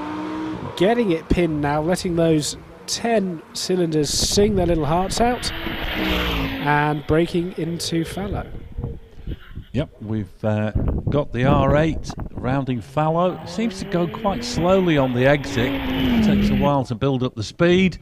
And round Museum, now taps wide open, charging for the finish. And Tim Painter slower than he was earlier with a 66.11. And Tim Higgins is on the hill, and judging by his Triangle entry, it's now powered by fury and frustration at that red flag he suffered, because he's absolutely flying up the hill now. Right, well, Tim relegated to second place by Sean Toms. And he just about keeps it on the black stuff coming out of fallow. Up into Museum. Charging for the finish. And Tim over the finish in 59.98. It is an improvement, but he remains in second place. Here we have got Eric Murray with the characteristic whoosh of a turbocharged engine. He's currently in second place in the class on a 59.88. Third place in the class on a 59.88.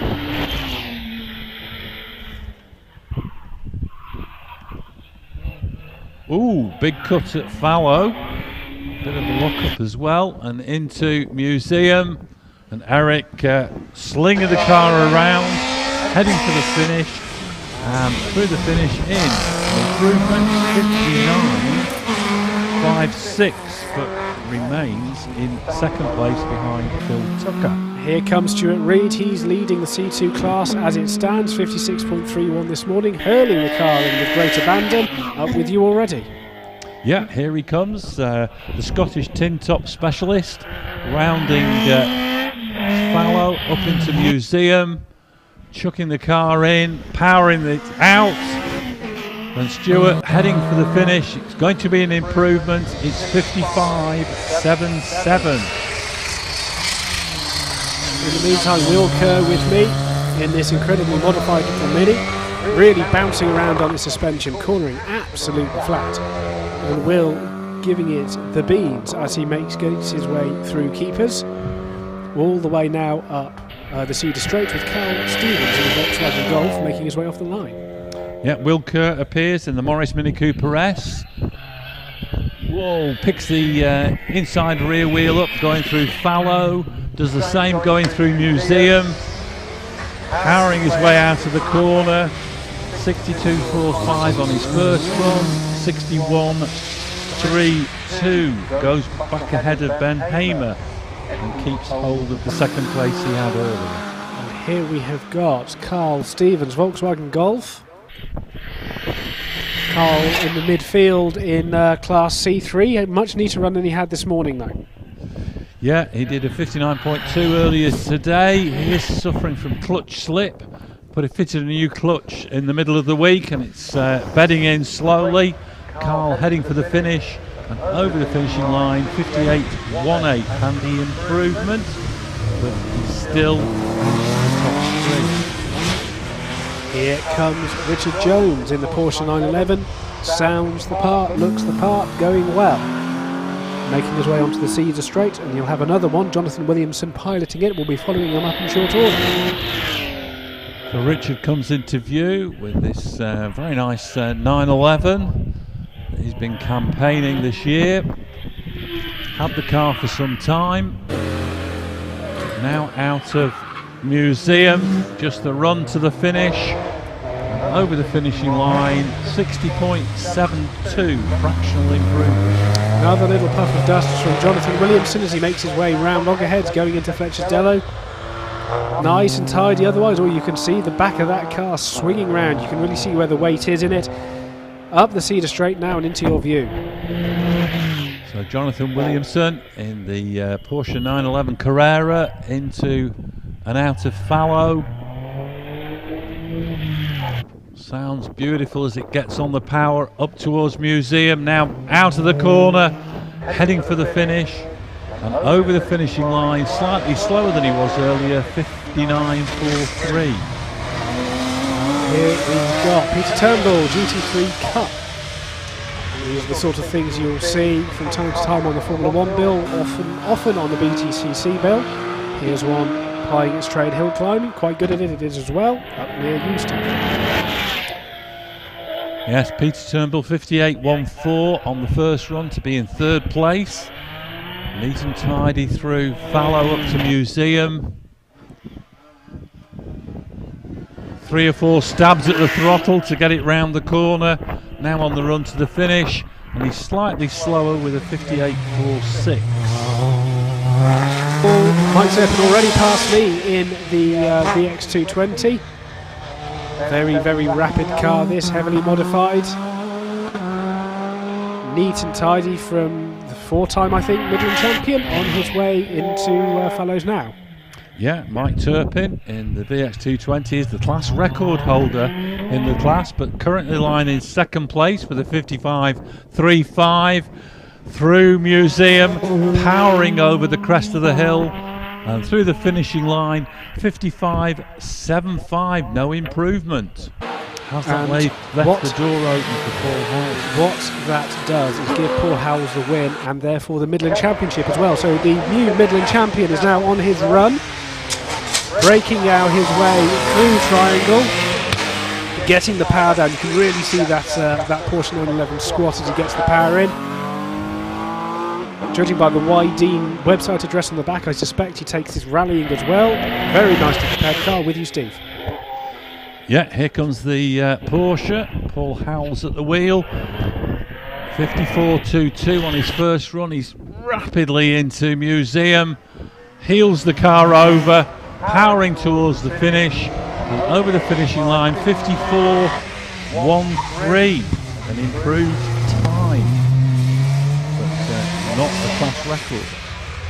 In the meantime, Phil Fisher on his way, dual-driven Westfield SE2000, shared it with son Ben.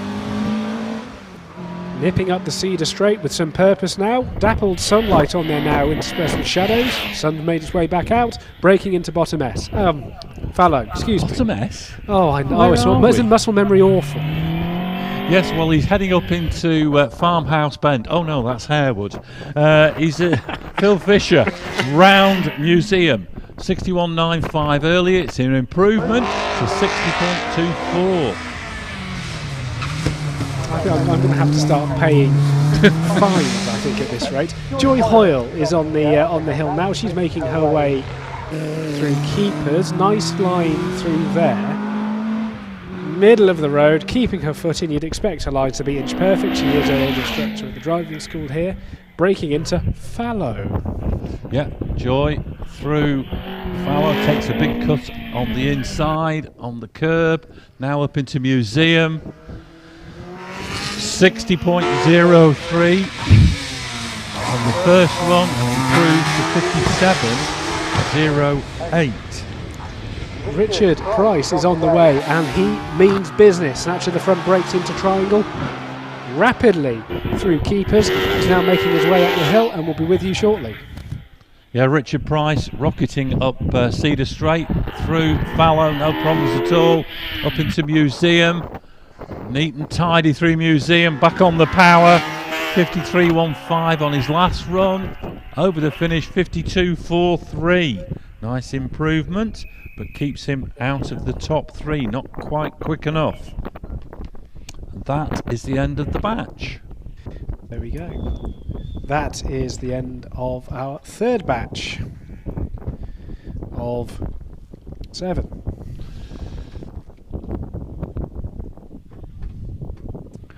Right, well, a quick recap of the completed classes. And in Class A3, Andrew Coleman takes the class win with a 60.66. In second place, Dave Nixon, 62.89. And in third place, Alan Mansfield, 63.22. Into Class B. And in Class B, the class win goes to Sean Toms on 59.58. Tim Higgins second, 59.98. And in third place on 60.66, John Pick. Into Class C1. And taking the class win with a second run 58.68 is Phil Tucker. In second place, Eric Moray, 59.56, and in third place, Andrew Russell, 61.46. Into Class C2, and with the class win there, it's Stuart Reed with a 55.77. In second place, Will Kerr, 61.32, and in third place, Will's co-driver Ben Hamer on 61.88. Into Class C3, and taking the class win with a 54.13, Paul Howells. Second, Mike Turpin, 55.35, and in third place on 58.14, Peter Turnbull. And that completes, those are the completed classes in that batch.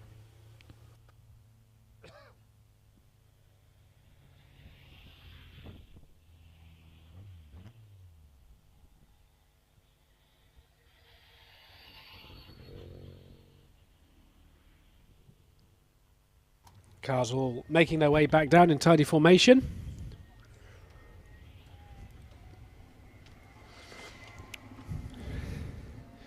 Three 911s bringing up the rear of various vintages and type.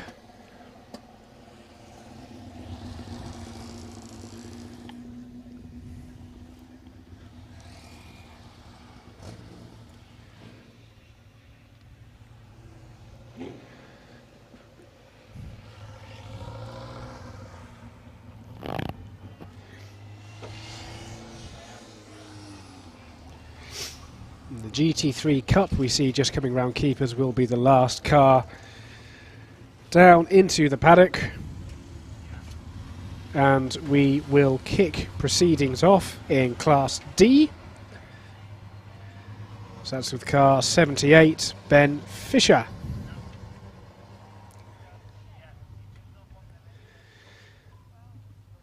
Ben we've already seen, obviously, but his dad as well.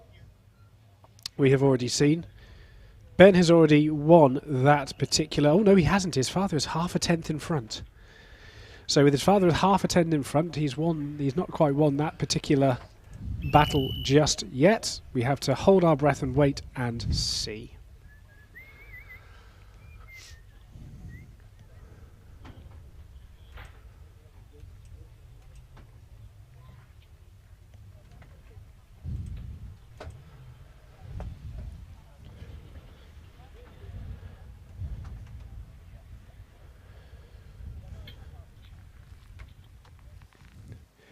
Also worth noting that Ash Mason did break and amongst all of the hoo-ha, it's easy to forget, Ash Mason did break the class record this morning, so that now stands at 50.34 seconds in Class D.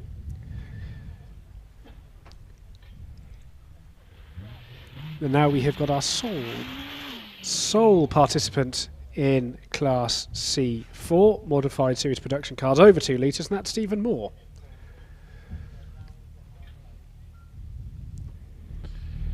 In a car which is a Mitsubishi Evo 6, which I presume is something of a classic these days, if you can credit it. Yeah, Stephen was driving a pair with them earlier this year. And through the weekend he brought 3 cars. Just saying. So he's off and running. He is off and running. Stephen Moore on his way through loggerheads. I just want to clarify my point. When I say something of a classic, nothing against the Evo 6. I love an Evo. It's just more of a lamenting the passage of time statement. Speaking of the passage of time, Stephen Moore is already past me, going great guns, neatly up through keepers, bouncing a little off the curves, makes him run a touch wide on the exit, but using all of that turbo power to his full advantage as he makes his way up the straight. Yeah, Stephen comes into view. Going quite well through Fallow up to Museum. Did a 56.72 on his first run. And he's going to be, I think, about the same sort of time. But no, it's an improvement to 55.86. Gets within 7/10 of the class record. Very good work there from Stephen Moore. Ben Fisher now on his way. He's just been nicked by his dad, who's gone a half a tenth quicker. He'll be looking to get that half a tenth back. Yeah, and Ben into Fallow, up into Museum. Neat and tidy through Museum, on the run to the finish, and over the finish, 58.42, beats his dad. Always good news for inter-team battles, that one. Phil Goff now on his way. Caterham Hayabusa on his way up to now Steve. Yeah, it's entered as the Hayabusa in memory of Lawrence Hoy, who used to drive the car. And he's up into Museum already. Phil Goff powering his way out of the corner, heading for the finish, and threw it in 56.23, fractionally slower than he was earlier. Here comes Ray, who's showing this car with Joy Hoyle, so you've seen it before, and I think to be applauded for the continued presence of the tonneau cover in modern motorsport. Ray already up the Cedar Straight. Phil Cook just left the line too. I think that counts as a movable aerodynamic device, the tonneau cover. So Ray Law into Museum, gets a little bit wide, just about gets an apex on the exit. 56.27 earlier, 55.34 on that run. Nice improvement. Yeah. Here comes Phil Cook. He's a man who knows how to be quick, whatever he's driving. Nicely up the straight already. Yeah, here comes Phil. And into and out of Fallow, the Busa-powered Caterham Superlight, heading for the finish, and Phil Cook through the finish in 53.66. Nice improvement. Steve Garner with the mother and father of all lockups on his way into trouble. I think he did that on the first run as well, so just augmented his skid marks from the first one. Already halfway up the straight, Tom Price, another spectacular driver, on the way. Yeah, Steve Garner comes into view in the Vauxhall-powered Westie. Up into Museum. Charging towards the finish. He's going to improve, and he does with a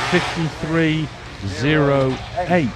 Tom Price, in the meantime, is continuing with this intriguing but no doubt effective slow early apex, very early and hard on the throttle technique into Fallow now. Yeah, Tom through Fallow and does exactly the same again. Slow in, fast out. Up into Museum on the power. Rockets past the commentary box. and heads through the finish in 51.45. Great little run. And it is an improvement, but doesn't move out of third. Here comes Simon Jenks. Simon Jenks currently marooned somewhat in fourth. He's about a second behind Tom Price. I think he could probably gather that up, but it's only the first two to run now anyway after Simons, who's got no trouble from behind. So Simon Jenks interview, big lockup coming into Fallow. Now up into Museum. Through Museum.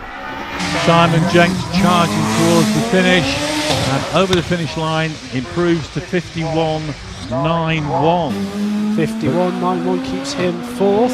Here comes class record holder Ash Mason, 50.34 already in the locker.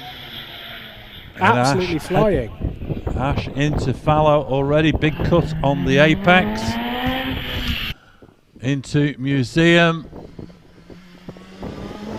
Running for the line, 50.6 for Ash Mason.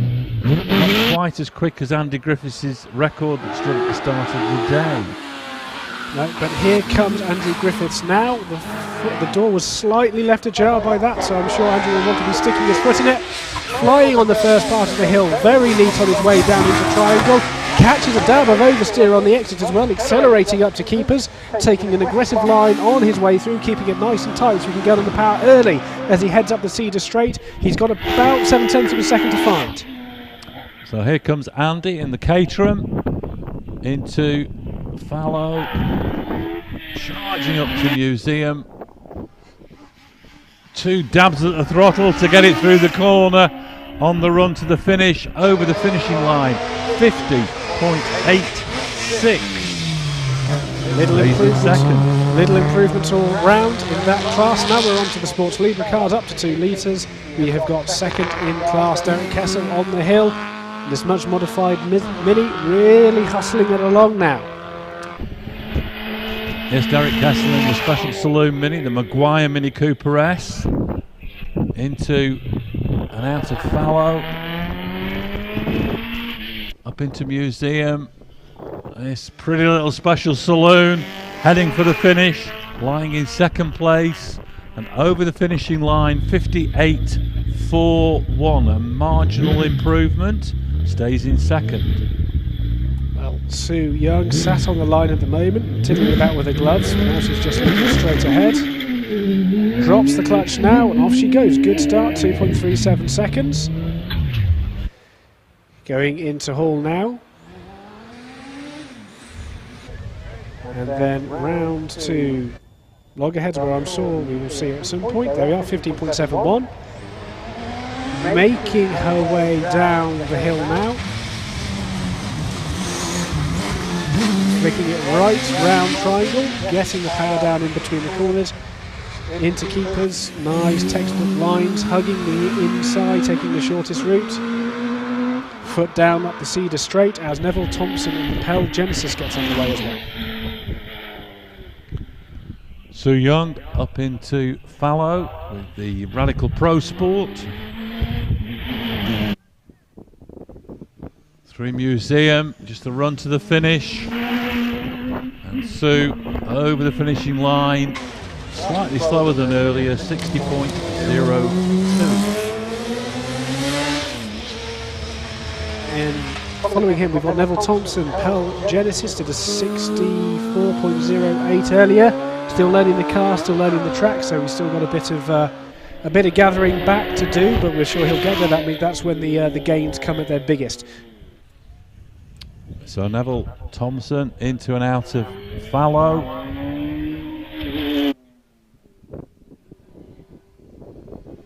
Brake lights actually working on this car. I think it was originally run as a track day car. And over the finish, improves to 63.48. Decent little improvement there. We've got Martin Watts in the unique Silver Riot. There might be others out there, but I've sure as heck not seen them. He's already with you. George Harding on the hill too. Yeah, there's quite a few of these about. 2 or 3 in the southwest and 1 up in Yorkshire. Martin Watts in the Riot, into and out of Museum, heading for the finish, and he's through the finish. 56.08. Nice improvement. Extends his lead, takes the last win. In the meantime, we've got George Harding in the Escort 2000, the RS 2000. It's the Mark II. It's got a 2-litre turbo engine in there, which we're presuming is from a Cosworth or something along those lines, or an RS. That's not what originally came with the car. Braking into fallow. Yep, they've got the Escort through fallow. Ooh, kicks up the dust on the exit. Now up into Museum. Turbocharger chirruping as he gets back on the power, and over the finish. 60.81. Nice improvement. Here we go. Graham Lopes has already passed me. He's on a little bit of a mission. He's already making his way up the Cedar Straight now. He did a 56.48 this morning. He'll be looking to get better than that. Yeah, Graham comes into view with the Lola Porsche. Powering his way up into Museum. Now the run to the finish. Graham Lopes through the finishing line. 56.54, fractionally slower than he was earlier. And now we have got Alan McDonald making his way up from Dal Beatty. Morris Mini Evo. Yes, so the Morris Mini Evo, complete with various aerodynamic appendages, is up into and out of Museum, leading the class after the first runs with a 55.09 and a 53.48. Very nice improvement there for Alan McDonald. So we're now into our single-seaters. The dual drivers are coming up. Chris Howard Harris, the first one. OMS Hornet, 600cc car. Nice and tidy on his way at the middle of the Cedar Straight. He's followed up by Richard Summers. So Chris Howard Harris in the Yamaha-powered Hornet.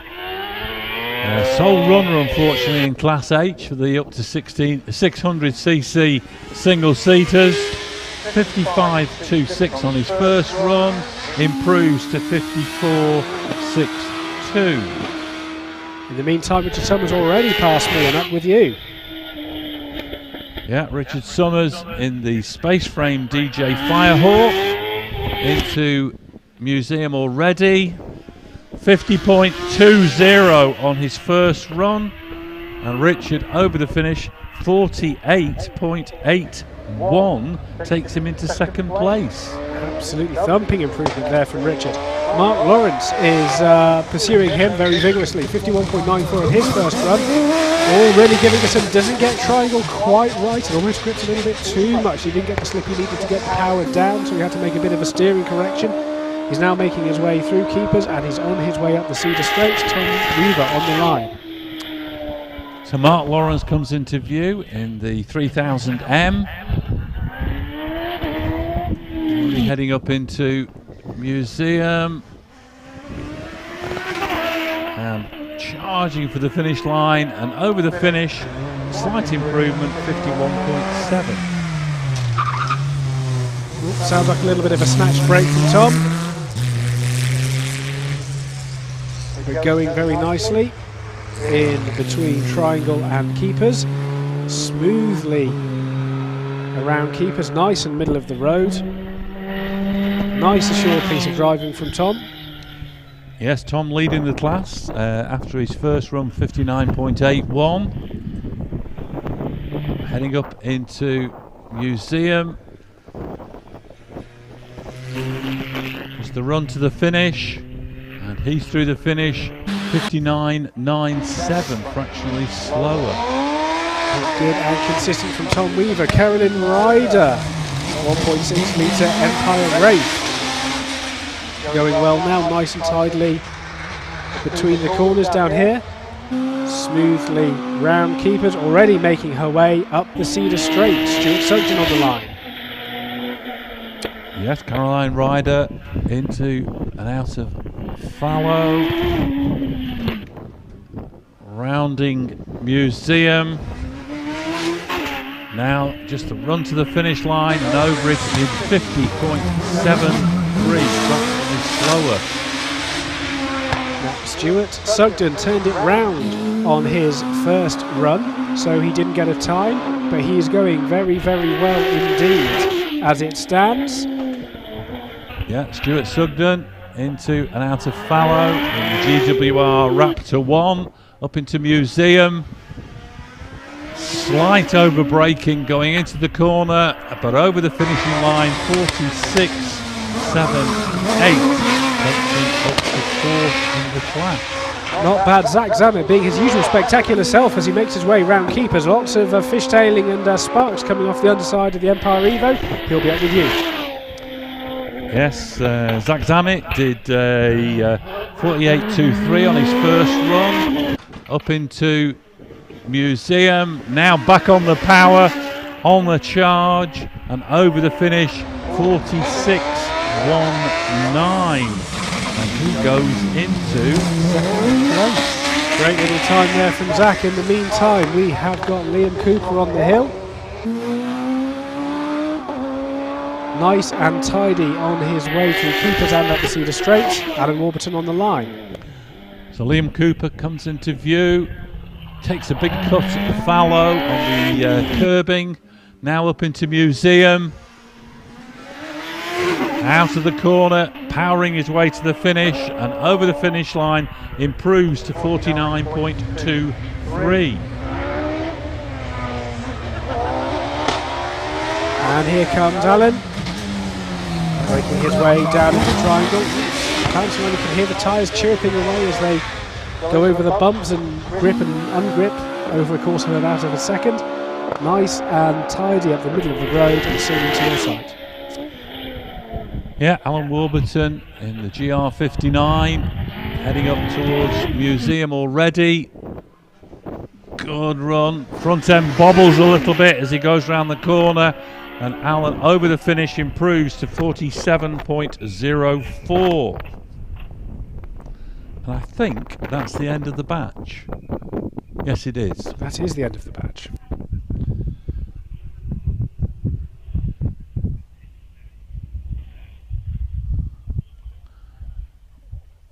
So just to recap the completed classes.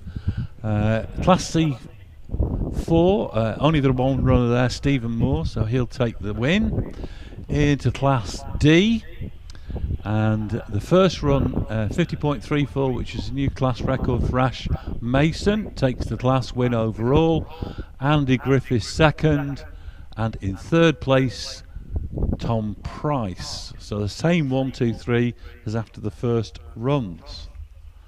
Into Class F, and in Class F, Martin Watts takes the win with his second run, 56.08. Derek Kessel second, 58.41, with Sue Young third, 59.96. Into Class G for the over 2 litre Sports Libras, Alan MacDonald takes the win with a 53.48.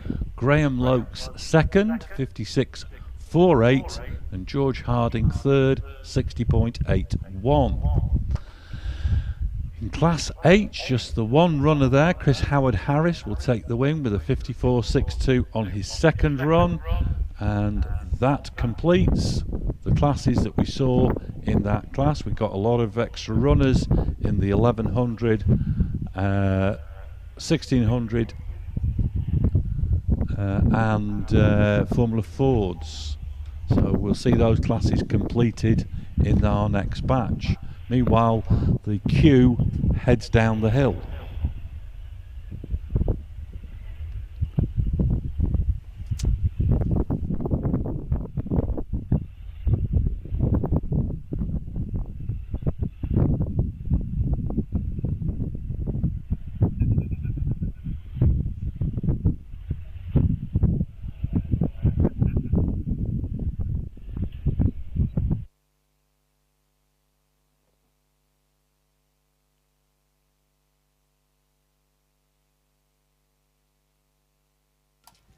Yep, so everyone waiting patiently at the bottom of the hill in the paddock.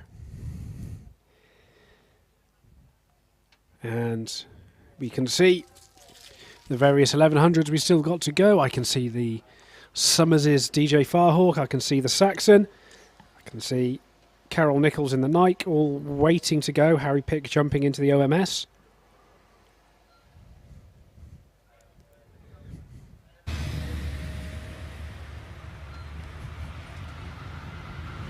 And the cars still slowly making their way down past me. Last car down the hill, Alan McDonald in the Mini Evo.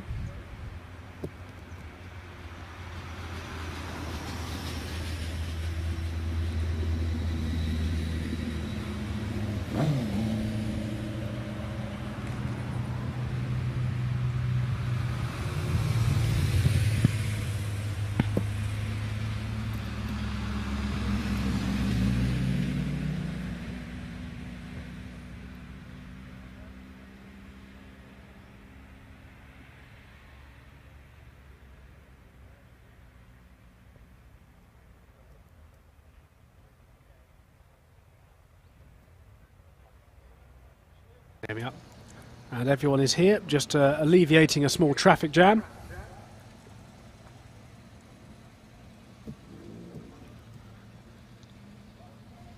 Do admittedly a slightly better traffic jam than one I suffer with on the M11 most mornings. Making our way back down to the paddock. Stephen Williams asked, is there a car for electric car? Is there a class for electric cars, or can they run within existing classes? I know Motorsport UK have just issued some guidance on that this season, but I would be lying if I said I remembered entirely what it was. Yes, the last set of guidelines they published basically meant that none of the clubs could really afford to run electric cars due to the vast volumes of water they had to have to combat any fires.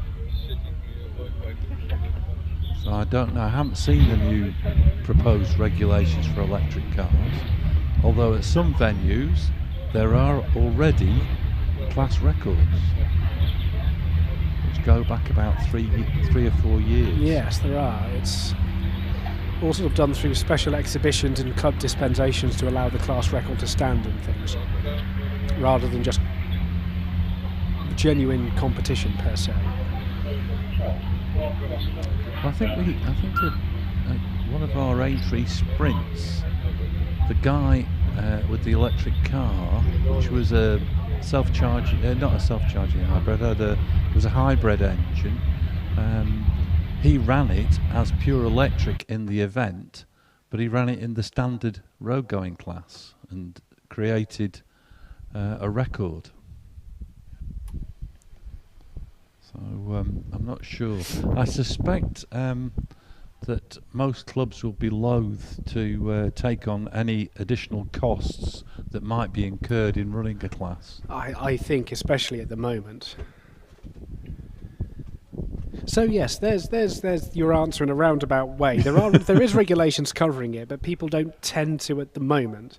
I'm sure a way will be found, because ways generally always are with these things. Yeah, but it's still evolving. I think they must be made to play a soundtrack from Grand Prix the movie when they're going up the hill. I know, you see, as long as there's a bit of variety, I don't mind. All electric would be a bit dirgy, obviously, but I quite like the variety. I like a bit of difference, a bit of shaking things up. We've got lots of nice sounding cars. We've got V12s, we've got V8s, we've got V6s, we've got flat 4s. Let's just have some whooshing as well. Yeah, I like mine different with four or more cylinders and lots of brake horsepower.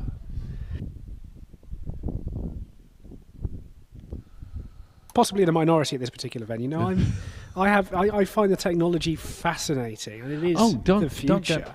Don't get me wrong. I think the technology is fantastic. It's just that it's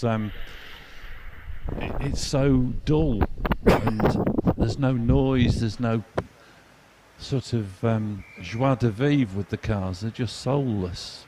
They sort of whoosh up the hill, and that's it. I mean, I've been watching electric vehicles racing for quite a few years now in England, because they do it with green power with the school kids. And they run two batteries and have electric motors in, and it's great for the children. You know, I've been to quite a few of these events, photographing the racing, and the enthusiasm for by the kids is amazing. But they are a little bit on the quiet side. Not the kids, the cars. Well, that's the thing. I The think kids are manic. a grid full might be quite. If you ever seen a Formula E car going in anger, they're not loud, but they make a very curious noise. Yeah, but why do they use such god-awful courses? Well, there's the question. They're I think narrow. They're full of concrete blocks. It's awful. yes, they're not. The trouble is, yes, they say we're going to go to these cities. They don't really take in a flavour of the cities they're visiting, which is a bit of a problem. I think there are circuits in the UK which would be perfect There are. for it. Cadwell Yeah. Park, somewhere like that, would be good. Well, I was thinking more in terms of the flat airfield type tracks that there are around.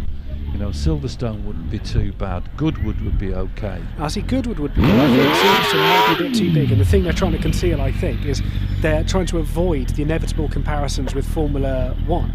Oh, and yeah. if people saw them going around Silverstone and going, ooh, they're a bit slow, aren't they? But everything is compared to Formula 1. But they produce an absolute belting race around Monaco.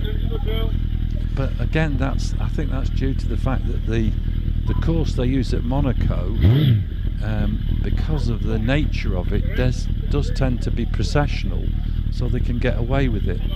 Well, it does, but the there's Formula E lots and race was lots an of absolute accidents. That's the cracker. trouble. They were going 3 aside at Massenet. It was incredible. Yeah, but 3 aside at walking pace. Oh, Steve. Right, more internal combustion. It's David Tathan in this wingless OMS. It's a wingless Hornet. Making his way through Hall now, going into loggerheads. There he is, and he's appeared back into interview now, heading into Triangle. And I tell you what, he seems he doesn't seem to care the wings there. I think it's just adding extra weight. Oh, a bit of a waggle of the tail there, maybe not. And he's on his way up the Cedar Straight. Yes, less drag. David with the wingless car after his little off at Museum yesterday afternoon, rounding Fallow up into Museum Corner. Now gets the power down, heading for the finish, and over the finishing line improves to 50.62. And he's moved up from last place. In the meantime, here is Debbie Summers making her way already through the keepers. She's going to be in direct competition with Richard Summers, who currently sits second in class on a 48.81. 48.38 is the class leading time. Breaking Debbie into already into Fallow, heading up into Museum, through Museum, now powering away to the finish. Clock ticking down, and it's a 48.42. She goes ahead of Richard, and actually at 48.42 goes second. just half a tenth behind Harry Pick, but he still has to run again. Here comes Steve Marr in the PCD Saxon. Nice and tidy on his way around Triangle. Good through keepers as well. Avoiding nibbling too hard at the Dragon Teeth on the curbs. Making his way up Cedar Straight now. Harry Pick is going to leave the line presently. Yeah, Stephen Marr in the pretty little Saxon, which is for sale. Heading up towards Museum. Whoa, and does a lovely 180 and comes to a halt. Oh, so that'll mean red flags all round. Harry Pick will bring it to a stop. Yeah. And he'll be waved down the hill to go back into the paddock. But yes, that was a very graceful little pirouette, wasn't it? Yes, it was. Don't worry, prospective purchasers, he didn't hit anything. It's fine. Yeah, it's a cracking little car, and the beauty of it is Steve has got, I think it's 4 spare engines for it. 4? Which will go with it, yeah. Is he not selling, I might have read the advert wrong, is he not selling the IP and all of the moulds as well? I'm not sure whether he's... I know the moulds still exist, and I think he bought them with the car, so I'm assuming it's the whole project you get. I like it. It's a very smart little car, this, actually. Oh, it's beautiful. Very nicely made. Yeah. We're not on commission, Well, by the way. it's the predecessor of the GWR Raptor. Oh, is that true? Yes, I did not know that. It's sort of the. We've now got on to Raptor 2, but there was also the Predator. So there was the PCD Saxon. Then the next car to come out was the Predator. Then the Raptors. So it's like the Raptor 2's 4th generation PCD Saxon, all based on roughly the same design. But it is a pretty little car, and you know, if I was the right build and fitted in it, I think I'd be interested. But I'm a little bit too tall.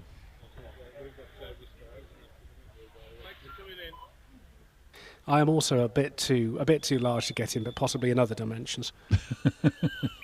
But the less said about that, the better. We'll not go into that on public radio. Oh. The internet's full of things like that. Oh. So that's a fail, unfortunately, for Steve Marr, and that's seen him relegated out of the top 3. Carol Nichols on the road. Nike Mark IV, 1600cc Formula Ford class. She's been solidly plugging away with the Nike for a while now, Carol. And we'll find her eventually. There she is. Making her way. Likes to compete in this as a tribute to her late father, who made it, and a selection of other Nike cars as well. Nice and tidy on her way through keepers, and we've also got Nikki Cottrell on the hill. Nikki Cottrell in a Lotus 61. Carol comes into view in the Mark IV Nike and into and out of fallow. This is typical of the early Formula Ford cars. And Carol back on the power out of museum, heading up towards the finish, and he's slightly slower than earlier with the 70.41. Yeah, Nikki Cottrell has already passed me, and on her way up the Cedar Straight, Jeremy Jones in the Swift leaving the line as well. Nikki Cottrell comes into view, 63.66 on her first run.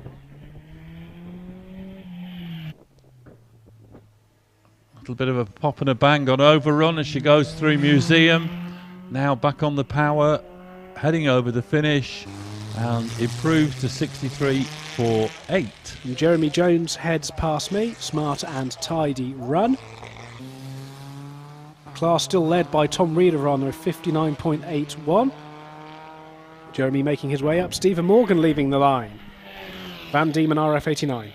Yeah, here we've got the 1993 Swift into fallow. Jeremy Jones now heading up to museum.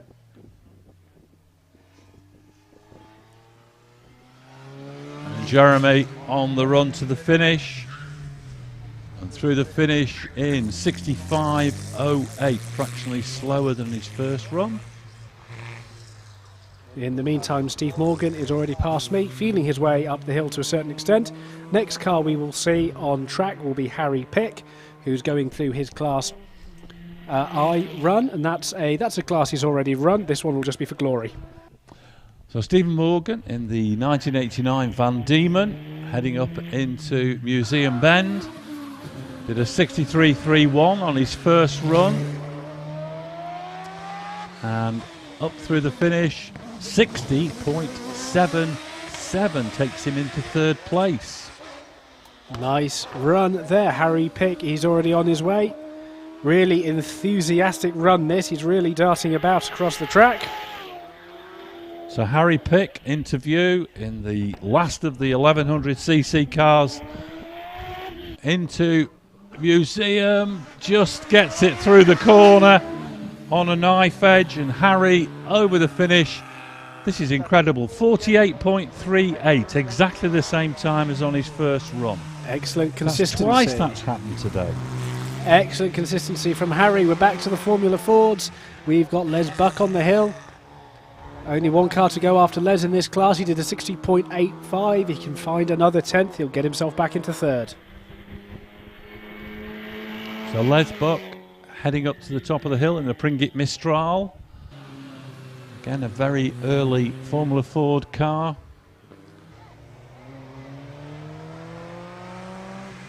And Les out of museum, just the run to the finish. And he's through the finish, 60.55. Goes back into third place. He goes further than that. He even goes into second. So Richard Weaver has got to find himself another 2 tenths to even get back to second, let alone the 8 tenths away the Sun is. Yeah, he does. He has to beat... Oh, and he's lost a gear, I think, there. Shaking his head as he heads up towards museum. So this might be the run compromised. Richard Weaver en route to the finish. It's 60.96, lower than he was earlier. So he slipped back to third place behind Les Buck. In the meantime, here's Neil Coles, OMS 28, 1600cc engine. We're moving into Class J2. Yes, Neil did a 49.28 on his first run. And already through museum, heading up towards the top of the hill at 49.17, fractional improvement. Matthew Ryder is on the hill. He got himself into a run-off this morning. He'll be looking to do that again. Very swift on his way down into Triangle, braking nice and tidily, taking a nice late apex, getting on the power cleanly, making his way through keepers as he does so, rattling over the Dragon Teeth curves and accelerating up the hill as Les Much leaves the line. Yes, Matthew Ryder through Fallow up into museum, 46.92 on his first run. He'll be looking for a similar sort of time. It's a 46.04. And 46.04 leaves him in second place in the class. Lots of little improvements going on. Les Much span out at museum on his first run. So Les charging into Fallow. A little bit of heavy braking, quite slow through the corner, up into museum, and rotates through 180 degrees, puts his head on his helmet and wonders, why did I do that again? Jason Tunnicliffe leaves the line. I expect he shall stop presently. But yes, it's an absolute carbon copy of the first run. Well, Our third, arguably. At least he's consistent. It was. I mean, it was exactly the same incident. Fantastic. But at least this time he didn't indicate which gear he was in. No, that's true. He's obviously more peaceable with it this time. Yes, resigned to the situation. I did mention it, so there is an argument to say it's my fault, but we won't tell that to Les. Yeah, so he's still under power and heading back down to the paddock. So red flags are out and the course will be cleared down from museum when the marshal is back on post.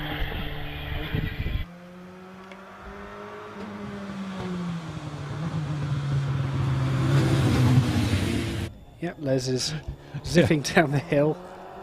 Here he comes. Oh, he's going quite quickly. I think he's annoyed. I think the common view is wooden tyres don't make a good time.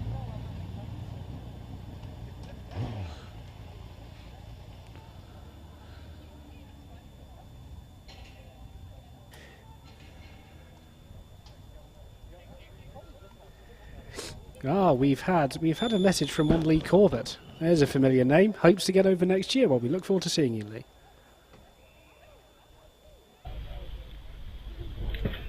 Okay.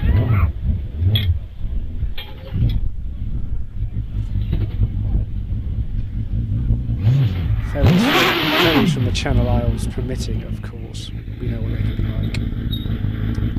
like. Here we have Olivia Cooper on the line, Force TA. So if we just have a quick look at the results, she's already beaten Liam. So nothing much to argue over here. When you stop beating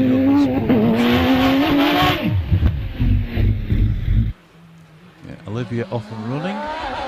Yep, done a nice start, 2.17 seconds.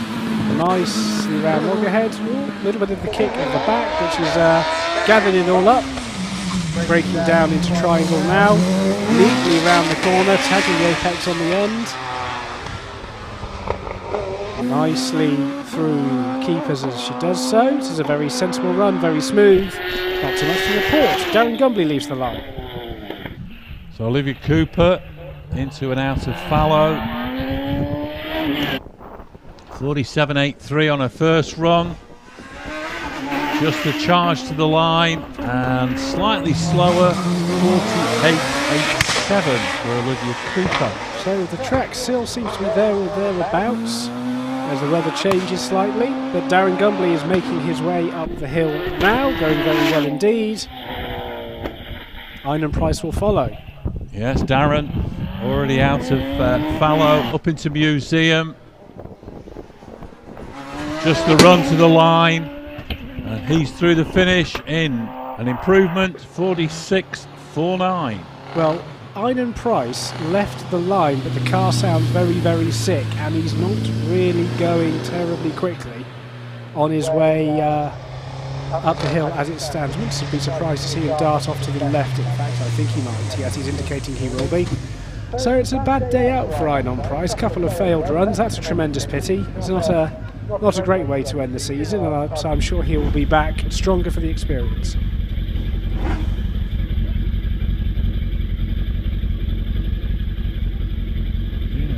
It's not often you get two cars in the same class that both fail to get the time. It's not a red letter day per se, but it's not frequent, is it? Either way, David Warburton, run-off chasing David Warburton leaves the line, neatly round Hall and round loggerheads with some commitment, keeping it nice and stable on the brakes, on his way through Fletcher's Dello and breaking down into triangle. Runs in, takes a late apex, dangling the tyre about in the air a little bit, flying into keepers neatly round the corner.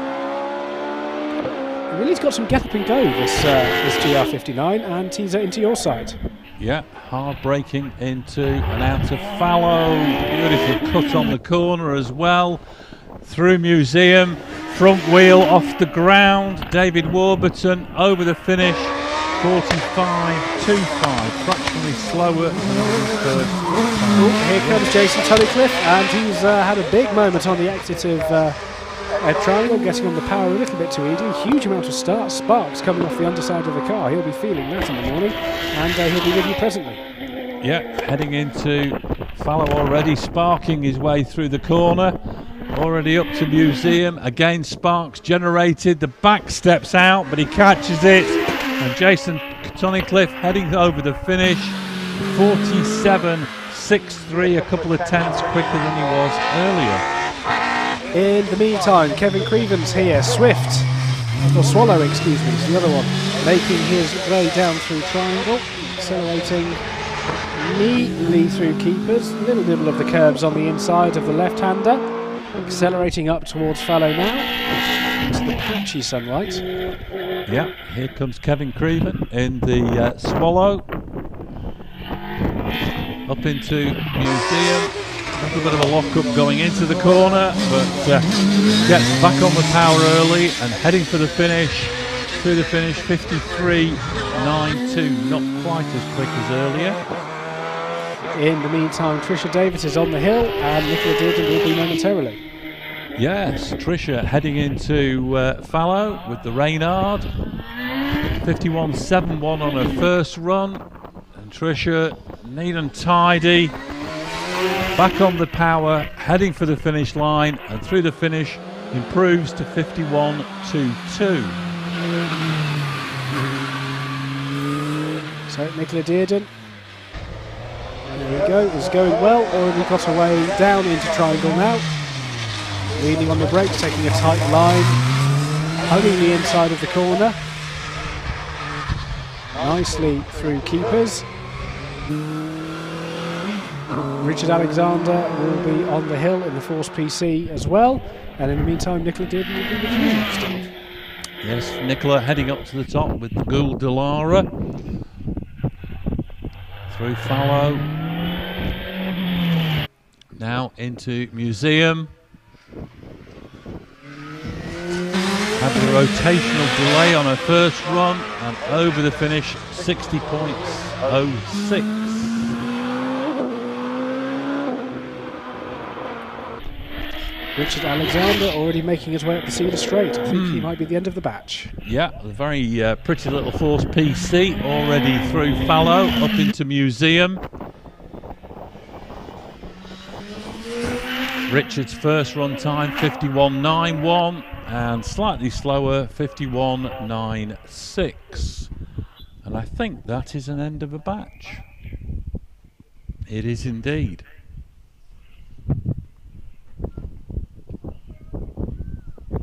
So, yep, there we go. Flags are out. Another batch is done and dusted.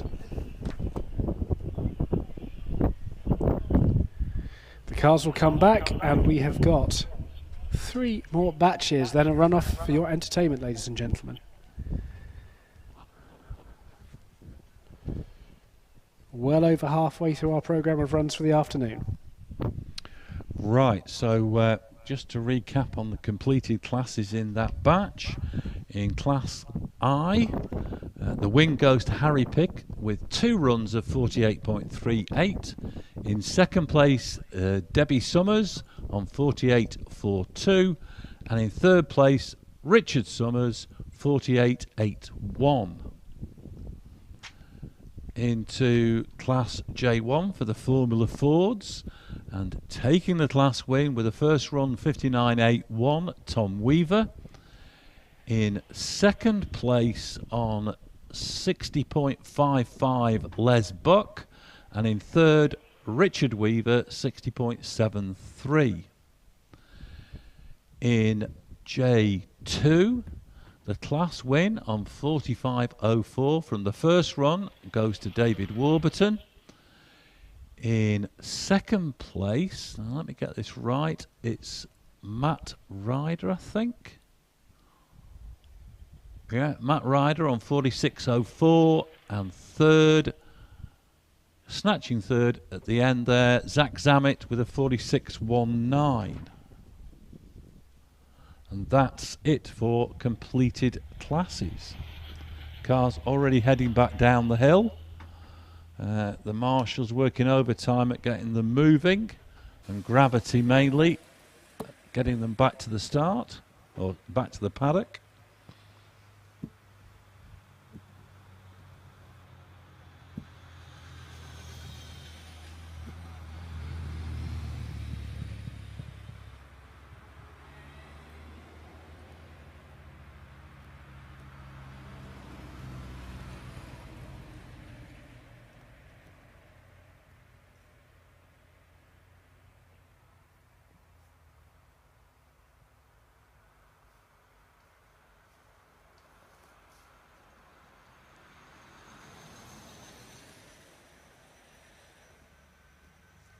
The Formula Ford's coming past me now. I think we've got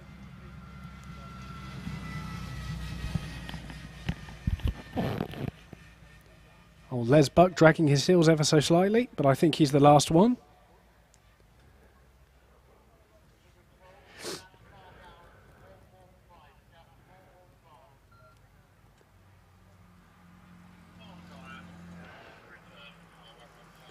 Oh no, I was terribly rude. I must go and beg Les Buck's forgiveness. He's not the one lollygagging. Got a whole other row of cars to come down yet.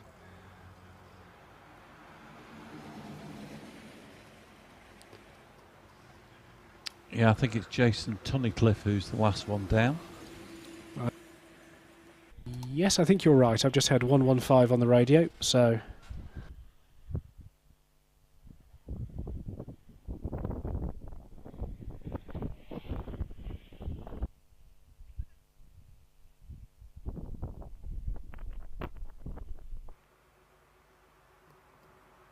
Yeah, silly as it sounds, even though they're light, some of these single-seaters can be a bit of a job to get going because of the resistance on the drivetrains.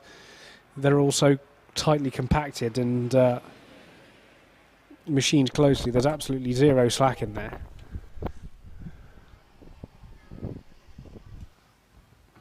They also tend to glue themselves to the track with sticky tyres. Yes, that's another thing. It was the thing at Sternberg back in 2016. The Masters trying to watch Will Hall roll the Force down the hill at walking pace. There were times where people were heading out to wonder what had happened to him, and because they couldn't find him, and it was because the car just wasn't rolling well at all, and he was making his way just in a long arrears.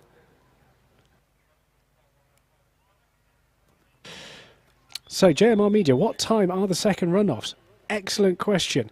How long is a piece of string? We have got probably another 35 odd runs to go before the next runoff.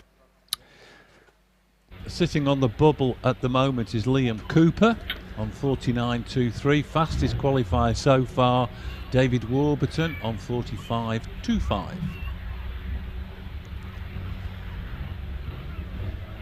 We're looking at mainly 1100s and 1600 single seaters at the moment that are qualified. Though we do expect that to change. I would imagine that Matt Ryder and David Warburton still have a chance of being in, and possibly Zach Zammit. They're the three fastest qualifiers to date. And both Matt Ryder and David Warburton got in before. We'll just have to wait and see. Zach certainly isn't a stranger to top 12 runoffs either. I remember, I wasn't at the meeting, but there was a Gersten Down meeting where I think the fastest qualifier was an 1100 because the rain swept in just at that point when they'd finished. And the running order was all 1100s, followed by various tin tops and stuff, you know, and mod prods and sports libras. Got to enjoy it. The equivalent of a mixed-up grid. Got to enjoy that. Andrew Colborne is on the way. The Van Diemen made for Formula X. 2-litre engine. Making his way around loggerheads, coming down the hill now from Costello and breaking into Triangle, getting on the power a little bit late on his way around, tail waggling a little bit. Now on his way up Cedar Straight, and he'll be with me presently. Jonathan Evans will follow him up. First run 52.57. Andrew is already into and out of fallow with the RFO2 Van Diemen. Neat and tidy through Museum and over the finish, 52.98, fractionally slower than earlier. Here comes Jonathan Evans charging down the hill into Triangle. Very sonorous engine in the Swallow, sounds good. Nicely round keepers. Tim Davies in the MP88 is waiting on the line. Jonathan Evans back up the Cedar Straight now. Ooh, starting to take some liberties with his line. Yeah, the Swallow DR14 with Jonathan Evans at the wheel, already through fallow up into Museum Bend. Jonathan heading for the finish, and he's slightly slower than earlier with a 55.39. Comes Tim Davis, popping and banging his way down towards Triangle, nipping in and out of keepers very, very quickly, very expediently, and making his way up the hill in the MP88. Tim lying in third place at the moment on a 49.17. Out of Museum, charging to the line, looks like he's going to improve. He does to 48.62, moves into second place. Not a bad run that. Joshua Moss, I am afraid, has crept forward, but I think he's got away with it. Yes, they're going to reel him back to have another go.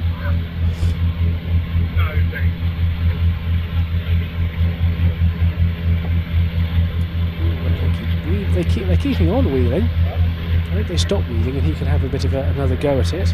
Or are they just taking him back to start it up?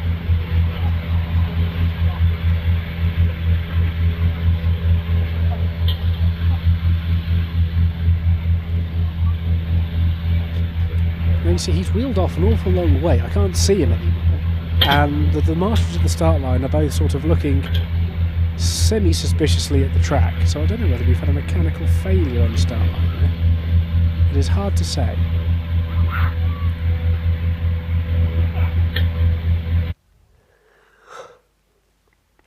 Oh yes, it's getting wheeled right back into the paddock. So we don't know whether he'll have another bash at that later, if they can make a little change. He is entitled to, of course. Didn't cross the line. So we shall see what happens there. In the meantime, we are going to be treated to a run by Terry Davis.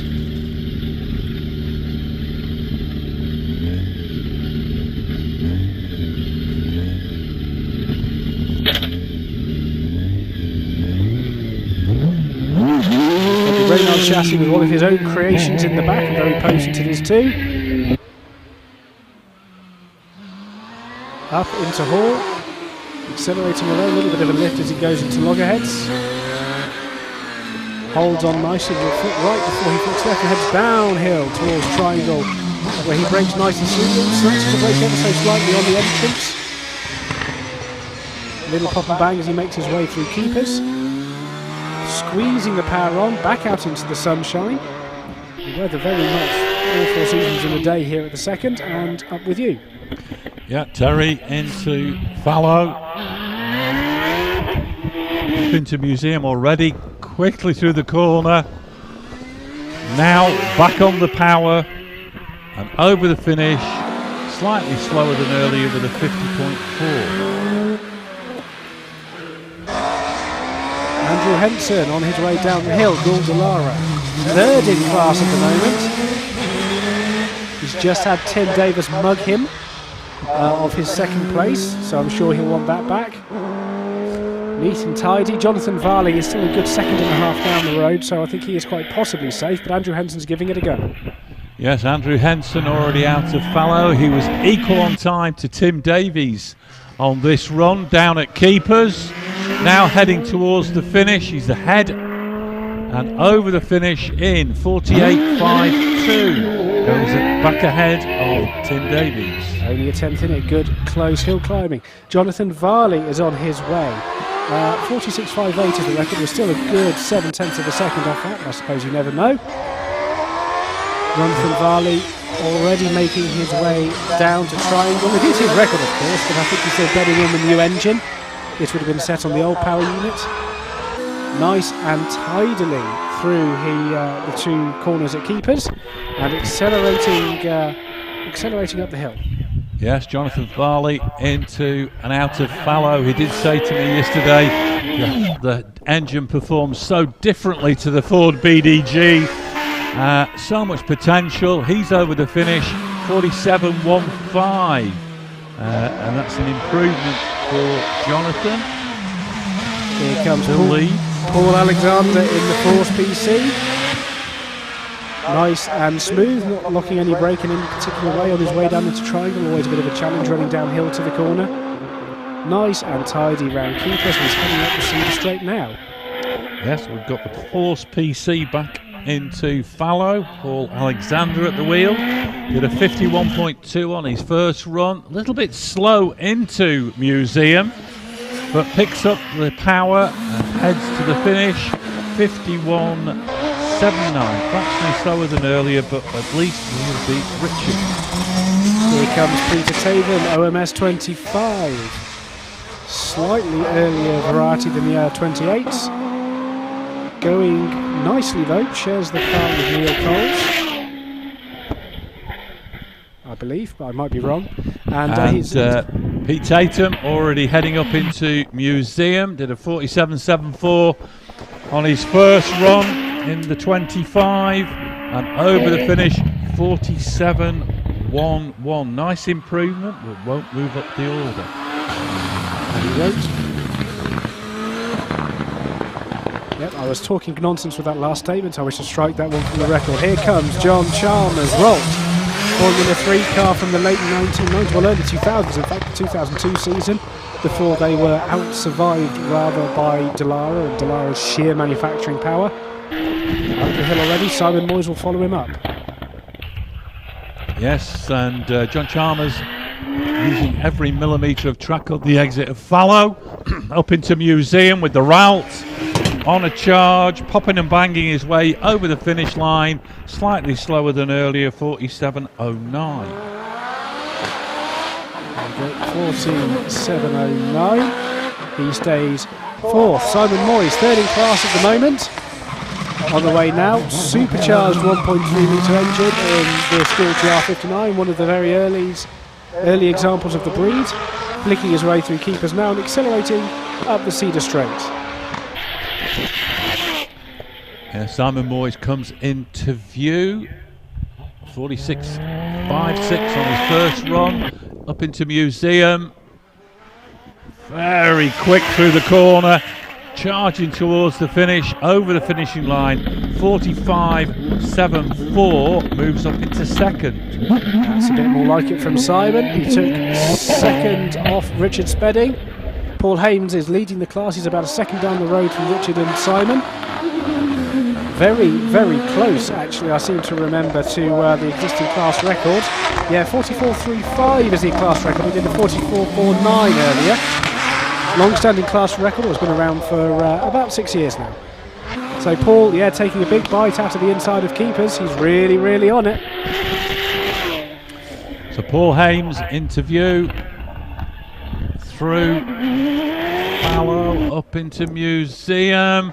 Very quick indeed, back on the power, heading for the finish, over the finishing line.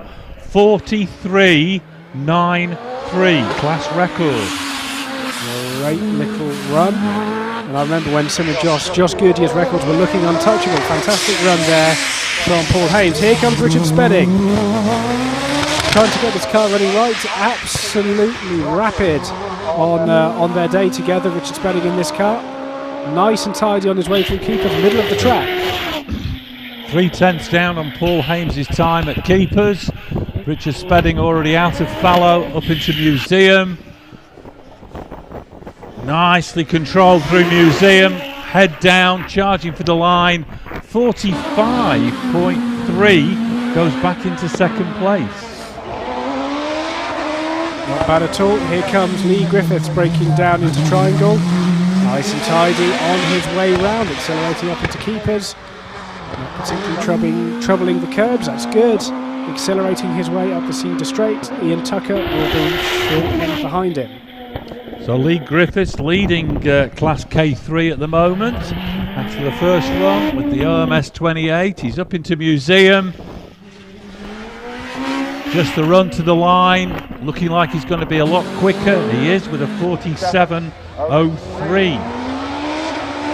Yeah, in that little class of two, Ian Tucker is up in hot pursuit. He's got to find a good 6 seconds from somewhere. It would be a bit of an ask, not impossible, but a bit of an ask. Making his way around keepers now as John Cottrell, the dual drives from Class L, moves his way to the line, and the car is now accelerating up towards you. Ian Tucker into view through Fallow, up into Museum. The OMS 28 powering its way towards the finish, and Ian over the finishing line, slightly slower than earlier, 54 seconds exactly. Here comes John Cottrell, who's moving to the dual drives for Class L. Accelerating down the hill. Getting himself used to the car, nice and tidy on his way around triangle, squeezing the throttle. Taking a bit of a lift as he goes round keepers. And squeezing the throttle back open as he moves up the track and up the Cedar Straights towards you, Steve. John Cottrell into view through Fallow.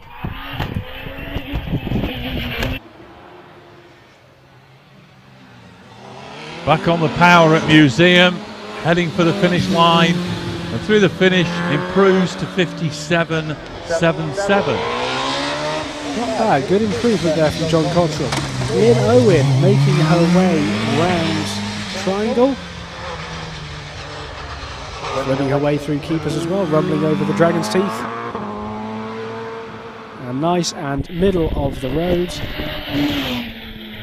Her way up Cedar Straight. Lynn Owen in the OMS 28 with the RPE V8 engine in the back. Up into Museum. 51.66 earlier. It's going to be tight call. It's a 52.47, slightly slower for Lynn. Little wiggle under braking there for Bernie Keville as he made his way into triangle. And I think he might have... No, he hasn't done the flap. He just had to kick something off the racing line. The intrepid Marshall back to his post. Bernie Keville with you. So Bernie Keville, going quite steadily through Fallow. Up into Museum. Now the run to the line. And he's going to be a bit slower than earlier with a 51.4. Here we have Andrew Coley making his way down the hill, going great guns. Fantastically old school noise coming out of the back of this Gould, making his way through keepers. Squeezing onto the power V6 engine, singing away. And he's going to be up with you. Yes, Andy Coley already into Fallow. Up to Museum. Nice run. Over the finish. Slightly slower than earlier, 49.38.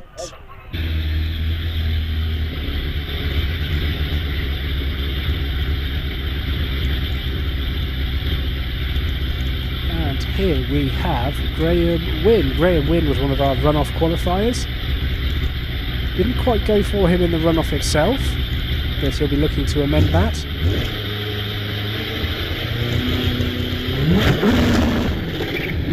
Very solid, fast car. Nicely rounds into Hall, nicely into loggerheads. He's underway. Nice and tidy, plunging down the hill as he brakes. Oh, bit of a lock up there as he makes his way into triangle. Car really leaps forward under acceleration. He's got an incredible amount of power and traction. And he's already making his way up the Cedar Straight with Lindsay Summers waiting on the line. So Graham Wynn into Fallow, the GR59 Judd, up to Museum. Nice smooth run through Museum. Over the finish, 45.32, fractionally slower than earlier. Lindsay Summers already round triangle. Goes right then left through keepers and accelerates away. That car doesn't have some traction as well, just disappears. Up the Cedar Straight with you, Steve. Yes, so Lindsay Summers into and out of Fallow with the DJ Firestorm.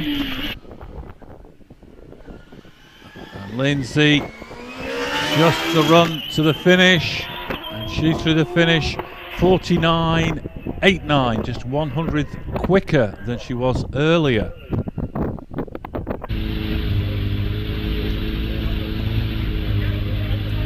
Now we've got car 6, Will Hall, GR59, as he intrepidly enters his second minute of driving this car. And he's nestled neatly in the midfield. It's really not bad going, all things considered.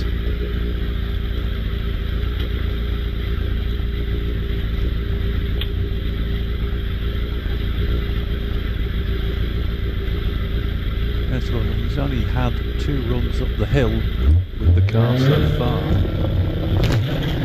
Time. Leaves the line, 1.92 over the first 64 feet, braking into Hall. And accelerates his way around, the V8 screaming away as he makes his way down through loggerheads. And down the hill and braking into triangle, lots of popping and banging. All good things. He did a 47.79 on his first run. I suspect he'll be looking to get that into the 46s, even the 45s on this one, to just get a bit more time and a bit more confidence with the car. Yes, Will Hall into and out of Fallow, looking to be about a second and a half down on Graham Wynn's time, and Will charging over the finish in a 46.13. Not bad at all. Because we're not joking, ladies and gentlemen. He has been in that car now for 2 minutes and 15 seconds overall, or 2 minutes and 20 seconds overall. It's not a lot of seat time. It's a lap at Silverstone. Yeah, well, that's the end of the batch. And the situation in the completed classes in that batch are as follows. In Class K1, the win goes to Jonathan Varley with a second run 47.15. In second place on 48.52, Andrew Henson, and Tim Davies third, 48.62. Into Class K2, and the win there with a new class record of 43.93 goes to Paul Hames. In second place on 45.3, Richard Spedding, and in third, Simon Moyes, 45.74. Into K3, the win there to Lee Griffiths with a second run 47.03. Ian Tucker second, 53.69, and that completes it. Now at the moment, fastest qualifier is Paul Hames on a 43.93, and Will Hall is in, and let me just count this up, 1, 2, 3, 4, 5, 6, 7th. So he's 7th fastest qualifier. Ahead of Zach Zammit, Darren Gumbley, Stuart Sugden, Lee Griffiths and Alan Warburton. So that's the time, 46.13. That could be on the bubble.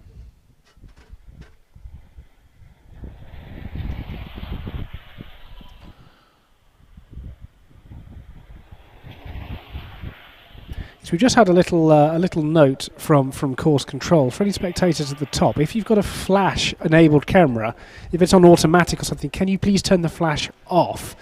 We do have enough daylight around, and we don't want any sort of sudden distractions. These guys, they are going quite swiftly through. So if they do get distracted by a flash, they might send you the repair bill, and I promise you don't want that.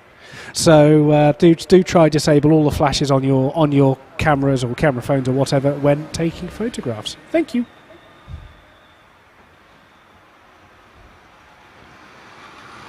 Right, well the car's already heading back down the hill, courtesy of gravity.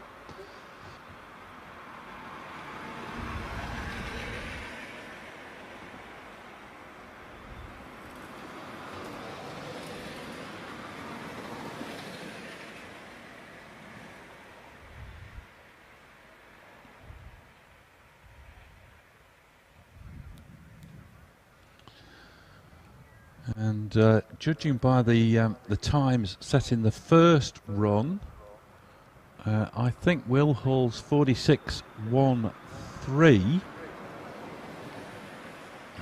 might just be too slow to get him into the runoff. It might be Matt Ryder who makes it in on the bubble. He could be the 12th man on 46.04. But it's going to be tight.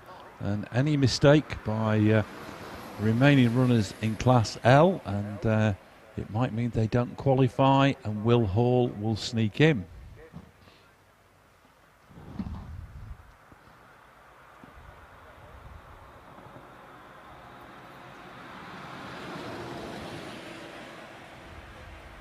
Cars all making their way down the hill. And we've got a very compact batch coming up, only about 16 cars in it. Then we've got some historics, then we have got the runoff. Fastest cars next, as the screen confidently tells you. It's not wrong, it's not wrong.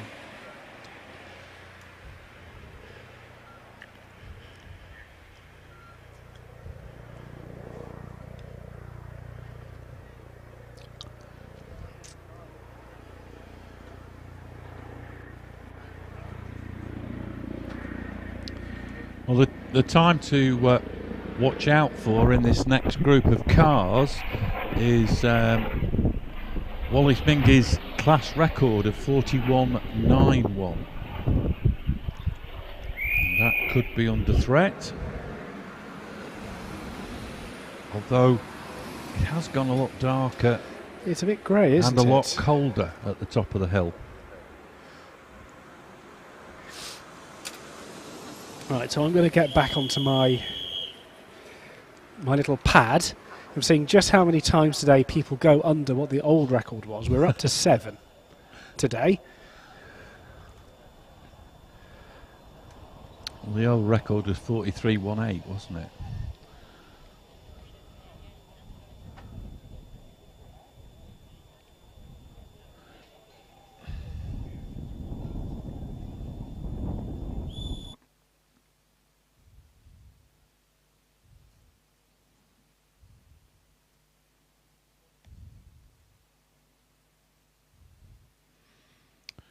And that time's been beaten 8 times.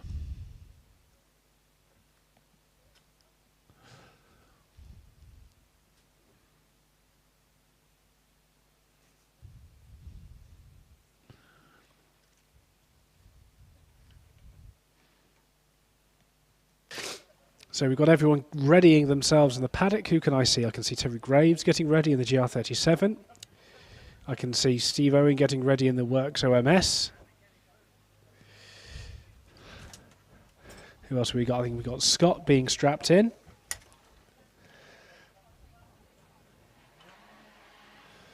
Got wheels being changed on the Mingus car.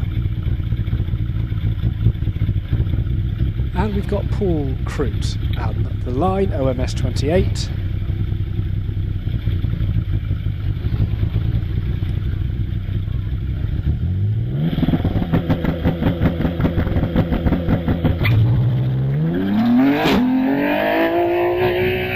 Deep baritone bellow of the 3-litre Jaguar V6 in the back of the car. Makes itself known as he comes herring round loggerheads into Hall and down towards Triangle.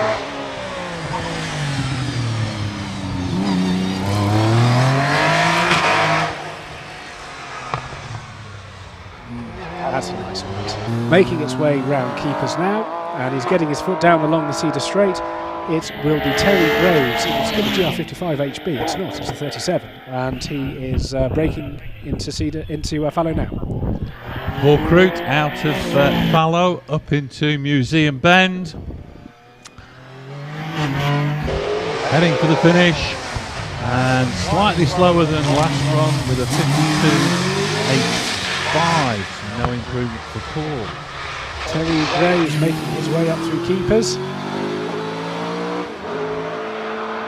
There'll be a lot of people making close eyes on just how quick the track is getting or otherwise on these runs, because there'll be a lot of investigation. There's Terry in the GR37 with the Cosworth DFR engine in the back, heading out of Museum and over the finish, slightly slower than earlier with a 50.7.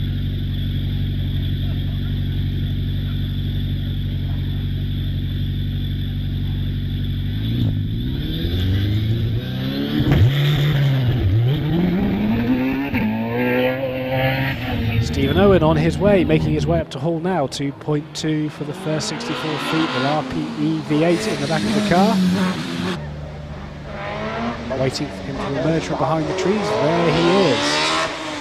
Powering his way down to the triangle. Look, back gets a little bit out of shape. The tracks round all right. Keeps going through keepers. Very nicely done, and he is on his way. So Mr. OMS, Steve Owen, into and out of Fallow.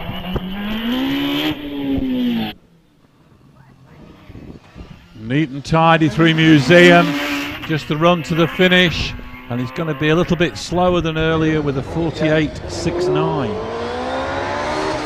And here we go, Simon Andrews already now with me in Triangle. Swiftly making his way into keepers now, attacking the curve with some gusto, getting the power down, running a fairly wide line on the exit. With you. Simon Andrews into and out of Fallow with the TKD SV8, 2 Hayabusa top ends onto a common crank, and Simon through the finish improves with a 48.68. Hope is kindled. Excellent news. Okay, we've got Mark Coley sitting on the line. We've already seen this car in the hands of Anthony. Bogs down slightly, but he gets a good run afterwards. 2.3 seconds over the first 64 feet. There's Andrew, not Anthony, excuse me, I apologise, Andrew. 12.4 seconds into look ahead. Nicely down the hill. Oh, late braking, and he's snatched a brake on his way down, but he's rolled to a harmless stop in the escape road. He has stalled, unfortunately. And so that will be that for Mark. And so the marshals are going to have to do a bit of work.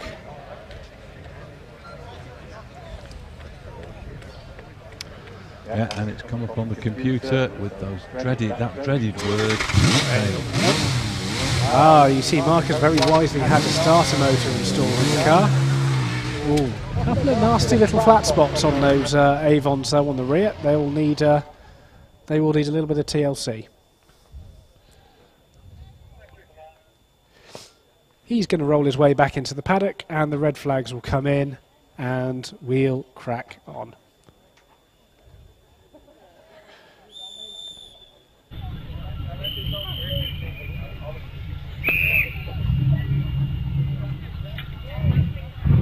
So the next car we are expecting to see, I would say Terry Graves. We've already seen Terry Graves. It might be Scott Moran. We'll have to see when we get to the line. The mystery is endless. Ah, the mystery has ended. It's Scott. Right. So Scott Moran, third place in this morning's runoff. Good launch from Scott, 1.99 seconds. Driving style is based almost exclusively on maintaining momentum. So not the most spectacular, but he does not half carry speed through corners. Strokes it round very, very smoothly, nicely up through keepers. Gripping nicely on his way, getting the power down. Halfway up the straight now and with you. Yeah, Scott into and out of fallow. Up into Museum. A little bit of a tail wag as he went through Museum for Scott, and he's over the finish. 42.78. That's our fastest qualifying time so far. Oh, and Sean's had another troubled start. It's right, he'll get rolled back. Looked like he just jumped off the clutch a little bit. But I think he's still got it going. And that run by Scott was the 9th time the Old Hill record has been broken today. And off goes Sean, and fancy making it 10, I have no doubt. He's accelerating round. He took the class record earlier, but only to have it taken off him fairly swiftly.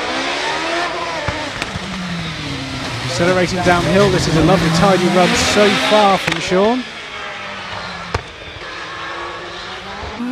Yeah, nicely on his way through keepers. A little bit wide on the exit, but he's kept the foot in. He's with you. Yeah, Sean was about 4/10 down on Scott at keepers. He's now heading up into Museum. 43.19 on the first run, and Sean over the finish, 43.60. Well, here comes Trev, who was one of the stars of the first run-off for me. Really combative drive. He's really powering his way through keepers, not messing about at all. We've got red flags on the start, and then maybe we've dropped something, a little bit of something's been kicked up. So Trav through fallow up into Museum. Front wheel bobbling as he goes through the corner, and over the finish, 44.08. And that puts him 4th fastest qualifier at the moment. So I think the thing that happened, something needed retrieving from Fletcher Dello. Red flag still out at that post though. Well, and in they come. Right, okay, we'll be back underway in a moment. Right, well, his time hasn't gone above the line, so it's not been confirmed yet. So maybe there's one of those posts been knocked out. Little flappy post has been offended. We'll have to wait and see.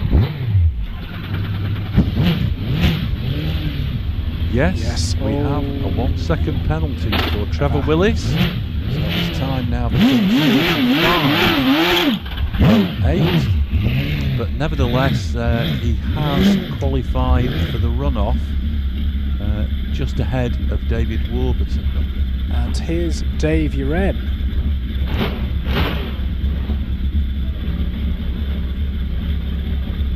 Going through his pre-run routine.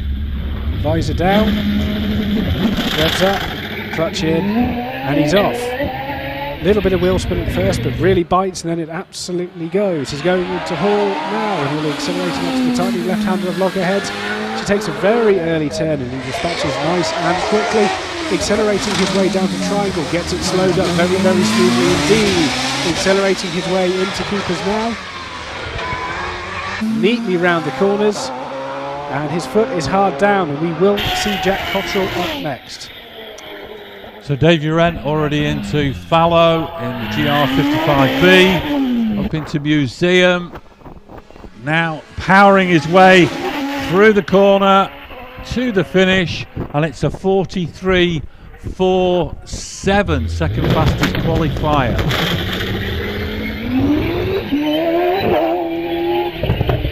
Jack Cottrell off the line now. He's going into Hall Corner as we speak. Nice and tidy through there. Accelerating down towards Triangle. Still learning the car, of course. It's all very new chassis and engine for this year. Tidily on his way through Keepers. And he's already making his way up onto the Cedar Straits. And round Fallow, Jack Cottrell heading up into Museum, powering his way towards the finish, and then through the finish, 47.11. Alex Summers has already left the line, and he is absolutely flying up the hill. Well, Alex Summers comes into view, the Firestorm rocket ship charging up towards Museum, through Museum, heading for the finish, and Alex Summers through the finish, 42.75, fastest qualifier so far. And making it 10 times the old record, Scott.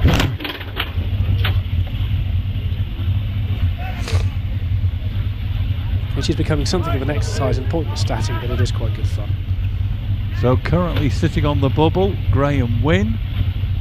Sorry, I'm jumping ahead of myself. Will Hall on 46.13 with just Wallace and Mingus to go.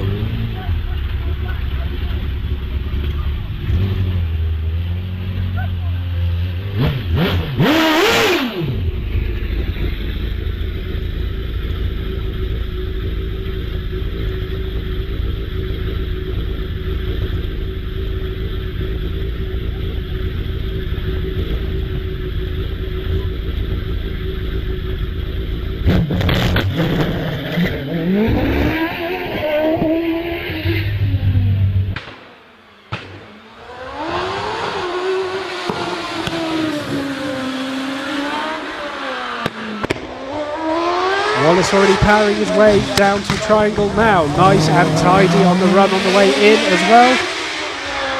Stroking it up very, very well all the way round through Keepers.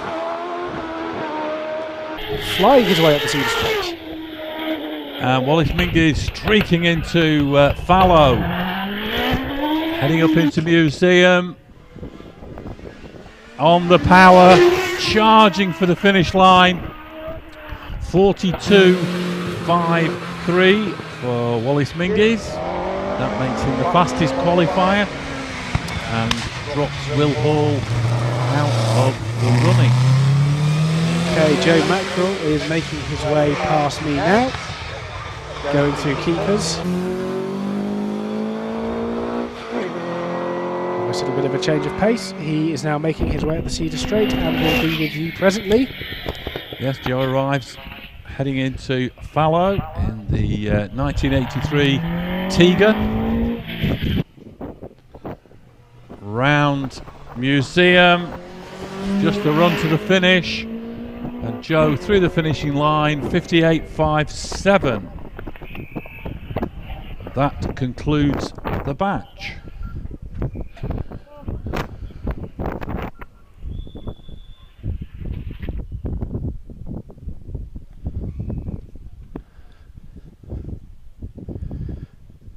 And that means the only class that's been completed, Class L, and the winner of that with a first run 41.91, Wallace Mingues. In second place on 42.75, Alex Summers. And in third place on 42.78, Scott Moran. So those are our 1, 2, 3 in the class. And we've just got the classic cars to run before we head into our runoff. So we do indeed. I have been given a fun stat. Well, it depends how you define fun.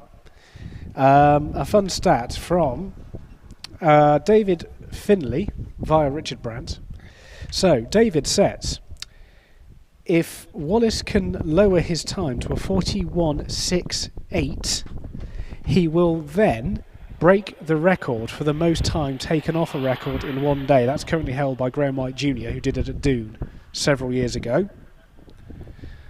So there you go. In a day where we've plumbed the depths of stats, there is another one.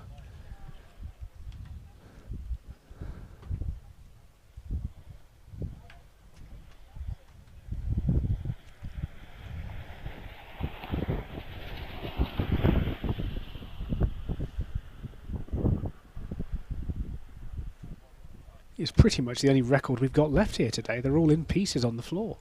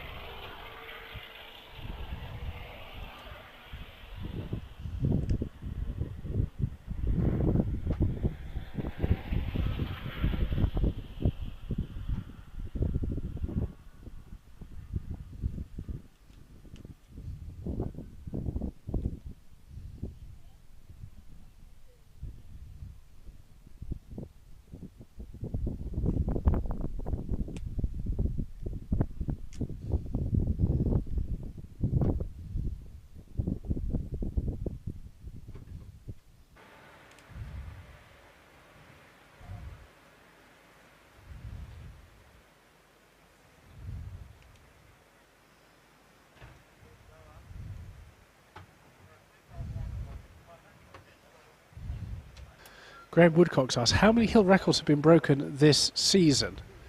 I don't know off the top of my head. I think Prescott's gone. Shelsley's certainly gone. Here has gone. 5. There we go. Gersten and Doon also went. I'm very pleased to say that my three were correct. Yes, it's at Harewood in July.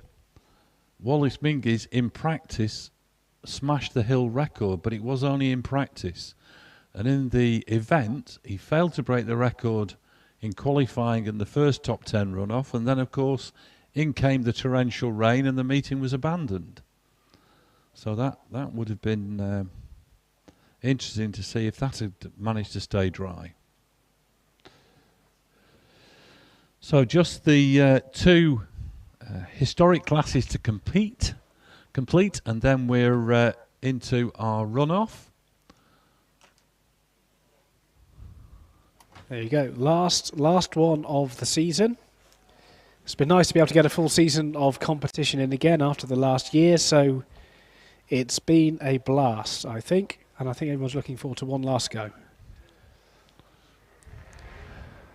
Yeah, well, Oliver Tomlin is off and running. He is indeed. Can you hear him from up there?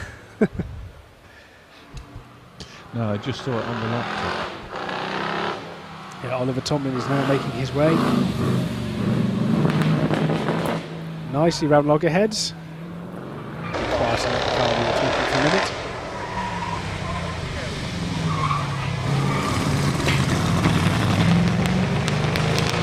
Ooh, he sounds like he's missing slightly on one. I don't think it's a full-on misfire. He's not dropped one completely, but he is missing slightly.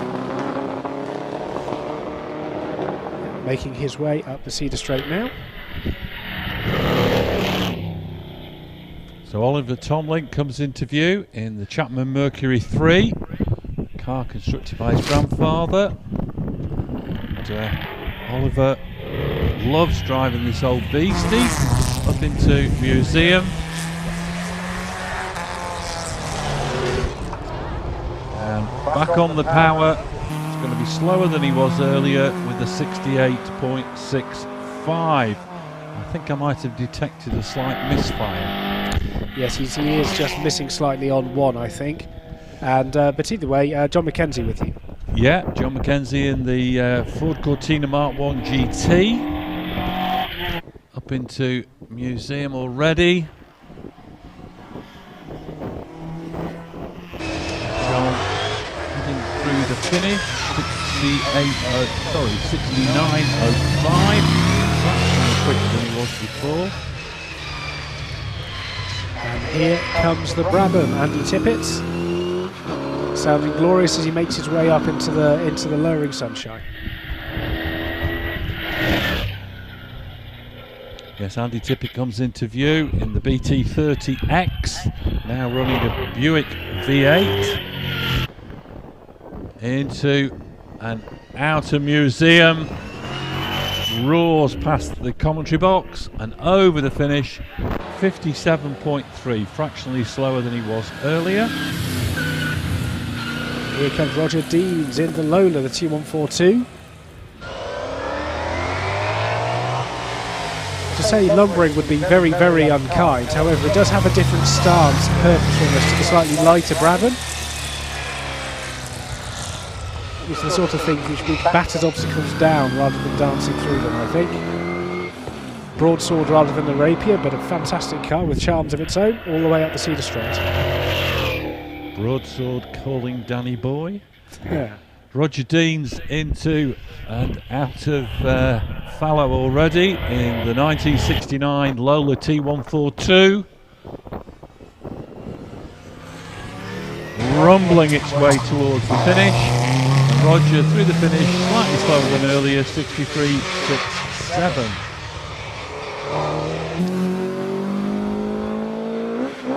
Robert Johnson already on his way past me, heading up towards fallow now. Yes, this is the little Tiger.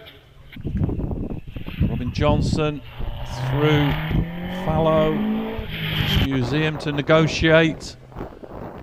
He's through museum, heading towards the finish and over the finish in 57.32. Nice improvement.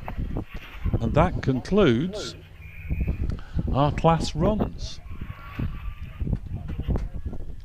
So in the combined historic class, which is class M and N together, the fastest time was set by Andy Tippett on a 56.03. Second fastest, Robin Johnson on 57.32, and Joe Mackerel third, 58.57. Now we come to the final British Hillclimb Championship round of the season, and the runners and riders for this runoff. First, we will see Graham Wynn, who qualified on a 45.32. Then it's Matt Ryder on 46.04. Simon Moyes 45.74. Richard Spedding on a 45.3. David Warburton 45.25. Trevor Willis 45.08. Then Paul Hames 43.93. Sean Gould 43.60. Dave Uren 43.47. And our top three, Scott Moran 42.78. Alex Summers 42.75. And fastest qualifier Wallace Mingies 42.53. So those are our runners and riders. And there will be a brief pause, ladies and gents, while the runoff competitors get themselves ready and we do the obligatory course inspection. So we'll be picking up shortly.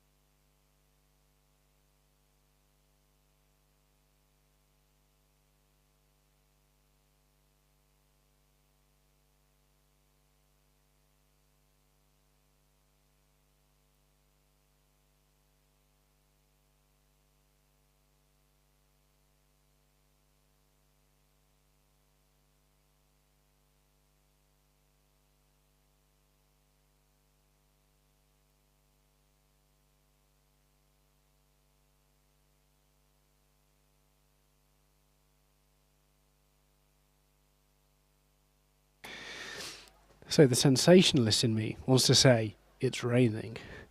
But the realist in me knows it's been about 4 drops and it probably won't make a difference at all. But there has been a little bit of moisture. Oh, goody. Oh, goody. No, I don't think it's certainly not something that, you know, a Finnish person would call rain. Yes, it's what they used to call psychological rain. Yes. You get a few drops of it on your visor and Rain on the suddenly you're visor. thinking, oh, it's going to be slippy. You just lift off that fraction earlier.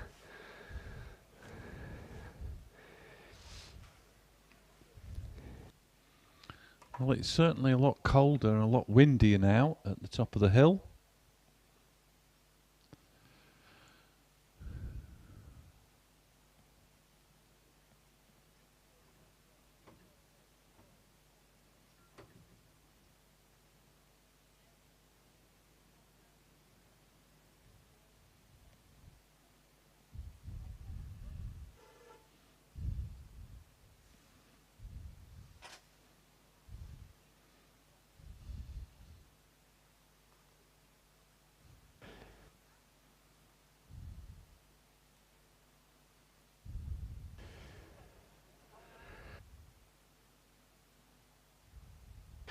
So Graham Wynn is being wheeled towards the start line. So he will go first, and then the drivers will be Matt Ryder, Simon Moyes, Richard Spedding, David Warburton, Trevor Willis, Paul Hames, Sean Gould, Davey Wren, Scott Moran, Alex Summers, Wallace Meggies, in that order.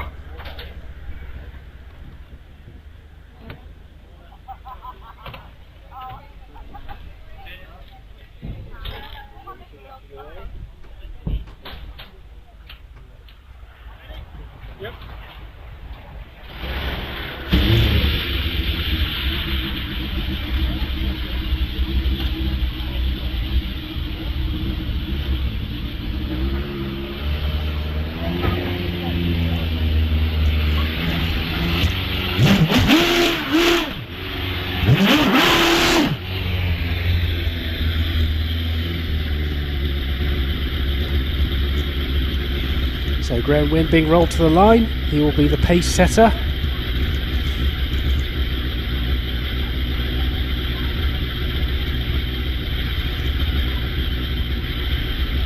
Running on those red-walled super soft AVONs.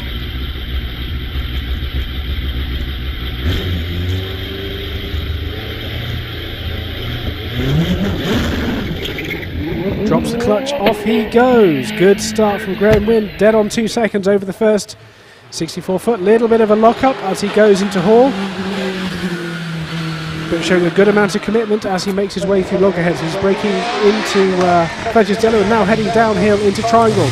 Nice and smooth round there, accelerating keenly away. Big bang of a overrun of unburned fuel as he goes into Keepers. Now accelerating away, still looking quite sunny up near where you are from the cameras. And Graham Wynn up into Fallon already, round the corner. Doesn't use all the track on the exit. Now up into Museum. Lights the blue touch paper over the finish. 45.43. 45.43, not too bad from Graham. How does that compare with his qualifying He's run? about a second down. Sorry, a About tenth a tenth down. Okay. So, well, the last British Championship round of the year is off and rolling, ladies and gentlemen.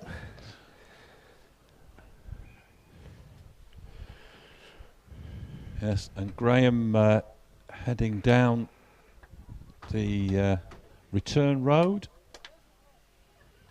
and being waved through this time. So there should be no penalty applied to that run. It has gone above the line, so no issues. So 45.43 will stand. Yeah, Graham has already made his way round the return road. He's already making his way back down the hill.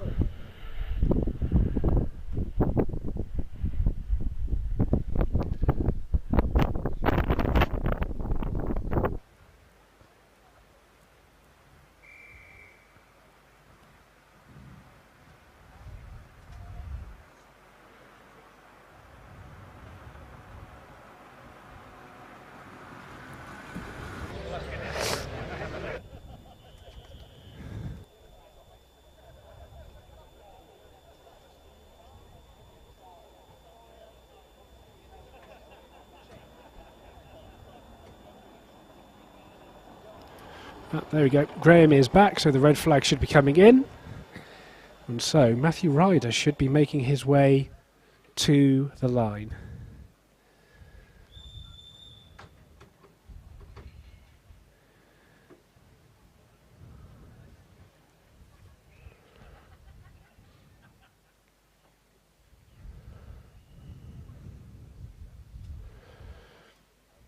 So to make up for my sun levels of sensationalism earlier, it is the sun is now relatively out down here.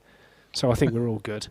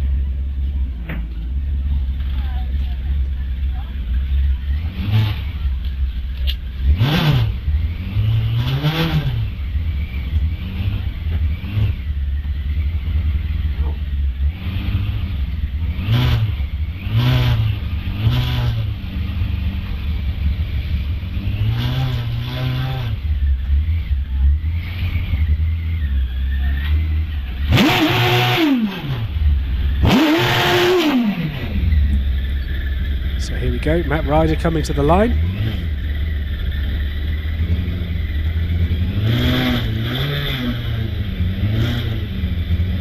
There's a daintier car than the others in the runoff. Different way of going fast uphill. Builds up the revs. Drops the clutch, off he goes. 1.78 over the first 64 feet. That is a good start. He's braking into the 90-degree left-hander of Hall. And then accelerates his way to the long, tightening left at loggerheads before a little flick right and then left again. Down into Fletcher's Dello and accelerating towards the tight right-hander at Triangle. Whereupon he has a lead of about a quarter of a second on Graham Wynn. So that's a good start. However, this is the point when he leaves keepers where Graham Wynn will start pulling him in inexorably in as that Jed's horsepower comes good. And Matt Ryder, round fallow in the Empire Wraith up into Museum. Front end bobbling as he goes round the corner, charging over the finish. 45.65 goes second.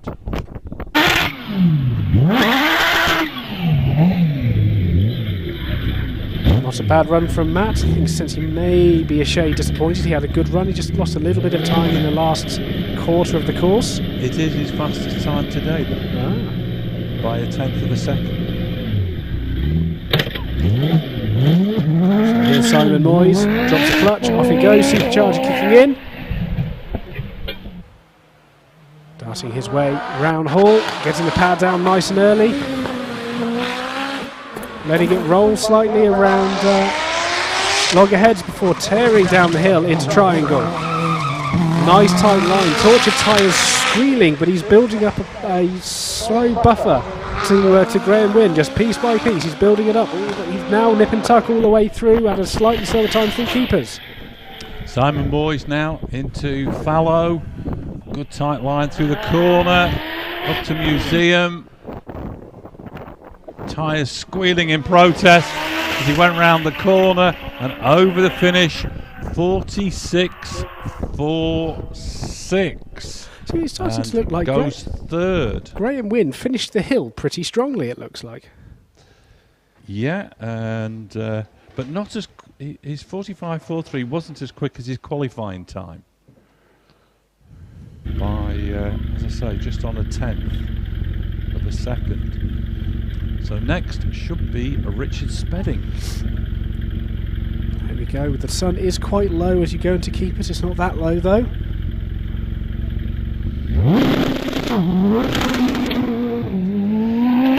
Nice start. 1.93 off the line from Richard Spedding in the GWR Raptor.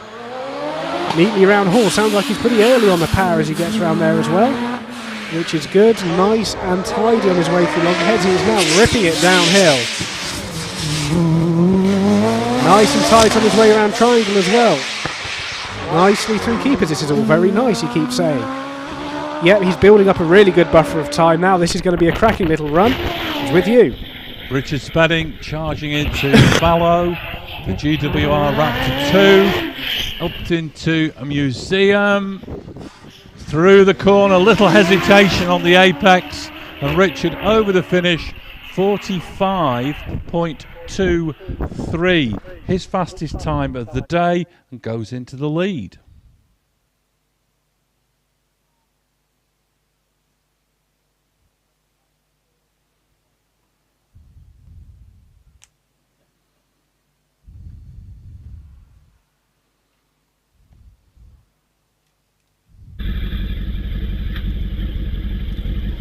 So David Warburton now, Gould GR59, used to be the factory car, owned by Sean Gould.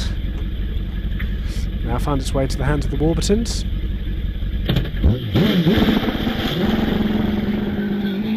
Raises the revs, off he goes. Slightly sluggish, but everything's relative over the first 64 foot. He's lost about a tenth. Little waggle of the tail on his way through Hall as well.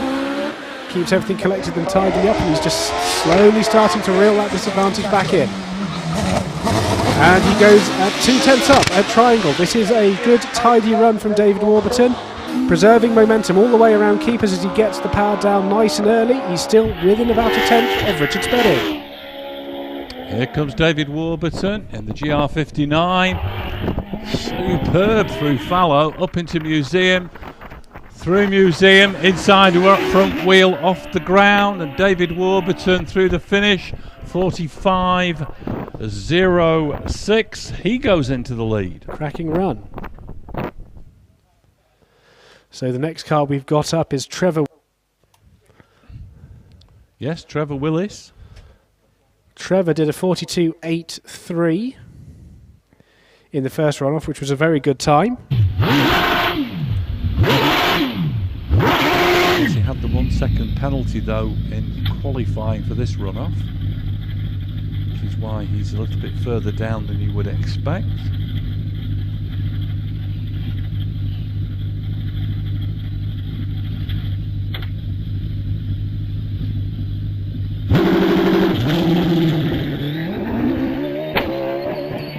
Good start from Trevor Willis, 1.91 over the first 64 feet. Making his way now through the back of the hill. Oh, big waggle of the tail as he goes to logheads, but he's got a big gap already, 7/10 of a second. Still 7/10 of a second as he goes round triangle. Really working it at the moment is Trevor Willis. Nice and fast round keepers as well, accelerating up the hill. Nearly a second at keepers. Yes, Trevor Willis rockets into an out of Fallow, up to Museum, and goes very wide, clips the grass on the outside of the corner, and over the finish, 42.62 into the lead. Smashing run from Trevor Willis, that's number 12.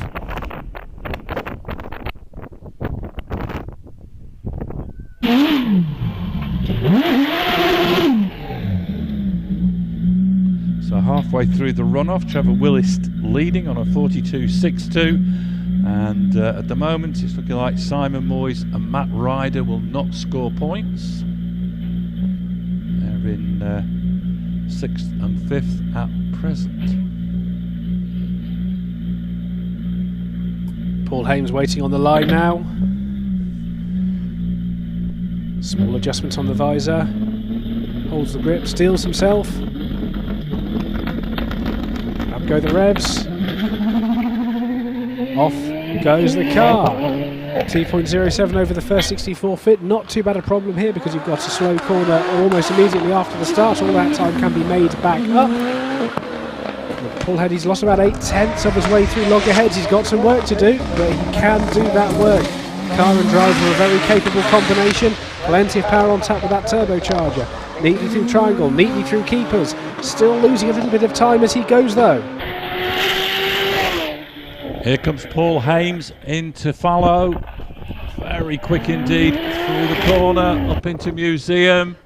No problems at all as he exits the corner, charging to the line and over the finish, 44 42.16, goes second.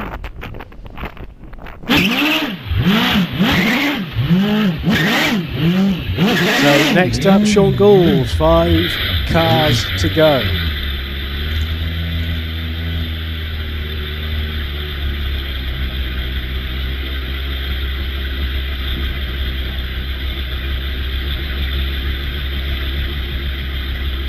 Sean's best time today, 42.72. That would only put him in second place.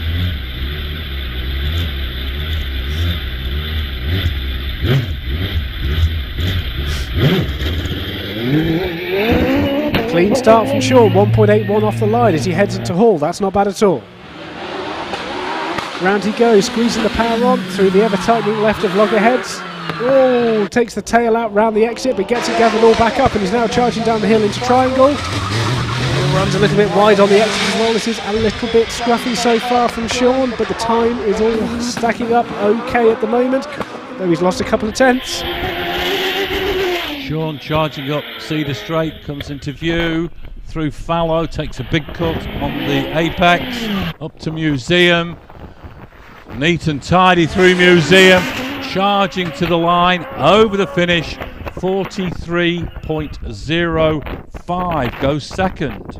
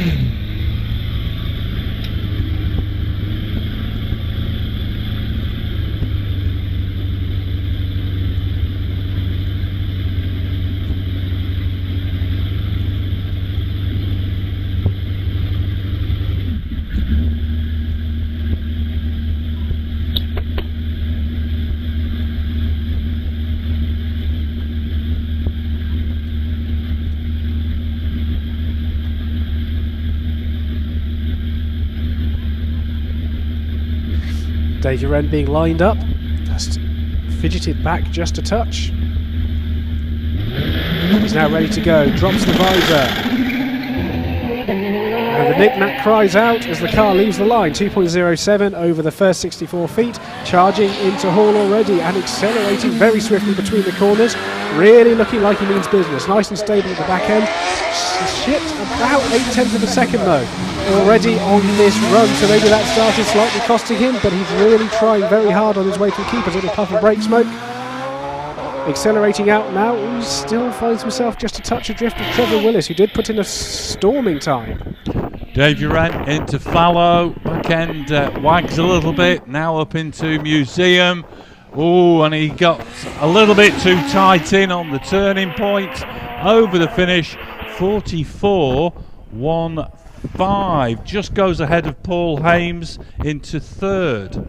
A little bit of a case of what could have been possibly for Davey Wren on that run, a little bit scruffy here and there. However, Trevor Willis guaranteed at least fourth place, which I think is just deserts for his excellent effort.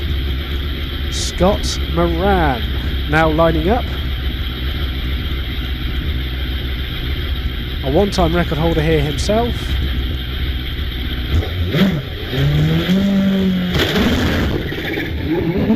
Drops the clutch, off he goes, 1.94 seconds over the first 64 feet. Smoothly does it on his way round the corners. And charging downhill into Triangle. Nice and smooth as he makes his way round into the corners.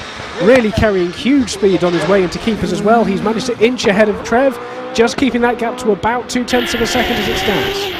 Scott Moran into Fallow, super smooth as ever, almost a carbon copy of his class run.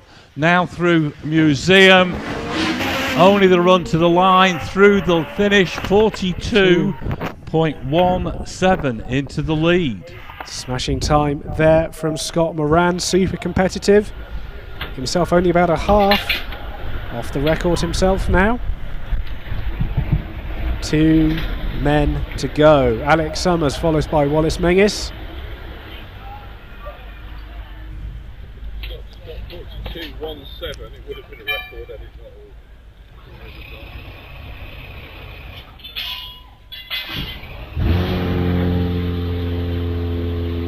Yes, Alex Summers' best time so far today was in the first run off 42.55. And then he put it second behind Scott Moran.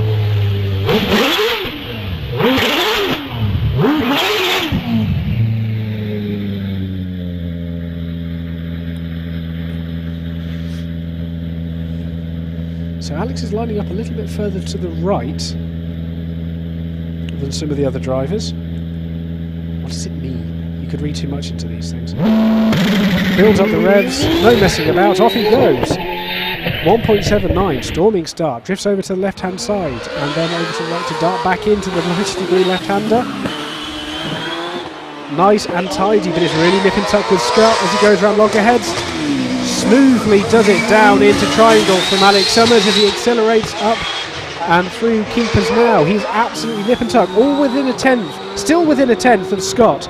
Moran is going to be nip and tuck the whole way up. Alex Summers charging into and out of fallow. A lot of smoke coming out of the back of the car. Already through Museum, heading for the finish, over the finish, 41.85 into the lead. Incredible time there from Alex, within 900ths of a second. So 41.76 is his current hill record. If he does a 41.68, no one will have lowered a record that much in one day before. A truly incredible effort from everyone, but the charge is truly being led by Wallace Mengis. Oh, he stalls it over the line, but he has the presence of mind to slam the brakes on so his rear wheels didn't cross. He will have another go.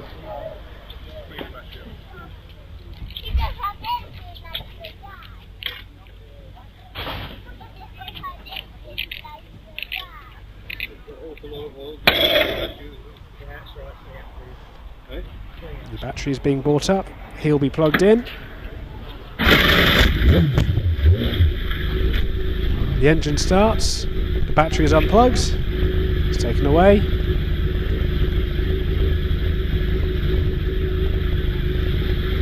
He's sorted again. Adjusts the helmet again. Goes back through the routine.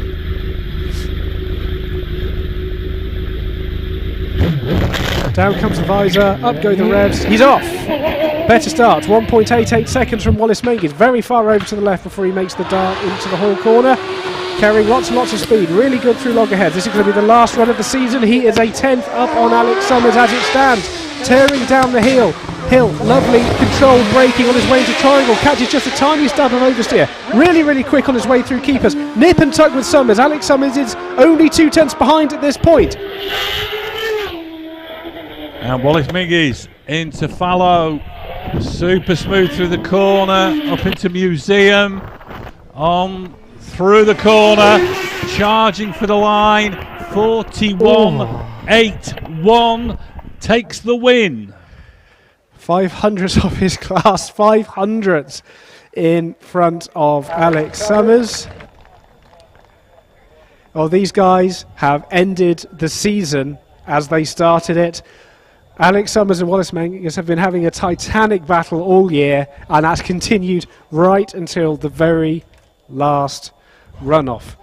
A sensational day's sport, ladies and gentlemen, which has seen people go under the record as it stood this morning 15 times.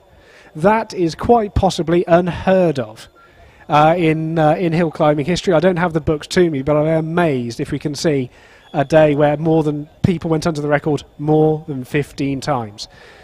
A fantastic day's sport. Stephen, thank you ever so much for keeping company. Have you enjoyed it?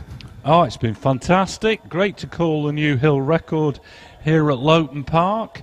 I'll run through the top 10 finishing order, and I believe you're going to do the interviews again, are you? You know what? No one's told me. Maybe. We'll see. So I'll just run through the finishing order. In first place, Wallace Mingies, 41.81. Second, Alex Summers, 41.85. In third, Scott Moran, 42.17. Fourth, Trevor Willis, 42.62. Fifth, Sean Gould, 43.05. Sixth, Dave Uren, 44.15. Seventh, Paul Hames, 44.16. Eighth, David Warburton, 45.06. Ninth, Richard Spedding, 45.23. 10th, and taking the final point in the final round of the championship, 7.08, Graham Wynn with a 45.43. 11th was Matt Ryder, 45.65, and 12th, Simon Moyes, 46.46. So that concludes our top 12 runoff. The cars are still at the top of the hill. Drivers congratulating Wallace on yet another victory. I'm going to sign off now. I look forward to seeing you all back here again at Loton Park in the following year. And Wallace will be going, I'm sure, for a third title on the trot. So over to you. Thanks ever so much, Steve. Well, thank you ever so much for joining us today, ladies and gentlemen. It's been wonderful to have spectators back this season after a very strange year indeed. And it's good to see all of our contenders picking up where they left off last year. We thank you very much for coming to join us. If you don't wish to go home just yet, and why would you? You can enjoy this lovely summer's evening and attend the presentation, which will take place at the bar after proceedings have concluded. In the meantime, please do clap the good guys as they come down the hill. Sensational day of sport all round. Safe journeys home, and we all at Loton Park look forward to seeing you next year.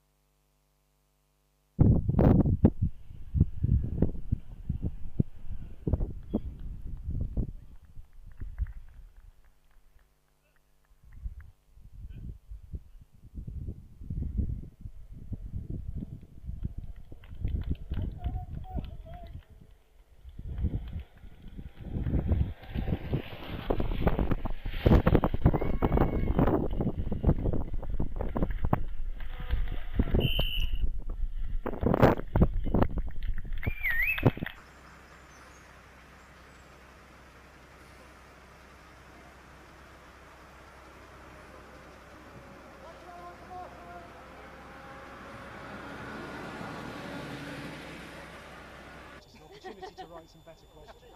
But there we go. You did fine.